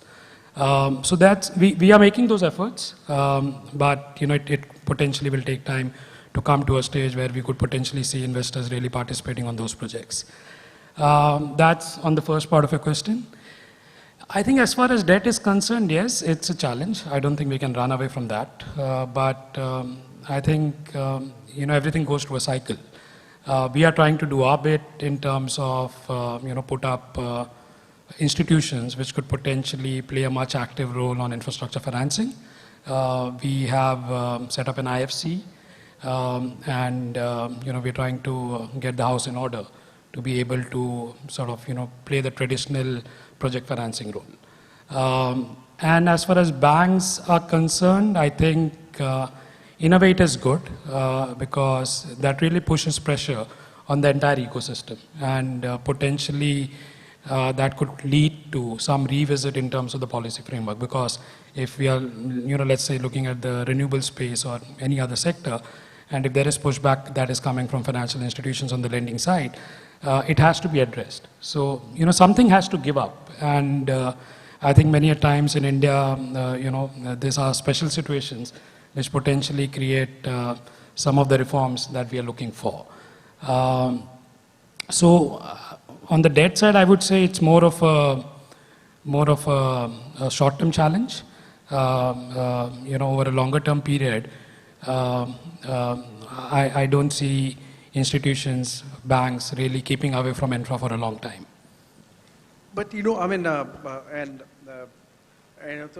as we were speaking as a part of some of the projects that we were doing with some of these banks and the large banks at the senior most levels, I think two fundamental change, Vinod, that is going to definitely happen post what we have seen in the infrastructure stress and IBC coming in. One, the large consortium lending is not going to be the norm. Even the developers or the sponsors are not going to have a 10, 12 member consortium, because that is the bane of a lot of problems that we have seen in resolution if the things go wrong, which will go wrong in the sector which is so closely linked with the government side of a value chain. That's one. Second is, I think while I think the banks may come in, Vinod, and I may agree to that, but the form of a lending, whether it will be a project finance or it is a sponsor-based comfort that they will draw, that's a big question mark. And therefore, it always brings to me a challenge that while we are defining this large pipeline which the government has done, are we really not going, what is the first enabler to get that pipeline of a projects, which is the long-term financing? Because fundamentally, even now also, if you see, like TOT, for example, my concession period is 30 years. I don't get a 30-year loan in the Indian banking system, for example. Unless and until we deal with that side, do you really think, I mean, by just announcing the investable pipeline, we are going to have a sort of a solution? Yeah, no, I think, Manish, you're right. But there are two ways to look at it, right? One is, at the end of the day, till what point in time government continues to act as a landlord, right? And really facilitates infrastructure development where private sector is not able to participate. And I think once, as one of the colleagues mentioned, for that to happen, I think there's significant amount of good asset that government has. And in fact, no one is talking about the state governments, but there's a lot of stable operating infrastructure asset that exists.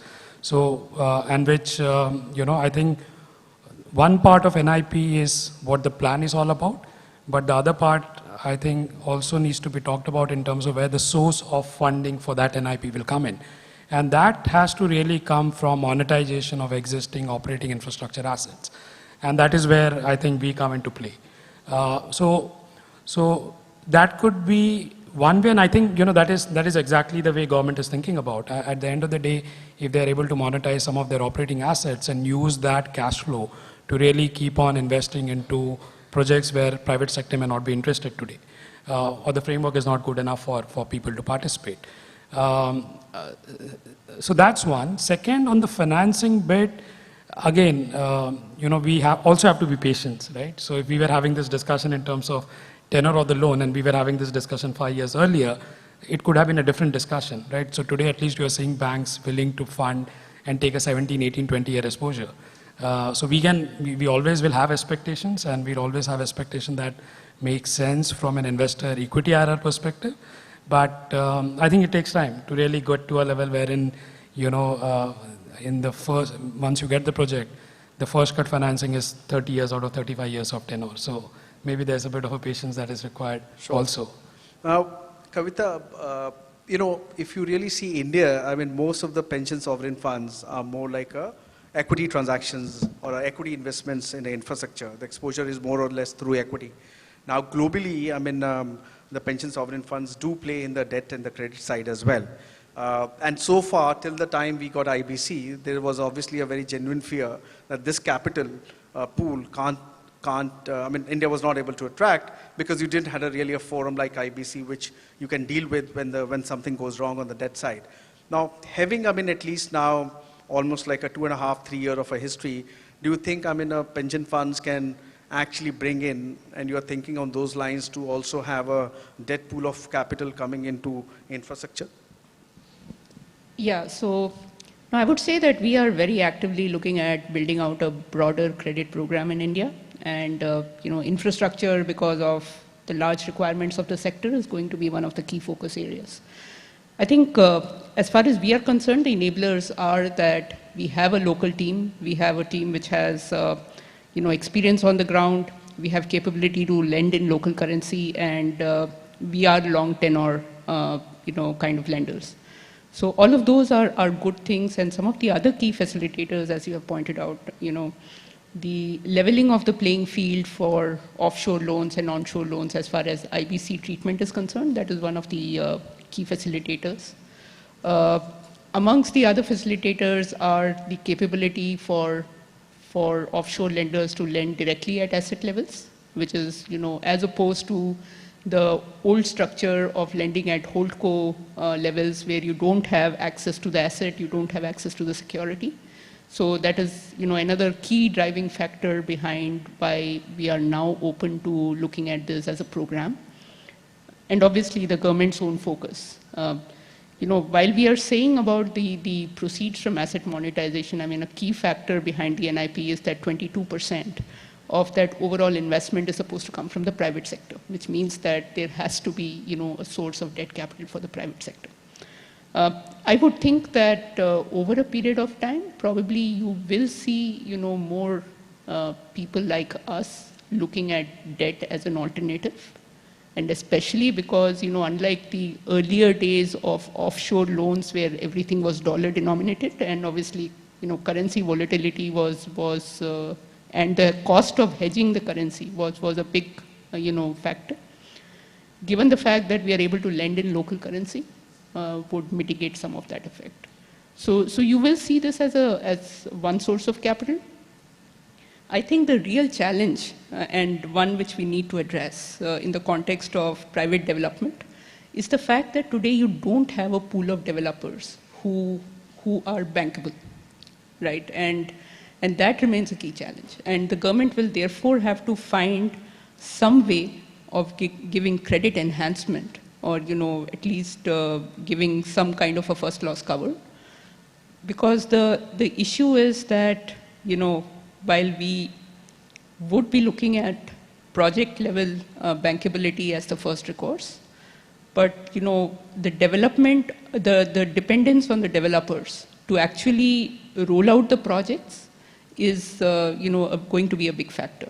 Until the time that we have that level, that audience of developers who are backable, the government will need to find some way to be able to get us comfortable. A very relevant point, and that's what is my concern as well, apart from this debt side. So good to know at least, I mean, if funds like yourself start coming in with that pool of capital, that will be a real sort of a real actually a play which can plug this entire funding or a debt side of a play, because I still feel that's a bigger concern to my mind. And the second one, as you rightly pointed out, that where is this breed of private developers or entrepreneurs who you can actually work with. So I think while there is this trend of having a majority control platform, wearing a developer hat, I don't think, India is a market which is so easy.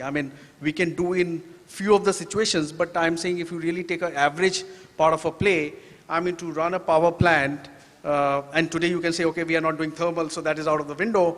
But I think even in the Indian context, to manage the entire ecosystem, it is not easy. So if you really want to really have a play, let's say, for example, a 1 lakh crore or a 10 lakh crore as the government is wanting, for that kind of a play and a scale, you need a developer class, which is a big gap to my mind. And Neeraj, now I come to you. And I was just wanting to finish some part of a conversation, because the biggest challenge and the risk in the equation which has come in with this contracts part of it, because as I said, in my experience of infra, that was never a risk when we started going out or opening up the sector for international investors or money to come in.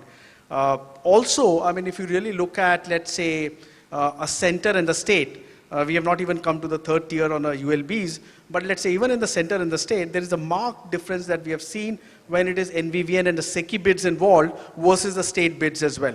Or let's say NHI sort of a projects versus the state projects as well, right? Now, with that, what is happening in, let's say, what happened in AP or what, let's say, Maharashtra was doing, that gets a little more compounded. What do you see, or let's say, what do you suggest as if I am an investor, for example, and many of my infrastructure projects will be a long term. I can't really take a 3 to 5 year sort of a window and a view. How will, in your view, when you advise these investors, what is that the government can do at a center, for example? Apart from obviously what they did, talking to the respective state governments, how this sort of a risk can be mitigated?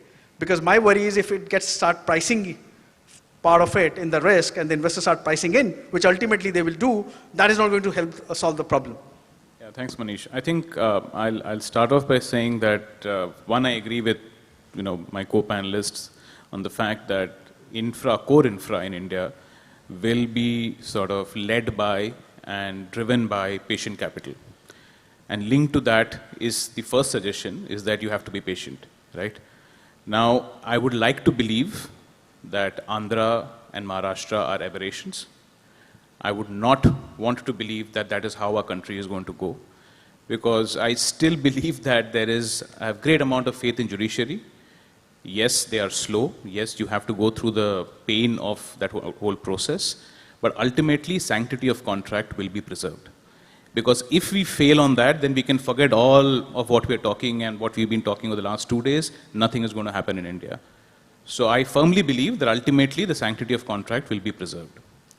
Now coming to what can be done in terms of suggestions to the government, I think the government needs to look at this sector probably in two modes.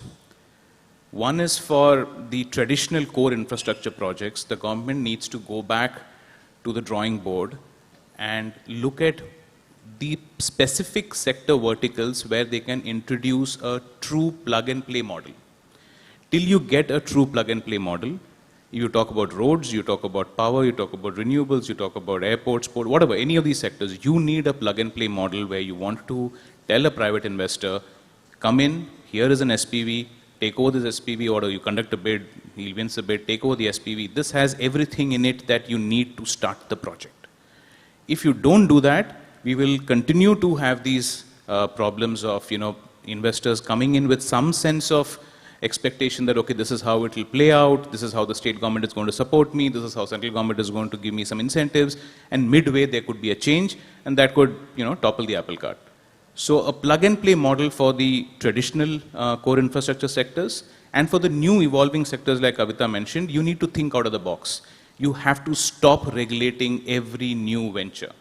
You talk about public charging infrastructure, we started with heavy regulation.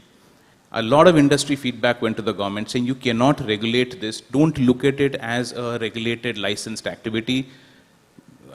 Good fortune for the industry, they said fine, we'll step back and we will not make it a regulated activity. So you can't have an extreme level of regulation for new technology, because new technology requires thinking out of the box, it requires agility. You can't curtail it by 10 different regulations. So if they were to look at these two approaches, to my mind, that would ease the sector. Also, often I talk about what we did when we were advising the state government of MP on the REVA project, which was sort of a benchmark then, 2 years back, right? We really hope that the central government will pick on those contracts and make it the standard bidding documents. We actually, along with the MP government and World Bank and IFC, went and made a representation to MNRE, said that, here it is, this has worked, why don't you use it as a standard bidding document? To which we were told that no, we don't want to create standard bidding documents, we want to just create guidelines and let the procurers come up with their own documentation. 2 years have passed and SECI is still evolving, NVVN is still evolving, NTPC is still evolving. With every new round, every new bid, you see some tweaks, some changes. And now it's come to a point where people are saying, just stop, just let it be. Give me 5 years of no change. Because at least I know that if I have to bid for the next 5 years, I want to create a pipeline, I want to know what my contracts look like. So stop changing it every now and then. And also the way, this whole, you talk to the ministry, you talk to the secretaries in the ministry, they'll all say that, we are standing behind you, right? Every forum they say we are standing behind you. Now, is SECI really standing behind you? I mean, I know a lot of the people on this panel would, even if they had to look at a renewable project, they'll say, I'll only look at a SECI project. I'll only look at an NTPC Correct. project. I won't look at a state project. Yeah. Now, why is that? Because there is this optical perception that SECI, NTPC, central government, we will get paid. While that may be the case, and so far there have not been significant delays from SECI and NTPC, but if you look at the fine print of the contract, SECI has, hedged its risk. It is saying, yes, I will pay you, provided 1, 2, 3 is there from the ultimate buying entity. Now, that's not standing behind. Sure. No, I think, that's a very fair point that you are making, and I think that's what this thing is. I mean, as Vinod said, there's a lot of good projects, brownfield, which is in the States. Ultimately, sorry, Hardik, please. Just one thing I wanted to point out. It's all, I think we're all sounding pretty negative, but it's actually not all bad.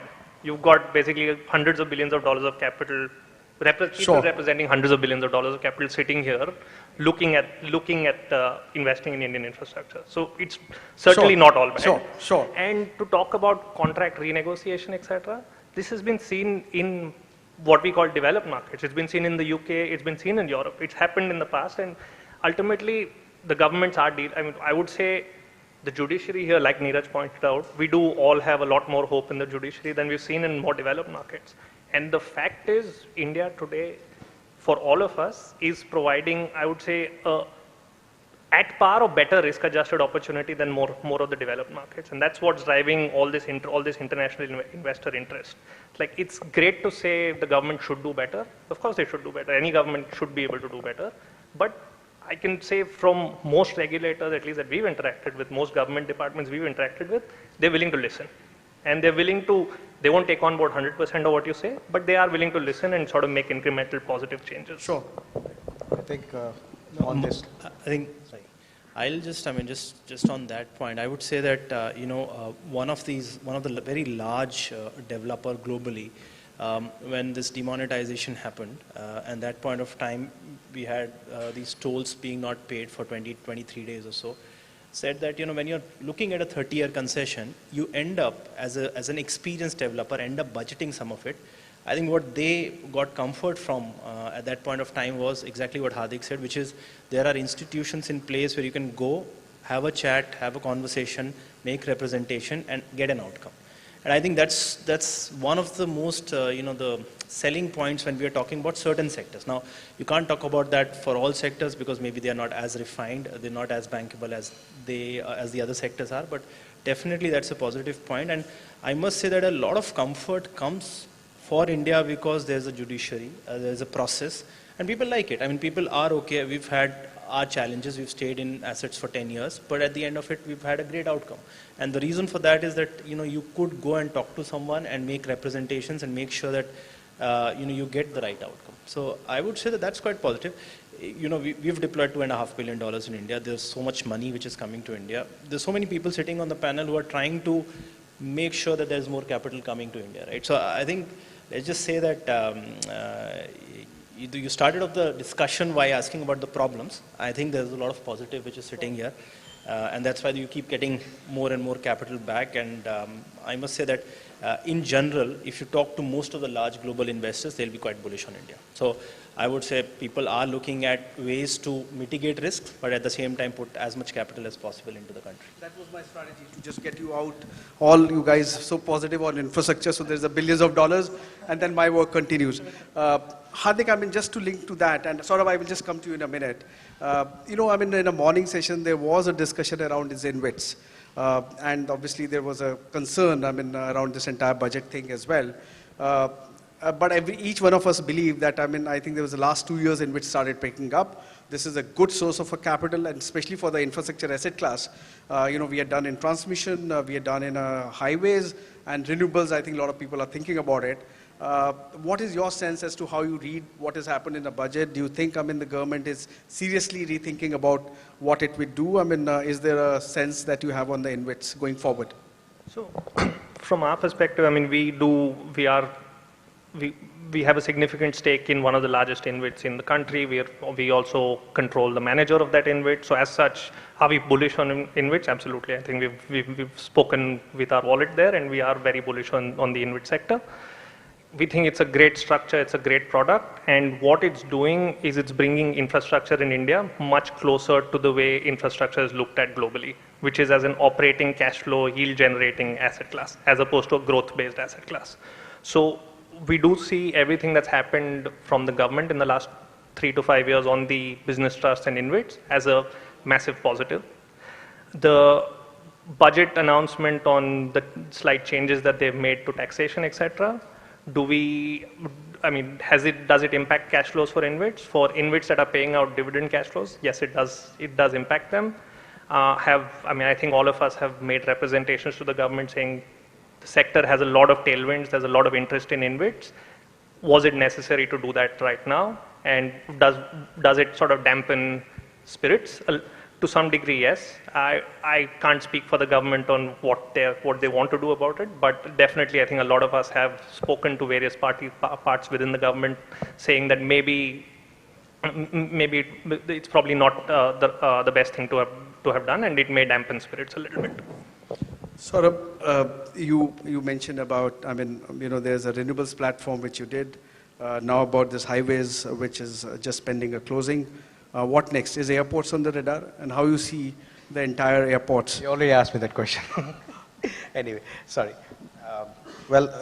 As we discussed, as I mentioned before, Kavita said it as well, for long-term investors like ourselves, we are going to probably focus on our core sectors. Our approach has been to set up platforms in the core sectors which we can grow. Whether it is the solar platform that we have already set up, or the utilities platform which has transmission, wind, solar, everything, or the roads platform, all of them are poised extremely well for growth.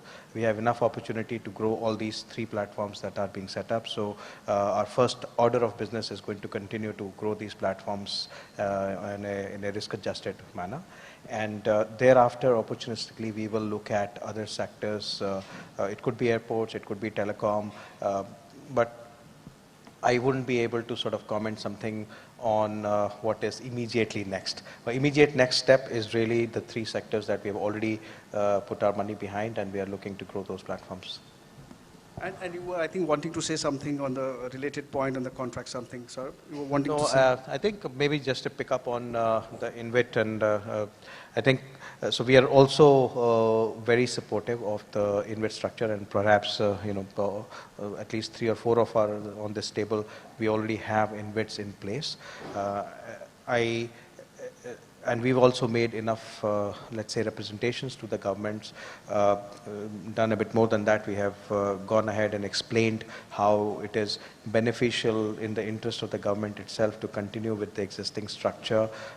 It actually deeply links with the monetization story, which asset monetization story that government is itself planning for, whether it is the NHAI sale of assets, or it is Power Grid selling its assets. All the infrastructure assets, if they benefit from the pricing, because if there is a stable tax regime that InvIT can price in, then bidders like ourselves will be able to price the assets better, and that to that extent will help the government have better pricing of their assets. So our expectation is, and I don't know what they will do, but our expectation is that I think the government will look at this seriously. They will hopefully find a solution which is a win-win for the investors, and standardize this product globally, which they have spent a lot of time on in the last 5 years. So that's our expectation. Okay, thanks. Manish, I'd just like to add one last bit. In line with Hardik's theme of focusing on the positive, I think one of the positive outcomes of this budget has been the announcement regarding the private unlisted InvITs. And I think that's a great step forward, because that would give a greater degree of flexibility in terms of long-term investments compared to the public listed and the private listed InvITs. So, we are big fans of the private listed InvIT, but I think the private unlisted InvITs, is a step forward, is a further step forward in the right direction. Good point. And I think in that positive, Deep, I mean, you had a good exit on airports investment currently, multiple returns, so that goes for our positives that everybody is talking about. Now, I think this is a sector, I mean, government is obviously pushing for a lot of privatization. They have done one successfully, plus minus of the processes and why a lot of international operators stayed away. But despite that fact, I mean, they are very, very keen on airports as a space. Now, what is the strategy? I mean, as the government continues, will you look at, will you enter? Is there a thought process on airports? What you can share with us? I'll use the right mic this time. See, it's for us, I mean, when you look at the various sectors which are available for investment, airports is definitely a sector which has more moving parts for value creation, right? So the way I look at it is, yes, it is expensive, and a lot of, I mean, when we look at the valuations at times, we find that not being justified. But definitely a sector where the assets, the regime, so the concession period length, etc., lends itself to a little more, someone who's a little more experienced in taking who's a little more experienced in that operations can actually get a little higher return. So I think that's how I look at airports. Unfortunately, it's been too expensive for too long, and so haven't done any transaction. We're quite open and opportunistic. I think the competition's really caught up on the core infra stuff, so there may be some stuff which is available on the airport side, and we'll continue to look at that. So I'm quite open about it. I like the sector, but it's not something where I'm finding transactions as of now. As and when the privatization happens, we will be definitely be interested in it. Vinod, one last question to you before we open up for the audience.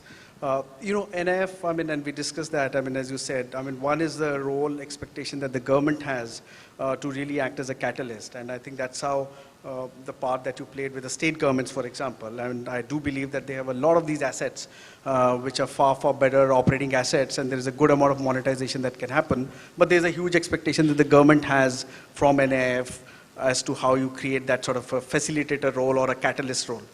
And on the other hand, I mean, you can also act, and which you have done, is to attract these pools of capital from various markets, which really look at a vehicle to come through rather than investing directly as yet. How do you balance the two sort of roles, Vinod?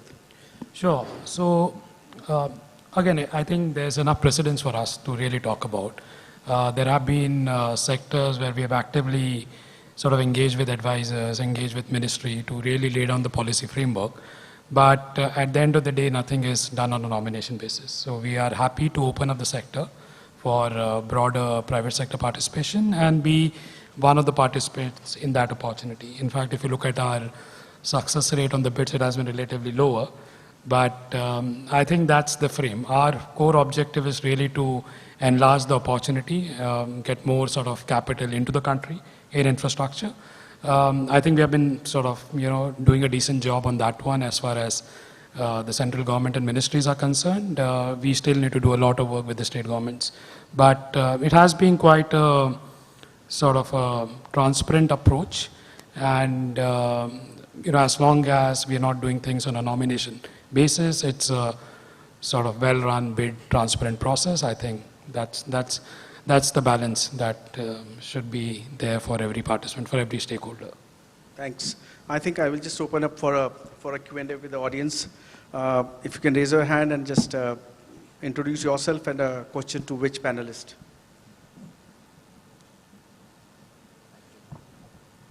Myself, Akash Gupta. I'm from JSW Energy. My question is on the power and the e-mobility side of it. So one thing which we have seen in solar is that the majority of the cost in solar is the module cost, and which we import from China. So we are helping our country to be renewable, but we are helping China also in that sense, and we have lost that bus, if you have to say. Similarly, government is saying that 450 gigawatt of renewable by 2030. So to have that into system, a huge storage is required. Again, when we talk of storage, we talk of cell. If lithium-ion cell is in China. So when we say, okay, we want to be renewable, so in order to tackle the intermittency of the wind and solar, storage is must. And so again, we will import cells from China. So again, we will get into the trap. Solar, we are into that much trap that we cannot come back. Everything is imported. So what is the question that you have? So how do we go about it? Like and our infrastructure also, if you have to say, the grid is also not that strengthened to support that kind of renewable. So what are the steps we are fundamentally taking in order to improve that kind of infrastructure? Okay, and then to which panelist? Kavita, Kavita or Hardik, whomsoever. Hardik, I think you take it. In my institution, I don't deal with renewables. So. Okay, fair enough. So I think you've got two questions. One on the backlog, the infrastructure side for how do we transmit that electricity, and the second is on the sort of importing panels and equipment from foreign countries. So I think on the second one first, I think transmission, actually, if you look at electricity transmission, both high voltage transmission and distribution, the amount of investment and the amount of pipeline that's there in the sector going forward, or if you looked at the next 3 to 5 years, I think the government is well seized that if we need to get to 175 gigawatts by 2022-23 and then subsequently 450 gigawatts by 2030, there will be a lot more transmission infrastructure needed. So if you look at the pipelines and the order books of all the transmission companies, there's actually a lot of investment going into it. There's a number of green energy corridors that are being created right now exactly for that. So I do think the government is well seized of the transmission backlog, and there's enough activity there. And on the part about importing panels and equipment from foreign countries, The fact is, look, we're in, I mean, again, this is more a personal view, we are a globalized economy, we are reliant on foreign capital, the large part of us to fund this infrastructure. I don't think there's anything wrong in importing from the lowest cost producer. The fact is, electricity in India today at 2.44 rupees a unit for solar, it is among the cheapest in the world. So, and that's been enabled by importing from the lowest cost producer. Should we be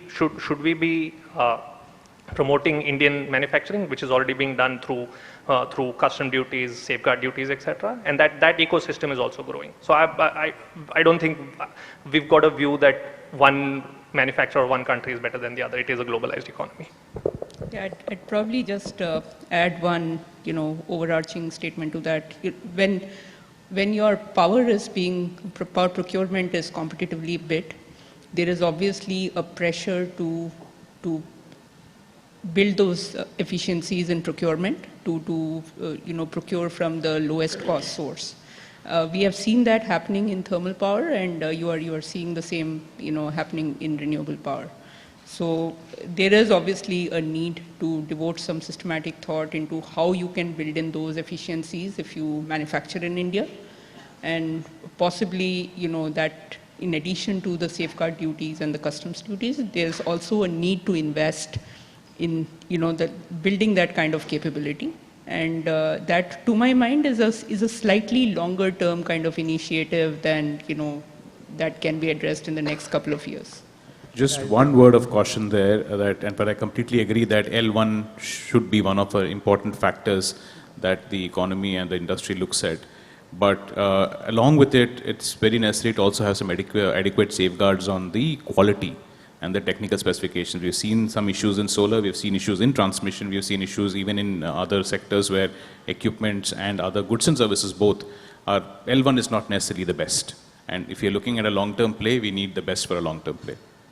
Yeah, if I may add, just because of our experience recently, I think SECI has already thought about this, and very recently it's come up with manufacturing linked tenders, which one of our portfolio companies is a beneficiary of, and another large utility player is a beneficiary of. So as Kavita said, this is a long term. It has started already, and I think it will sort of continue to develop, and more developers, local developers, solar manufacturing, they are actually looking at it. So I am also hopeful that this will pick up within in the coming years. So.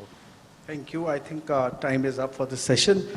Thank you for each of the panelists for making it a wonderful interaction. Thank you very much. And thank you, Mr. Agarwal. May I request Ms. Arpita Vinay, Executive Director, Centrum Wealth Management, to kindly join us on stage and present mint souvenirs to our esteemed panelists and moderator.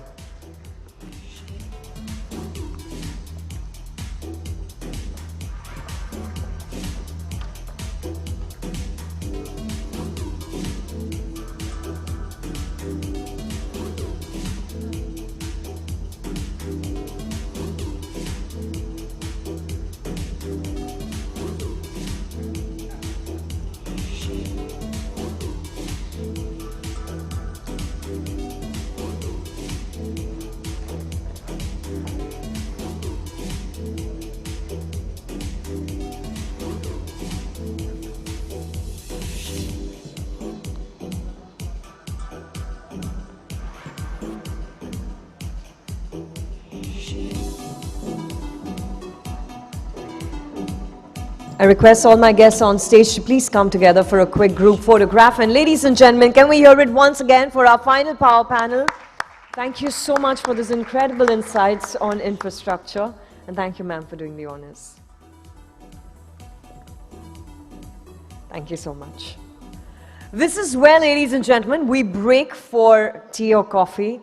However, I request you to please be in your seats in 10 minutes from now, as Honorable Minister Shri Nitin Gadkari ji will be joining us very, very shortly. See you back in the room in 10 minutes from now. Thank you.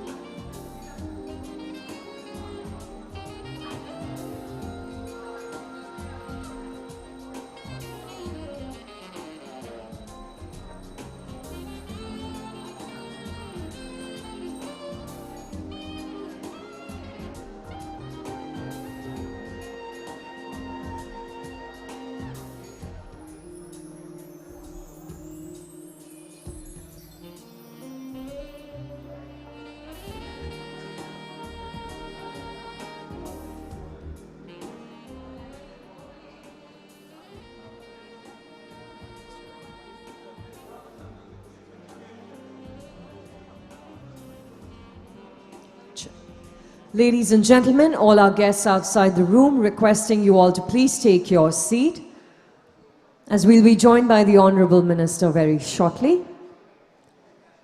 I'd also like to remind all of you that you would be receiving an SMS link that will take you to a feedback form. At Mint, we really value your feedback, so requesting all of you to kindly provide your feedback through that link. Thank you.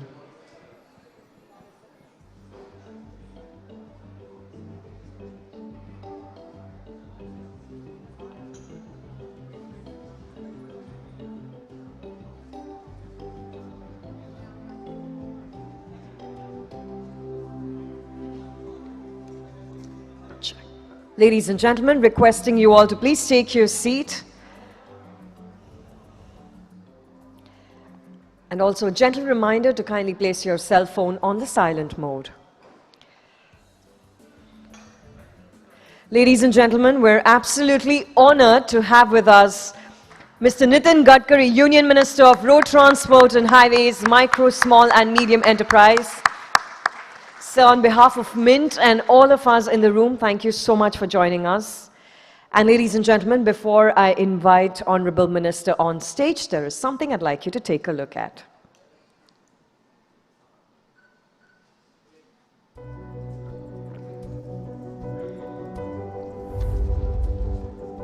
There are followers, there are leaders, and then there are visionaries. Taking people and society to where they ought to be rather than where they want to be is what separates a visionary from a mere leader. This rare quality is what sets apart Nitin Gadkari, Honorable Minister of Road Transport and Highways and Minister of Micro, Small and Medium Enterprises, from many of his ilk. With his indefatigable positive energy and a deep desire to use politics as a catalyst to serve society, Nitin Gadkari continues to impress all with his sterling performance over the years. Born in 1957 into a free-thinking agricultural family, Nitin Gadkari at heart has always been a social worker inspired by the RSS founder K.B. Hedgewar's ideals of humanity and nation building. Nitin Gadkari has been shouldered with immense responsibility by the party from an early age.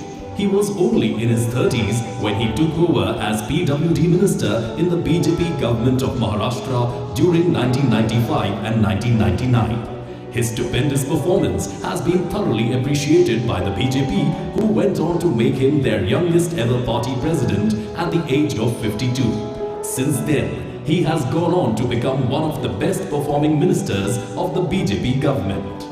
Taking off as a Minister of the Public Works Department in 1995, Nitin Gadkari made groundbreaking changes in the speed the city of Mumbai travelled. 55 flyovers dotting the city have made commuting in Mumbai much easier than ever before. The foundation of the magnificent Bandra-Worli Sea Link was also readied during this time. The jewel of the crown of Maharashtra, India's first expressway, the world-class Pune-Mumbai Expressway, is also a futuristic project imagined and brought to fruition by Nitin Gadkari. Connecting over 13,000 unconnected villages with an all-weather $100 million USD project is another feat accomplished by this far-sighted visionary. Nagpur, his hometown, has seen world-class institutions like IIT, IIM and AIIMS emerge and thrive under his watchful gaze. This is in addition to the over 1,000 Ekal Vidyalayas that go a long way in molding the future tribal generations. Providing financial support for performing over 10,000 successful heart surgeries is another stupendous achievement in his illustrious career as a warm-hearted do-gooder. Cemented roads and metro rail have added a new vitality to the way people travel in the city. Festivals like Khasdar Sanskritik Mahotsav, with a reach of more than 10 lakh people over 17 days of festivities to promote the local as well as national artists at a huge platform, have been organized. Krida Mahotsav, a sports festival with participation about 10,000 sports persons, where Nitin Gadkari shared his dream of the Nagpur youth representing at the Olympics. Farmer-friendly projects like AgroVision, along with his idea of using sewage water for power generation, use of ethanol as fuel, As India's current Minister of Road Transport Highways, Shipping and MSMEs, he has re-energized the whole sector with his clear vision. Be it reviving stalled projects of over 1 trillion USD or doubling the speed of highway construction, his lofty targets have always been achieved well before the projected timelines. With 40,000 kilometers of national highways constructed in the last 5 years, 60,000 kilometers of new roads under his supervision are being constructed. The speed of road construction from mere 3 kilometers per day before 2014 has grown to 29 kilometers per day in 2019. Bharatmala and Sagarmala, two world-class access-controlled expressway projects led by Nitin Gadkari, are presently in various stages of construction. Exploring alternate modes of transportation like waterways mirrors the speedy and revolutionary transformation of the Indian landscape initiated by the bridge-building messiah, as he is fondly referred to. Nitin Gadkari is the leading hand in shaping the dream of a new India as envisaged by Narendra Modi. His unparalleled ability to complete gigantic projects before time makes him an invaluable national leader. The larger-than-life Namami Ganga project top priority national mission, Clean Ganga, is also progressing at top speed under his keen-eyed supervision. With Nitin Gadkari taking charge, India's most maligned logistics sector has also metamorphosed from a point-to-point model to a hub-and-spoke model. This multimodal transport system integrates railways, highways, inland waterways and airports, conjuring a highly effective transportation grid, substantially reducing logistic costs and pollution. 35 multimodal logistics parks, 50 economic corridors, 10 intermodal stations are being readied, logistics summits with international participants including government organizations and the World Bank, leading to MOUs worth 2 lakh crore, have been held to add muscle to the initiative. Gifted with an ability to dream the seemingly impossible dreams and getting them to fruition also defines this clairvoyant visionary. Nitin Gadkari shines on as one of modern India's pioneering leaders and his work a template for the coming generations. If there ever was a name to the infrastructure man of India, it would be none other than Nitin Jairam Gadkari.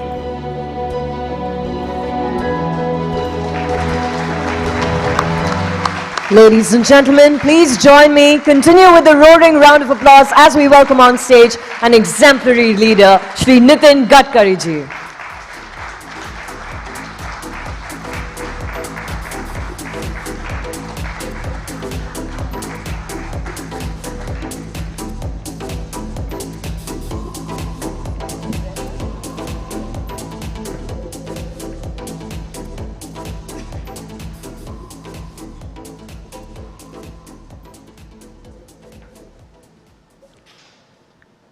Dear friends,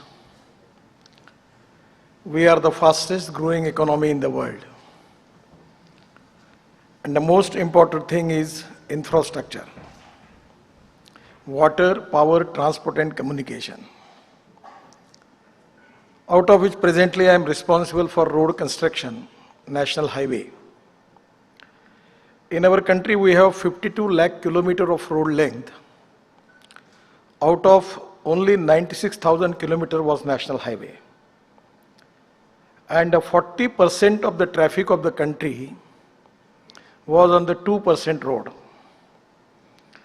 Presently we have taken a decision to increase the national highway from 96,000 kilometers to approximately we want to take it up to 2 lakh kilometers. Presently it is 1,40,000 kilometers. So I am confident that within these 5 years, 80% of the traffic of the country will be on national highway. Presently, situation is very bad. We are facing 5 lakhs accidents and 1,50,000 deaths. Last 3 months, first time, now the percentage of accidents and death is decreased. Everything is very, very good in my department, but one of the great failure, that last 5 years, we fail in reducing the accidents, number of accidents and deaths. It's a very sensitive and touching subject to me. That's the Motor Vehicle Act is passed, and we are losing 2% of GDP because of motor accidents, car accidents, bus accidents, road accidents. As far as the road sector is concerned, we are now making 22 green express highway. Out of which 7 express highways already work has been started. The one of the important highway is Delhi to Mumbai. It is a new highway. Actually, just I was talking with him. The information, it is a lacuna from our side that people don't know about it. This Delhi-Mumbai Express Highway it is starting from Sona near Gurgaon and Delhi. It's a green alignment. Coming to Savai Madhopur, Alwar, Jhabua, Ratlam, then Vadodara and coming to Mumbai. The cost of the highway is 1,03,000 crore and 62 packages are there. Today we have completed 100% land acquisition is completed. Now 28 works already we have awarded, and from 3 years from this date, today, we are going to complete this highway. This is 12-lane cement concrete road, and I am confident that after 3 years, for any car owner, it will be only 12 hours from Delhi to Mumbai. So it can be possible. It is going to reduce the distance between Delhi to Mumbai by 280 kilometers. And the most interesting thing is this highway is from backward and tribal area of Maharashtra, Gujarat, Madhya Pradesh, Rajasthan and Haryana. Actually, we save 16,000 crores on land acquisition in this project. The basic alignment was starting from Delhi to Ahmedabad, Vadodara, Surat and Mumbai. The land acquisition cost was come to 6 crore rupees per hectare. But because we have selected the new alignment and it is from the backward area, tribal area, now it comes to 80 lakhs rupees per hectare. It's a golden opportunity for the investor that they can make their logistic parks, universities, then industrial clusters, everything for smart cities. The land is available with very cheaper rate. My suggestion and also recommendation to the investors of Mumbai, if they are ready now, we are going to the cabinet. That roadside development, we need some approval from the cabinet that we want to establish the logistic parks and the smart cities, educational institutions, universities, and industrial clusters. The land is available with a very cheaper rate. And the area is socially, economically backward, so the labor cost is also very cheap. So this is the new growth engine, is going to become for the growth engine for the country. So this type of 22 green express highway, new alignment, we are already decided to work on it. Out of his 7 express highway already started. One of the highways from Surat, it starts, going to Nasik, Nasik to Ahmednagar, Ahmednagar to Solapur. Whatever the traffic which is coming to Mumbai, it don't need to come to Mumbai. For Bangalore and Hyderabad, they will go from Surat, the traffic will diverted. It is going to resolve the problem of Mumbai and Pune. At the same time, we are making this type of 22 express, Delhi to Katra, Bangalore to Chennai. There are a lot of good projects are there. And actually, because of our fast tag, our income, toll income was 68 rupees per day. And now it comes to 98 crore per day. So 30 crore per day income is increased. It means 10,000 crore toll income is increased in this per year. So the NHI's toll income and all type of income, it will come 40,000 crore per year for this year. End of this year, it will be 40,000 crore. And my target is to make this, increase this income up to 5 years, 1 lakh crore per year. So we don't have any financial problem. Already the investors, bankers, our TOT model, hybrid annuity model, BOT model, PPP model, actually we stopped this BOT. But today morning the meeting was there and we had taken a decision to make tender for 3,000 kilometer of BOT, PPP roads. The BOT is the model which is actually when I was minister in Maharashtra, I was the first person who started the first project on BOT, that is Thane Bhiwandi bypass. And that was a success story. And now in the road sector we are doing multimodal hub, logistic park, roadside amenities. We are now planning to open 2,000 petrol pumps on national highway. The land will be from NHI and pump from the oil company. We will get 2,000 crore income for selling gas, petrol and charging stations. As a transport minister, we have taken a decision to convert our transport on now LNG. LNG is the future for fuel, future for the fuel for the country. And at the same time, we are working on ethanol, methanol, biodiesel, bio-CNG and electric.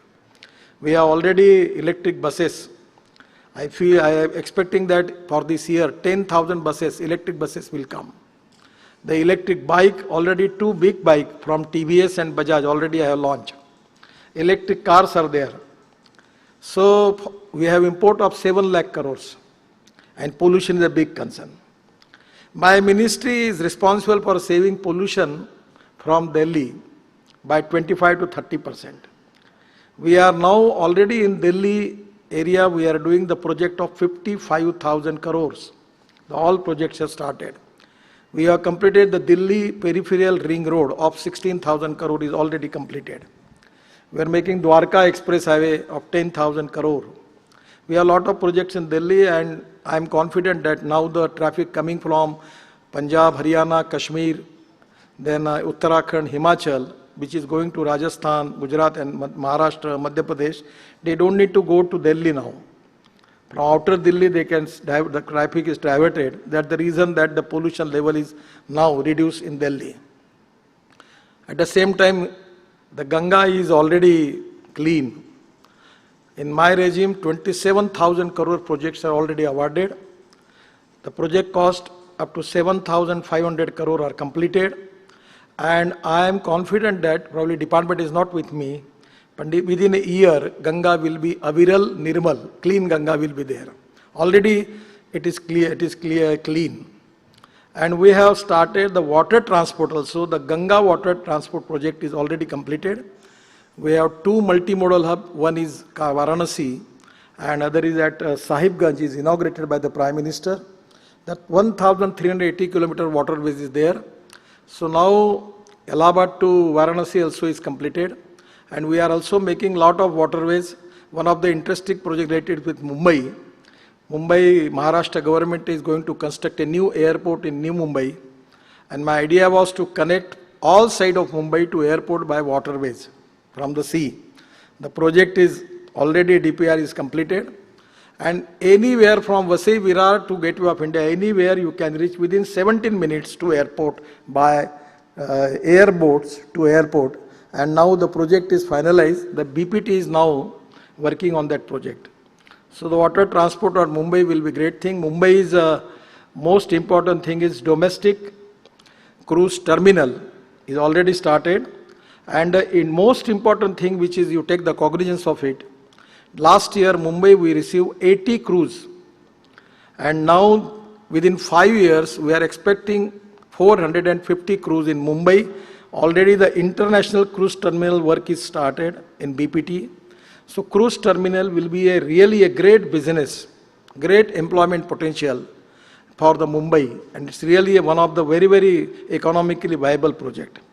For example, going by road cost is 10 rupees.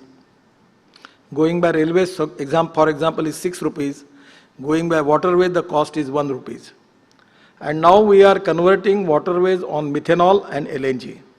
So again that cost will come to 50 paisa. We need to reduce logistic cost. I am also Minister for MSME. So MSME, the logistic cost is very important. We need to reduce logistic cost, we need to reduce power cost, and we need to reduce the particularly the production cost. The logistic cost, power cost is very important. And for that purpose, we need to accept the new technology, new innovation in this field. The MSME, we have got a lot of projects. Basically, the MSME's contribution in the growth is 29%.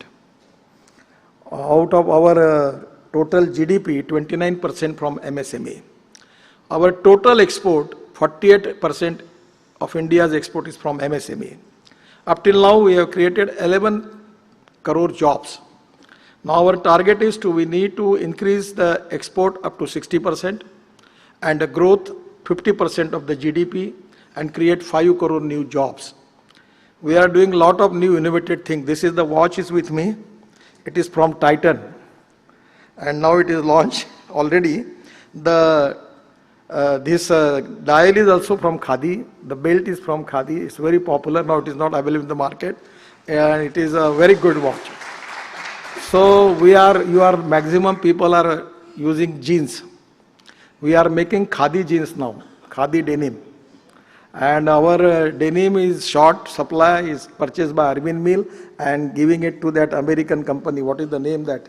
Levi's. Levi's. They are purchasing all the coin. There are a lot of good quality. This jacket is with the mixing cotton and jute.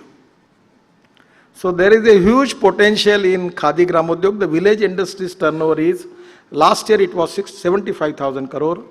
For the years, we are expecting 1 lakh crores and I want to make it 5 lakh crores. My highest priority for development of industry in the rural and tribal area. We have a lot of new innovations, new project, new research with us. So there are too many things for me to tell you, but there is a time short there. So my suggestion is, there are ups and downs. It is everywhere in the business.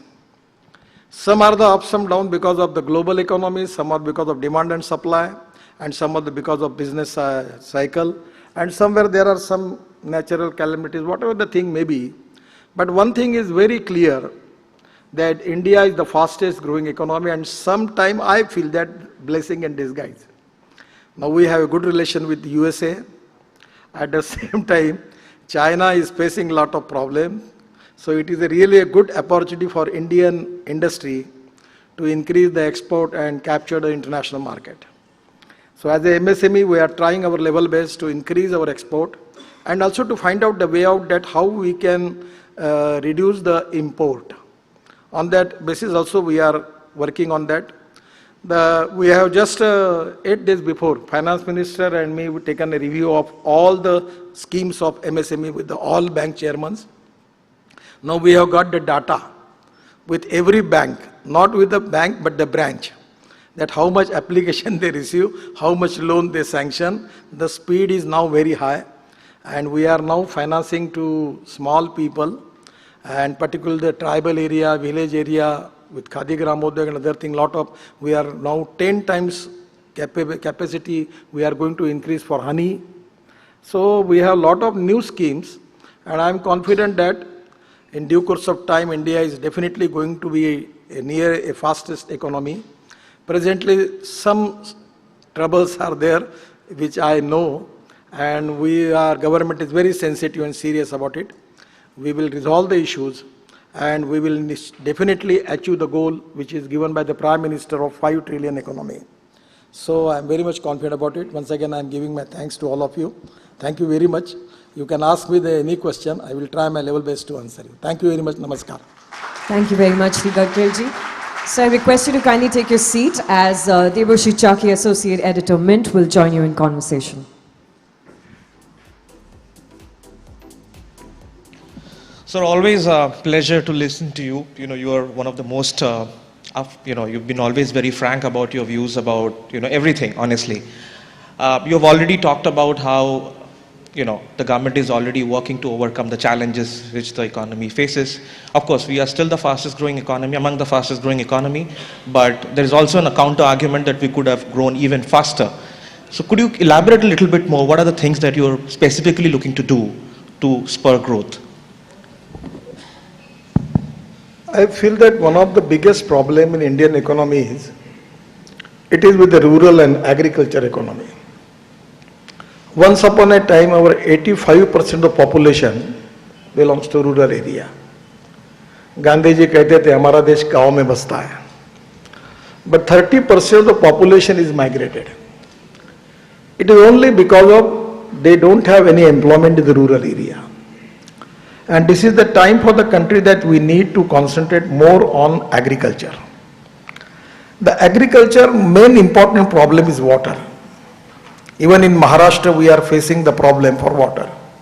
When I was water resources minister, I sanctioned 1 lakh crore for Maharashtra. 20,000 in Pradhan Mantri Sinchai Yojana and 20,000 for Pradhan Mantri Bairaja Yojana. The 50% of the project, irrigation project which have completed, but the project was stuck project. We give the finance for them, and that is the reason that Tembu, Mysal, all the Maharashtra project have been completed. Now Maharashtra is facing farmer suicides. I am from Nagpur, Vidarbha. The basic reason is water. So now we have taken giving highest priority for irrigation, and the first time our government has given this money to the state government. Actually, the irrigation is a responsibility with the state government. So now we need to develop our rural and agriculture economy. We are diversifying agriculture towards energy and power sector. In last 26 January's program, we have successfully run the helicopters and fighter jet of the Defense Ministry on bio-aviation fuel, making fuel from Jatropha. The Indian Petroleum Institute and Dehradun have already completed their research, and now we can make fuel from Jatropha, Ratanjot, Moha, Sal, Karanj, Toli, available in the forest area. So we need to implement the policy by which we are going to increasing the per capita income and GDP growth rate in the tribal, rural and agriculture area. So we are concentrating on that, and particularly from MSAP, we are giving priority for that. And even in infrastructure, we are giving priority for backward area. Just I have given an example of Mumbai-Delhi Express Highway, which is totally from going through tribal and backward area of 6 states.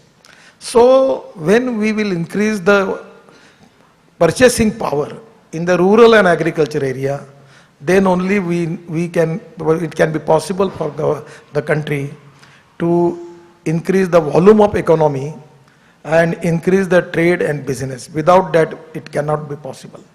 So agriculture is our priority. And the second important thing is the employment potential is the biggest problem. The tourism is a sector where 49% of the capital investment is using for creating employment potential. We are now specially concentrating on tourism also. Then ports, inland waterways, power is available, and as far as the communication, we don't have any problem. Power and communication, we are in a good position. We need to develop good infrastructure. We need to increase our export, and we need to reduce our imports. On that line, we are working very hard, and Prime Minister has decided to make Indian economy of 5 trillion, out of which 100 lakh crores only in infrastructure. It is his dream. And I am confident that my ministry last 5 years, I am talking in crores rupees, but it is a challenge for all of you that you can check my all credentials and every project. I don't want to bluff anything. Last my regime, we awarded works more than 17 lakh crores. The Bharat Mala, the project of 10 lakh crores, out of which 50% of work already have been started. The Sagar Mala related with the shipping and port, the project was of 16 lakh crores, and my budget for shipping was 800 crore. But our 12 major port get the profit 7,000 crore per year, and we use that profit on BOT and PPP. On the basis of that, we have already awarded and completed works more than 6,50,000 crore in shipping, ports and inland waterways. So the economy is growing, but still we need to do more for that. And we are trying to increase the pace, but always there are obstacles, problems are there. And I always, lastly my point is, there are some people who convert problems into opportunities, and there are some people who convert opportunities into the problems. So my feeling is there are some problems because of international situation, because of coronavirus, all the problems are there, but our economy, our people, the strong political will for development of the government, definitely we are going to resolve the issues. And we are the fastest growing economy, and we will increase the growth rate, and we will make people satisfied. No, I agree. I don't think anybody in the hall disagrees with the work the ministry has done. So talking about the rural demand revival, part that you spoke about. So in the last budget, the allocation to the infrastructure sector, was not. Many people say is not in tandem with the total target that you have set for yourself. And I understand we have spoken after that. You said that private sector is going to be asked First to of all, participate. in my department, I never depending upon the government budget. My expertise is PPP, BOT, IoT hybrid. And I am taking money from my TOT bundles getting good response. Now I prepare a project. Now I am not a CA or a financial expert, but a bankable project. We have got 480 projects, which is already certified by a good agency, probably KPMG or something. They have. Yeah, KPMG. No, one of the agency in NHI, the projects are economically viable. Yeah. I have a meeting with Reserve Bank Governor. He promised me to give me the permission for getting loan for 30 years. So the rate of interest is less than 8%. And these are the bankable projects with considering the cost, land acquisition cost, my project's internal rate of return is more than 12. 2 lane to 4 lane, 4 lane to 6 lane, 6 lane to 8 lane, all express highway, green express highway, all are economically viable. Only I have a problem in northeast, in Kashmir, somewhere in Uttarakhand, where the economic viability is not there, but there is a profit. And now my income is 40,000 crore per year. So I can give this support to all this project. So I am personally depending upon my own resources. And always, don't misunderstood me. When investor come to me and they tell me, we need government guarantee, मैं उनको कहता हूँ चाय पियो नमस्कार. My NHI is AAA rating. I am ready to give you income for your investment daily, weekly, monthly, 3 monthly or 6 monthly. I am not ready to give government guarantee. My own income in NHI is 40,000 crore, AAA rating. I am ready to open escrow account for project to project. I am ready to give you returns. That can be possible. What is the response you get from them? So they stay back? I don't have money problem. That is the reason I am making construction of only one road of 1,03,000 crore. That is the reason that I am going to raise the money from the market. And now I am giving you an example when I was in a very small position. Actually, yesterday you have given award to Mr. Kothari. Yeah, yesterday we did. Yes. Actually, at that time, my situation was very, very preliminary stage was there. And at that 96, 97, DSP Merrill Lynch was my financial advisor. And we raised at that time 400 crores. And we received 1,180 crores. Then we need 500 crore. We receive 1,050 crores. I am talking about 96, 97. And the cost of the Mumbai-Pune Express Highway, the lowest tender received by Reliance at that time, was 3,600 crore. And we have completed Mumbai-Pune Express Highway with only 1,650 crores. The flyover project cost was 1,800 crore. We completed with 1,000 crore. The Worli-Bandra Sea Link project, we awarded 420 crores. वो 420 ऐसा बन गया कि हमारी सरकार चली गई, वो 1800 करोड़ का हो गया. उसमें मैं नहीं जाना चाहता, पर there is no, people are ready to give us the response. This is the public money. The Mumbai at that time, Worli-Bandra, Bombay-Pune Express Highway, 55 flowers, is not with government money, not from the budget. It is with the people. The public investment was there. And what the important thing is, the investment in infrastructure in the road sector is economically viable, internal return rate is good, and the most important thing is, before 2014, 10% land acquisition, at that time we awarded the project. Now presently, without environment forest clearance and 80% of land acquisition, we never award the projects. So there is no risk. Now the banks are ready to finance us. LIC has given us the money. All people, even the foreign investors, The Australian, one of the company, lot of people are investing. There is no problem. Any specific message to the foreign investors? I know there are lots already. The Macquarie bought your first TOT bundle. Anything? Because when I taken as a minister, it was a fact that 385 project, 406 project, cost involved was 3,85,000 crore, was just on verge of collapse. My ministry saved Indian Bank from NP of 3 lakh crores. Just 2 months before with State Bank chairman, we resolved 32 projects of costing 80,000 crores. So my suggestion is, there is no problem. So they can directly invest in NHI. They can even anywhere if they want to invest us. If specific return they want, we can make the model on that type. There is no problem. This is my last question. After that, I'll throw the questions to the hall. If you look.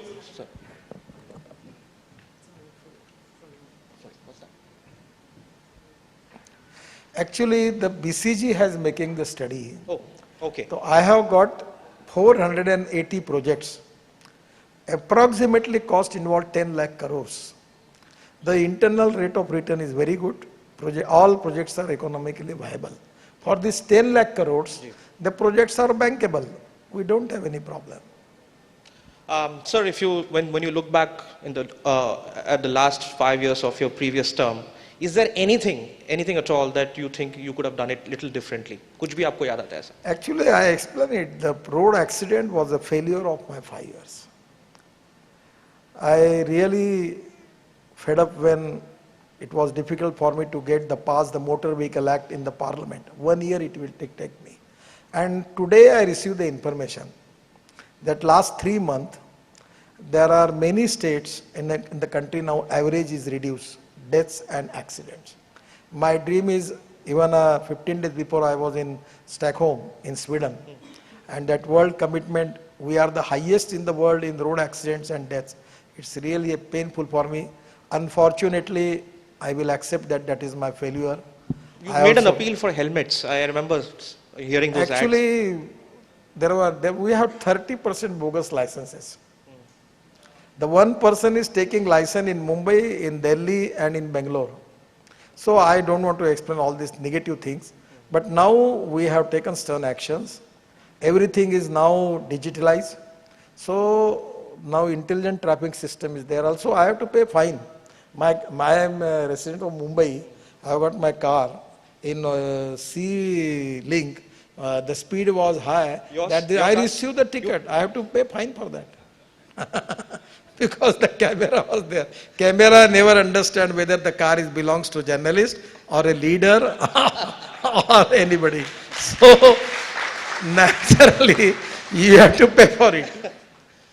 But now I am confident in these 5 years with the cooperation of media, all stakeholders, the educational institution, the NGOs, state government, definitely we will succeed to reduce the 50% death and 50% accident.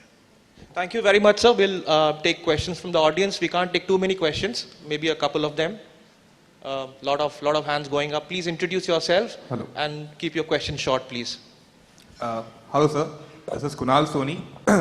Firstly, it's an honor to speak in front of you.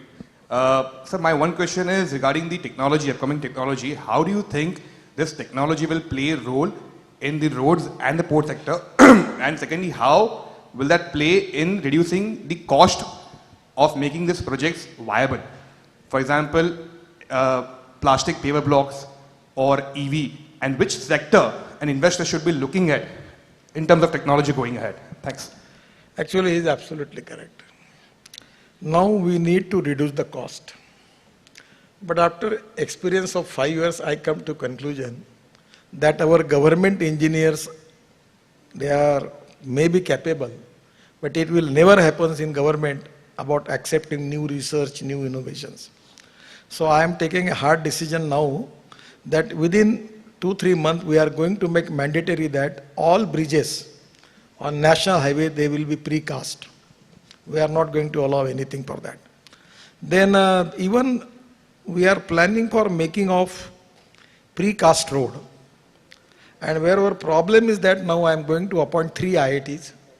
one IIT for road construction, one IIT for bridges, and one IIT for tunnels. I remember one thing when I was Minister for Shipping. There was one in Haldia port. Yeah. There was one sea link was there. And every year we were spending 250 crores on dredging. There was alternative was there. But when I suggest to my chairman, he said, no, this is not possible. We appoint Chennai IIT for that. And they are taking one Australian consultant with them and report me. And after that we implement that. Our saving for dredging was 200 crore rupees per year. So I immediately give 50 crore to Chennai IIT and say, you will be our advisor for inland waterways and for the all type of projects we are making dredging and other thing, you will be our advisor. So today I am happy that IIT is doing good job. We need some expert from the private sector also. Those who are ready to give us the innovative technology for road construction. We have already issued the order for using of 8% plastic rubber waste in the bitumen. So we need to have more new, innovative, successful practices whole in the world we want to implement. But there is a procedure. We need the certification of that. But frankly speaking, after 5 years I understand that it will be difficult for me to taking all this new research with the government system. So now I am diverting my mind and talking with the IITs. If any one of the good consultant in the private sector even, I am ready to take the help from that. And we can reduce the cost of construction. And we can improve the quality of construction. So exactly you are absolutely, now we are making e-highway. In Delhi, Mumbai, we are now thinking for giving a pilot project. There are 3 technologies available. One is on the cable, other is the conduction charging, and third is there is a rail. And actually I already called the company here. I meet with them in Sweden. I actually was in the truck on e-highway. And now my idea is to make e-highway between Mumbai to Delhi. But that is in very, very starting stage. And we need to first make a pilot project. After that, we will complete that. No, I think our startup industry will be very happy to hear this, sir. I mean, we will take 2 more questions. Good evening, sir. I am Rishi from investment banking team of Yes Bank. Sir, we all are aware that there is a traffic problem pan-India, all cities. Now, the solution for that is a mass transportation system. The city bus, like how in Mumbai we have local train and metro. Now, the financial health of all municipal corporations is very weak. Now, a lot of international players are keen to invest into city bus distribution system, but there is no robust PPA mechanism, something like what we have in road space. So, investors are keenly observing this space, they are keen to invest, but in the absence of any regulatory framework, any body, authority, they are on back foot. Actually, this transport is a sector in concurrent list. The state governments are basically responsible. But now we are framing policy. And the London transport is the ideal model. So where the investment for buses is from the private sector, driver belongs to that company and conductor belongs to corporation. Now I am giving you an example. In Mumbai, the best buses, diesel buses running, the per kilometer cost is 115 rupees per kilometer. For ethanol in Nagpur, that is 78 rupees per kilometer. And for electric, it is only 50 rupees per kilometer with no pollution. So we need, you are absolutely correct, we need public transport system on electricity, public transport system on biofuel. And now even in Mumbai there is an advantage that RCF and Deepak Fertilizer, 2 companies are there, they have methanol. The methanol rate is 22 rupees per liter and diesel is 71 rupees per liter. So in Nagpur, we are making bio-CNG from sewage water. We are Nagpur Corporation, the first corporation, we are selling our toilet water to government of Maharashtra, getting 300 crore rupees royalty per year. And from that water, now 7 biodigester are there. So we are now already in process that from sewage water and from mutton, fish and fruit vegetable waste, we will get 49 ton of bio-CNG per day. And now already we have converted 80 buses on bio-CNG. So the 300 buses we are going to convert, 100 cars and 100 trucks. It is going to save 60 crore rupees loss per year is there. We will reduce that. So somewhere this innovative model for mass rapid transport is very important. Then second, your point, you are absolutely correct. The metro cost is 350 crore rupees per kilometer. It is practically, it is easy. We can take it for Mumbai, Bangalore and Delhi, Chennai. It's okay. But it's for Aurangabad, Nanded, Amravati, it's not good. So actually, when I was Water Resources Minister, I got opportunity to visit Davos. After coming back to Davos, I visit Austria. And there was one company, Doffelmayr. They have 65% share in the world. And they have ropeway, cable car, funicular railway, double-decker bus into the sky. 260 people in the sky. The mass rapid transport system, new technology, new innovation they have. So I have decided now that time and sending Wapcos, an Indian government-owned company, the MD Mr. Gupta, I sent him to Austria and we have signed the agreement. And actually the cost per kilometer for this technology is only 50 crore rupees per kilometer. And metro capital cost is 350 crore per kilometer. The second new thing which also launched in Nagpur, that is broad gauge metro. So from Nagpur, Gondia to Bandera, then Chandrapur to Narkhed. We are just like Mumbai on broad gauge. We are using rolling stock like metro. It is a broad gauge metro. It's a standard gauge metro. We are made a broad gauge metro, and the capital cost is only 5 crore rupees per kilometer. So Delhi to Jaipur, Delhi to Ludhiana, Delhi to Amritsar, then a lot of cities, Nashik to Mumbai, even we can connect by broad gauge metro, and that is going to resolve our problem. And the public-private investment is available, the rolling stock from the private company, just like Indigo and Vistara. We will get the railway from the private people and we can run that. But we need good comforts. And at the same time, then people will need not to take their own car. Now I am giving an example. Before constructing this Mumbai-Pune Express Highway, there was 8 flights between Mumbai to Pune. Probably now there is no flight between Mumbai to Pune because of express highway. At that time it was taking 8 hours to Mumbai to Pune. Now people will coming within 2 hours. So they don't need to go to airport now. So somewhere we need to change the mass rapid transport systems. And particularly my recommendation is we should go for using electricity as a fuel and using the best technology in the world, and that is possible. And the corporation can make this project by public-private investment because they don't have capital. Are you getting enough support from the states for all these projects? Mumbai Hyperloop, for example, Mumbai-Pune Hyperloop. Today I have a meeting with the Chief Minister, Deputy Chief Minister, Minister in Sahyadri at 7 o'clock. Okay, we'll let you go. We'll take one last question, if somebody wants to ask. My name is Vatsal. I want to switch it to the person that you are. And I always, and I think a lot of people in the room will share the sentiment that you've always been very positive despite various vagaries of the nature of the job that you're in.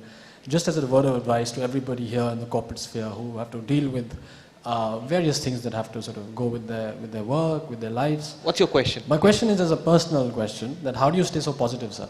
This is How? a genuine, how do you maintain your positivity in the position you're in? You inspire a lot of people here, but just as a person, just flipping it to you as a person and not... Actually, there is a lot of misimpression about me. The perception is that I am an engineer. I am not an engineer. Then I don't understand that much finance. The people who are sitting here, they are the expert people. I am a go-getter. And there is once I remember the Bala Saheb Thackeray gave me one slogan writing on that acrylic sheet. There was written that I like people who can get the things done. So, fast-track decision-making process, the good teamwork, good relationship with the subordinate people, and development-oriented approach, and constructive thinking, positive attitude, and the most important thing is commitment for society and the country. I can talk in front of all of you, that last 5 years I awarded 17 lakh crores of contract.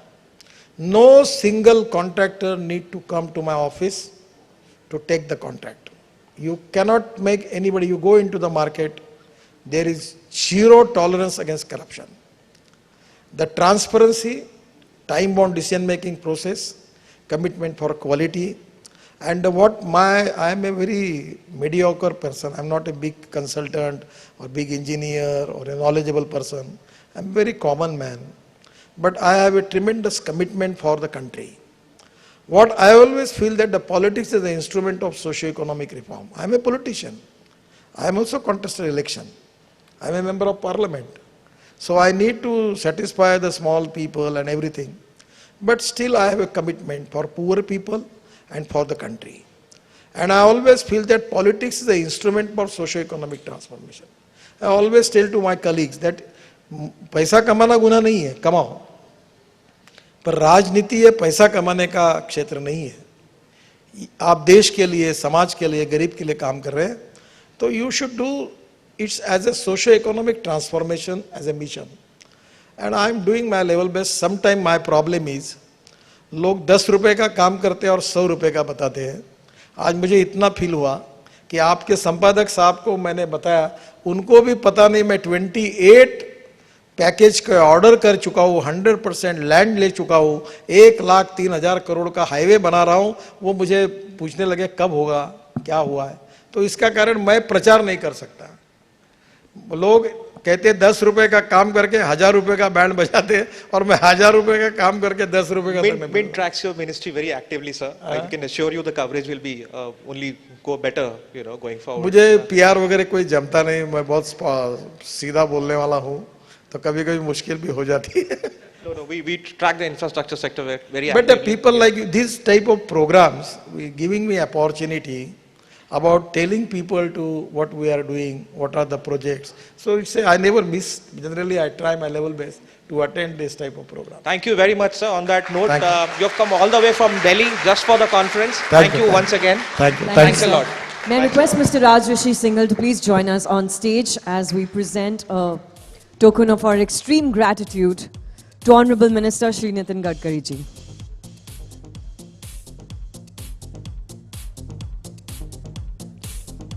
On behalf of all of us in the room, sir, once again, thank you very much for gracing the occasion and for talking to us. Thank you, sir. Thank you, sir. Thank you.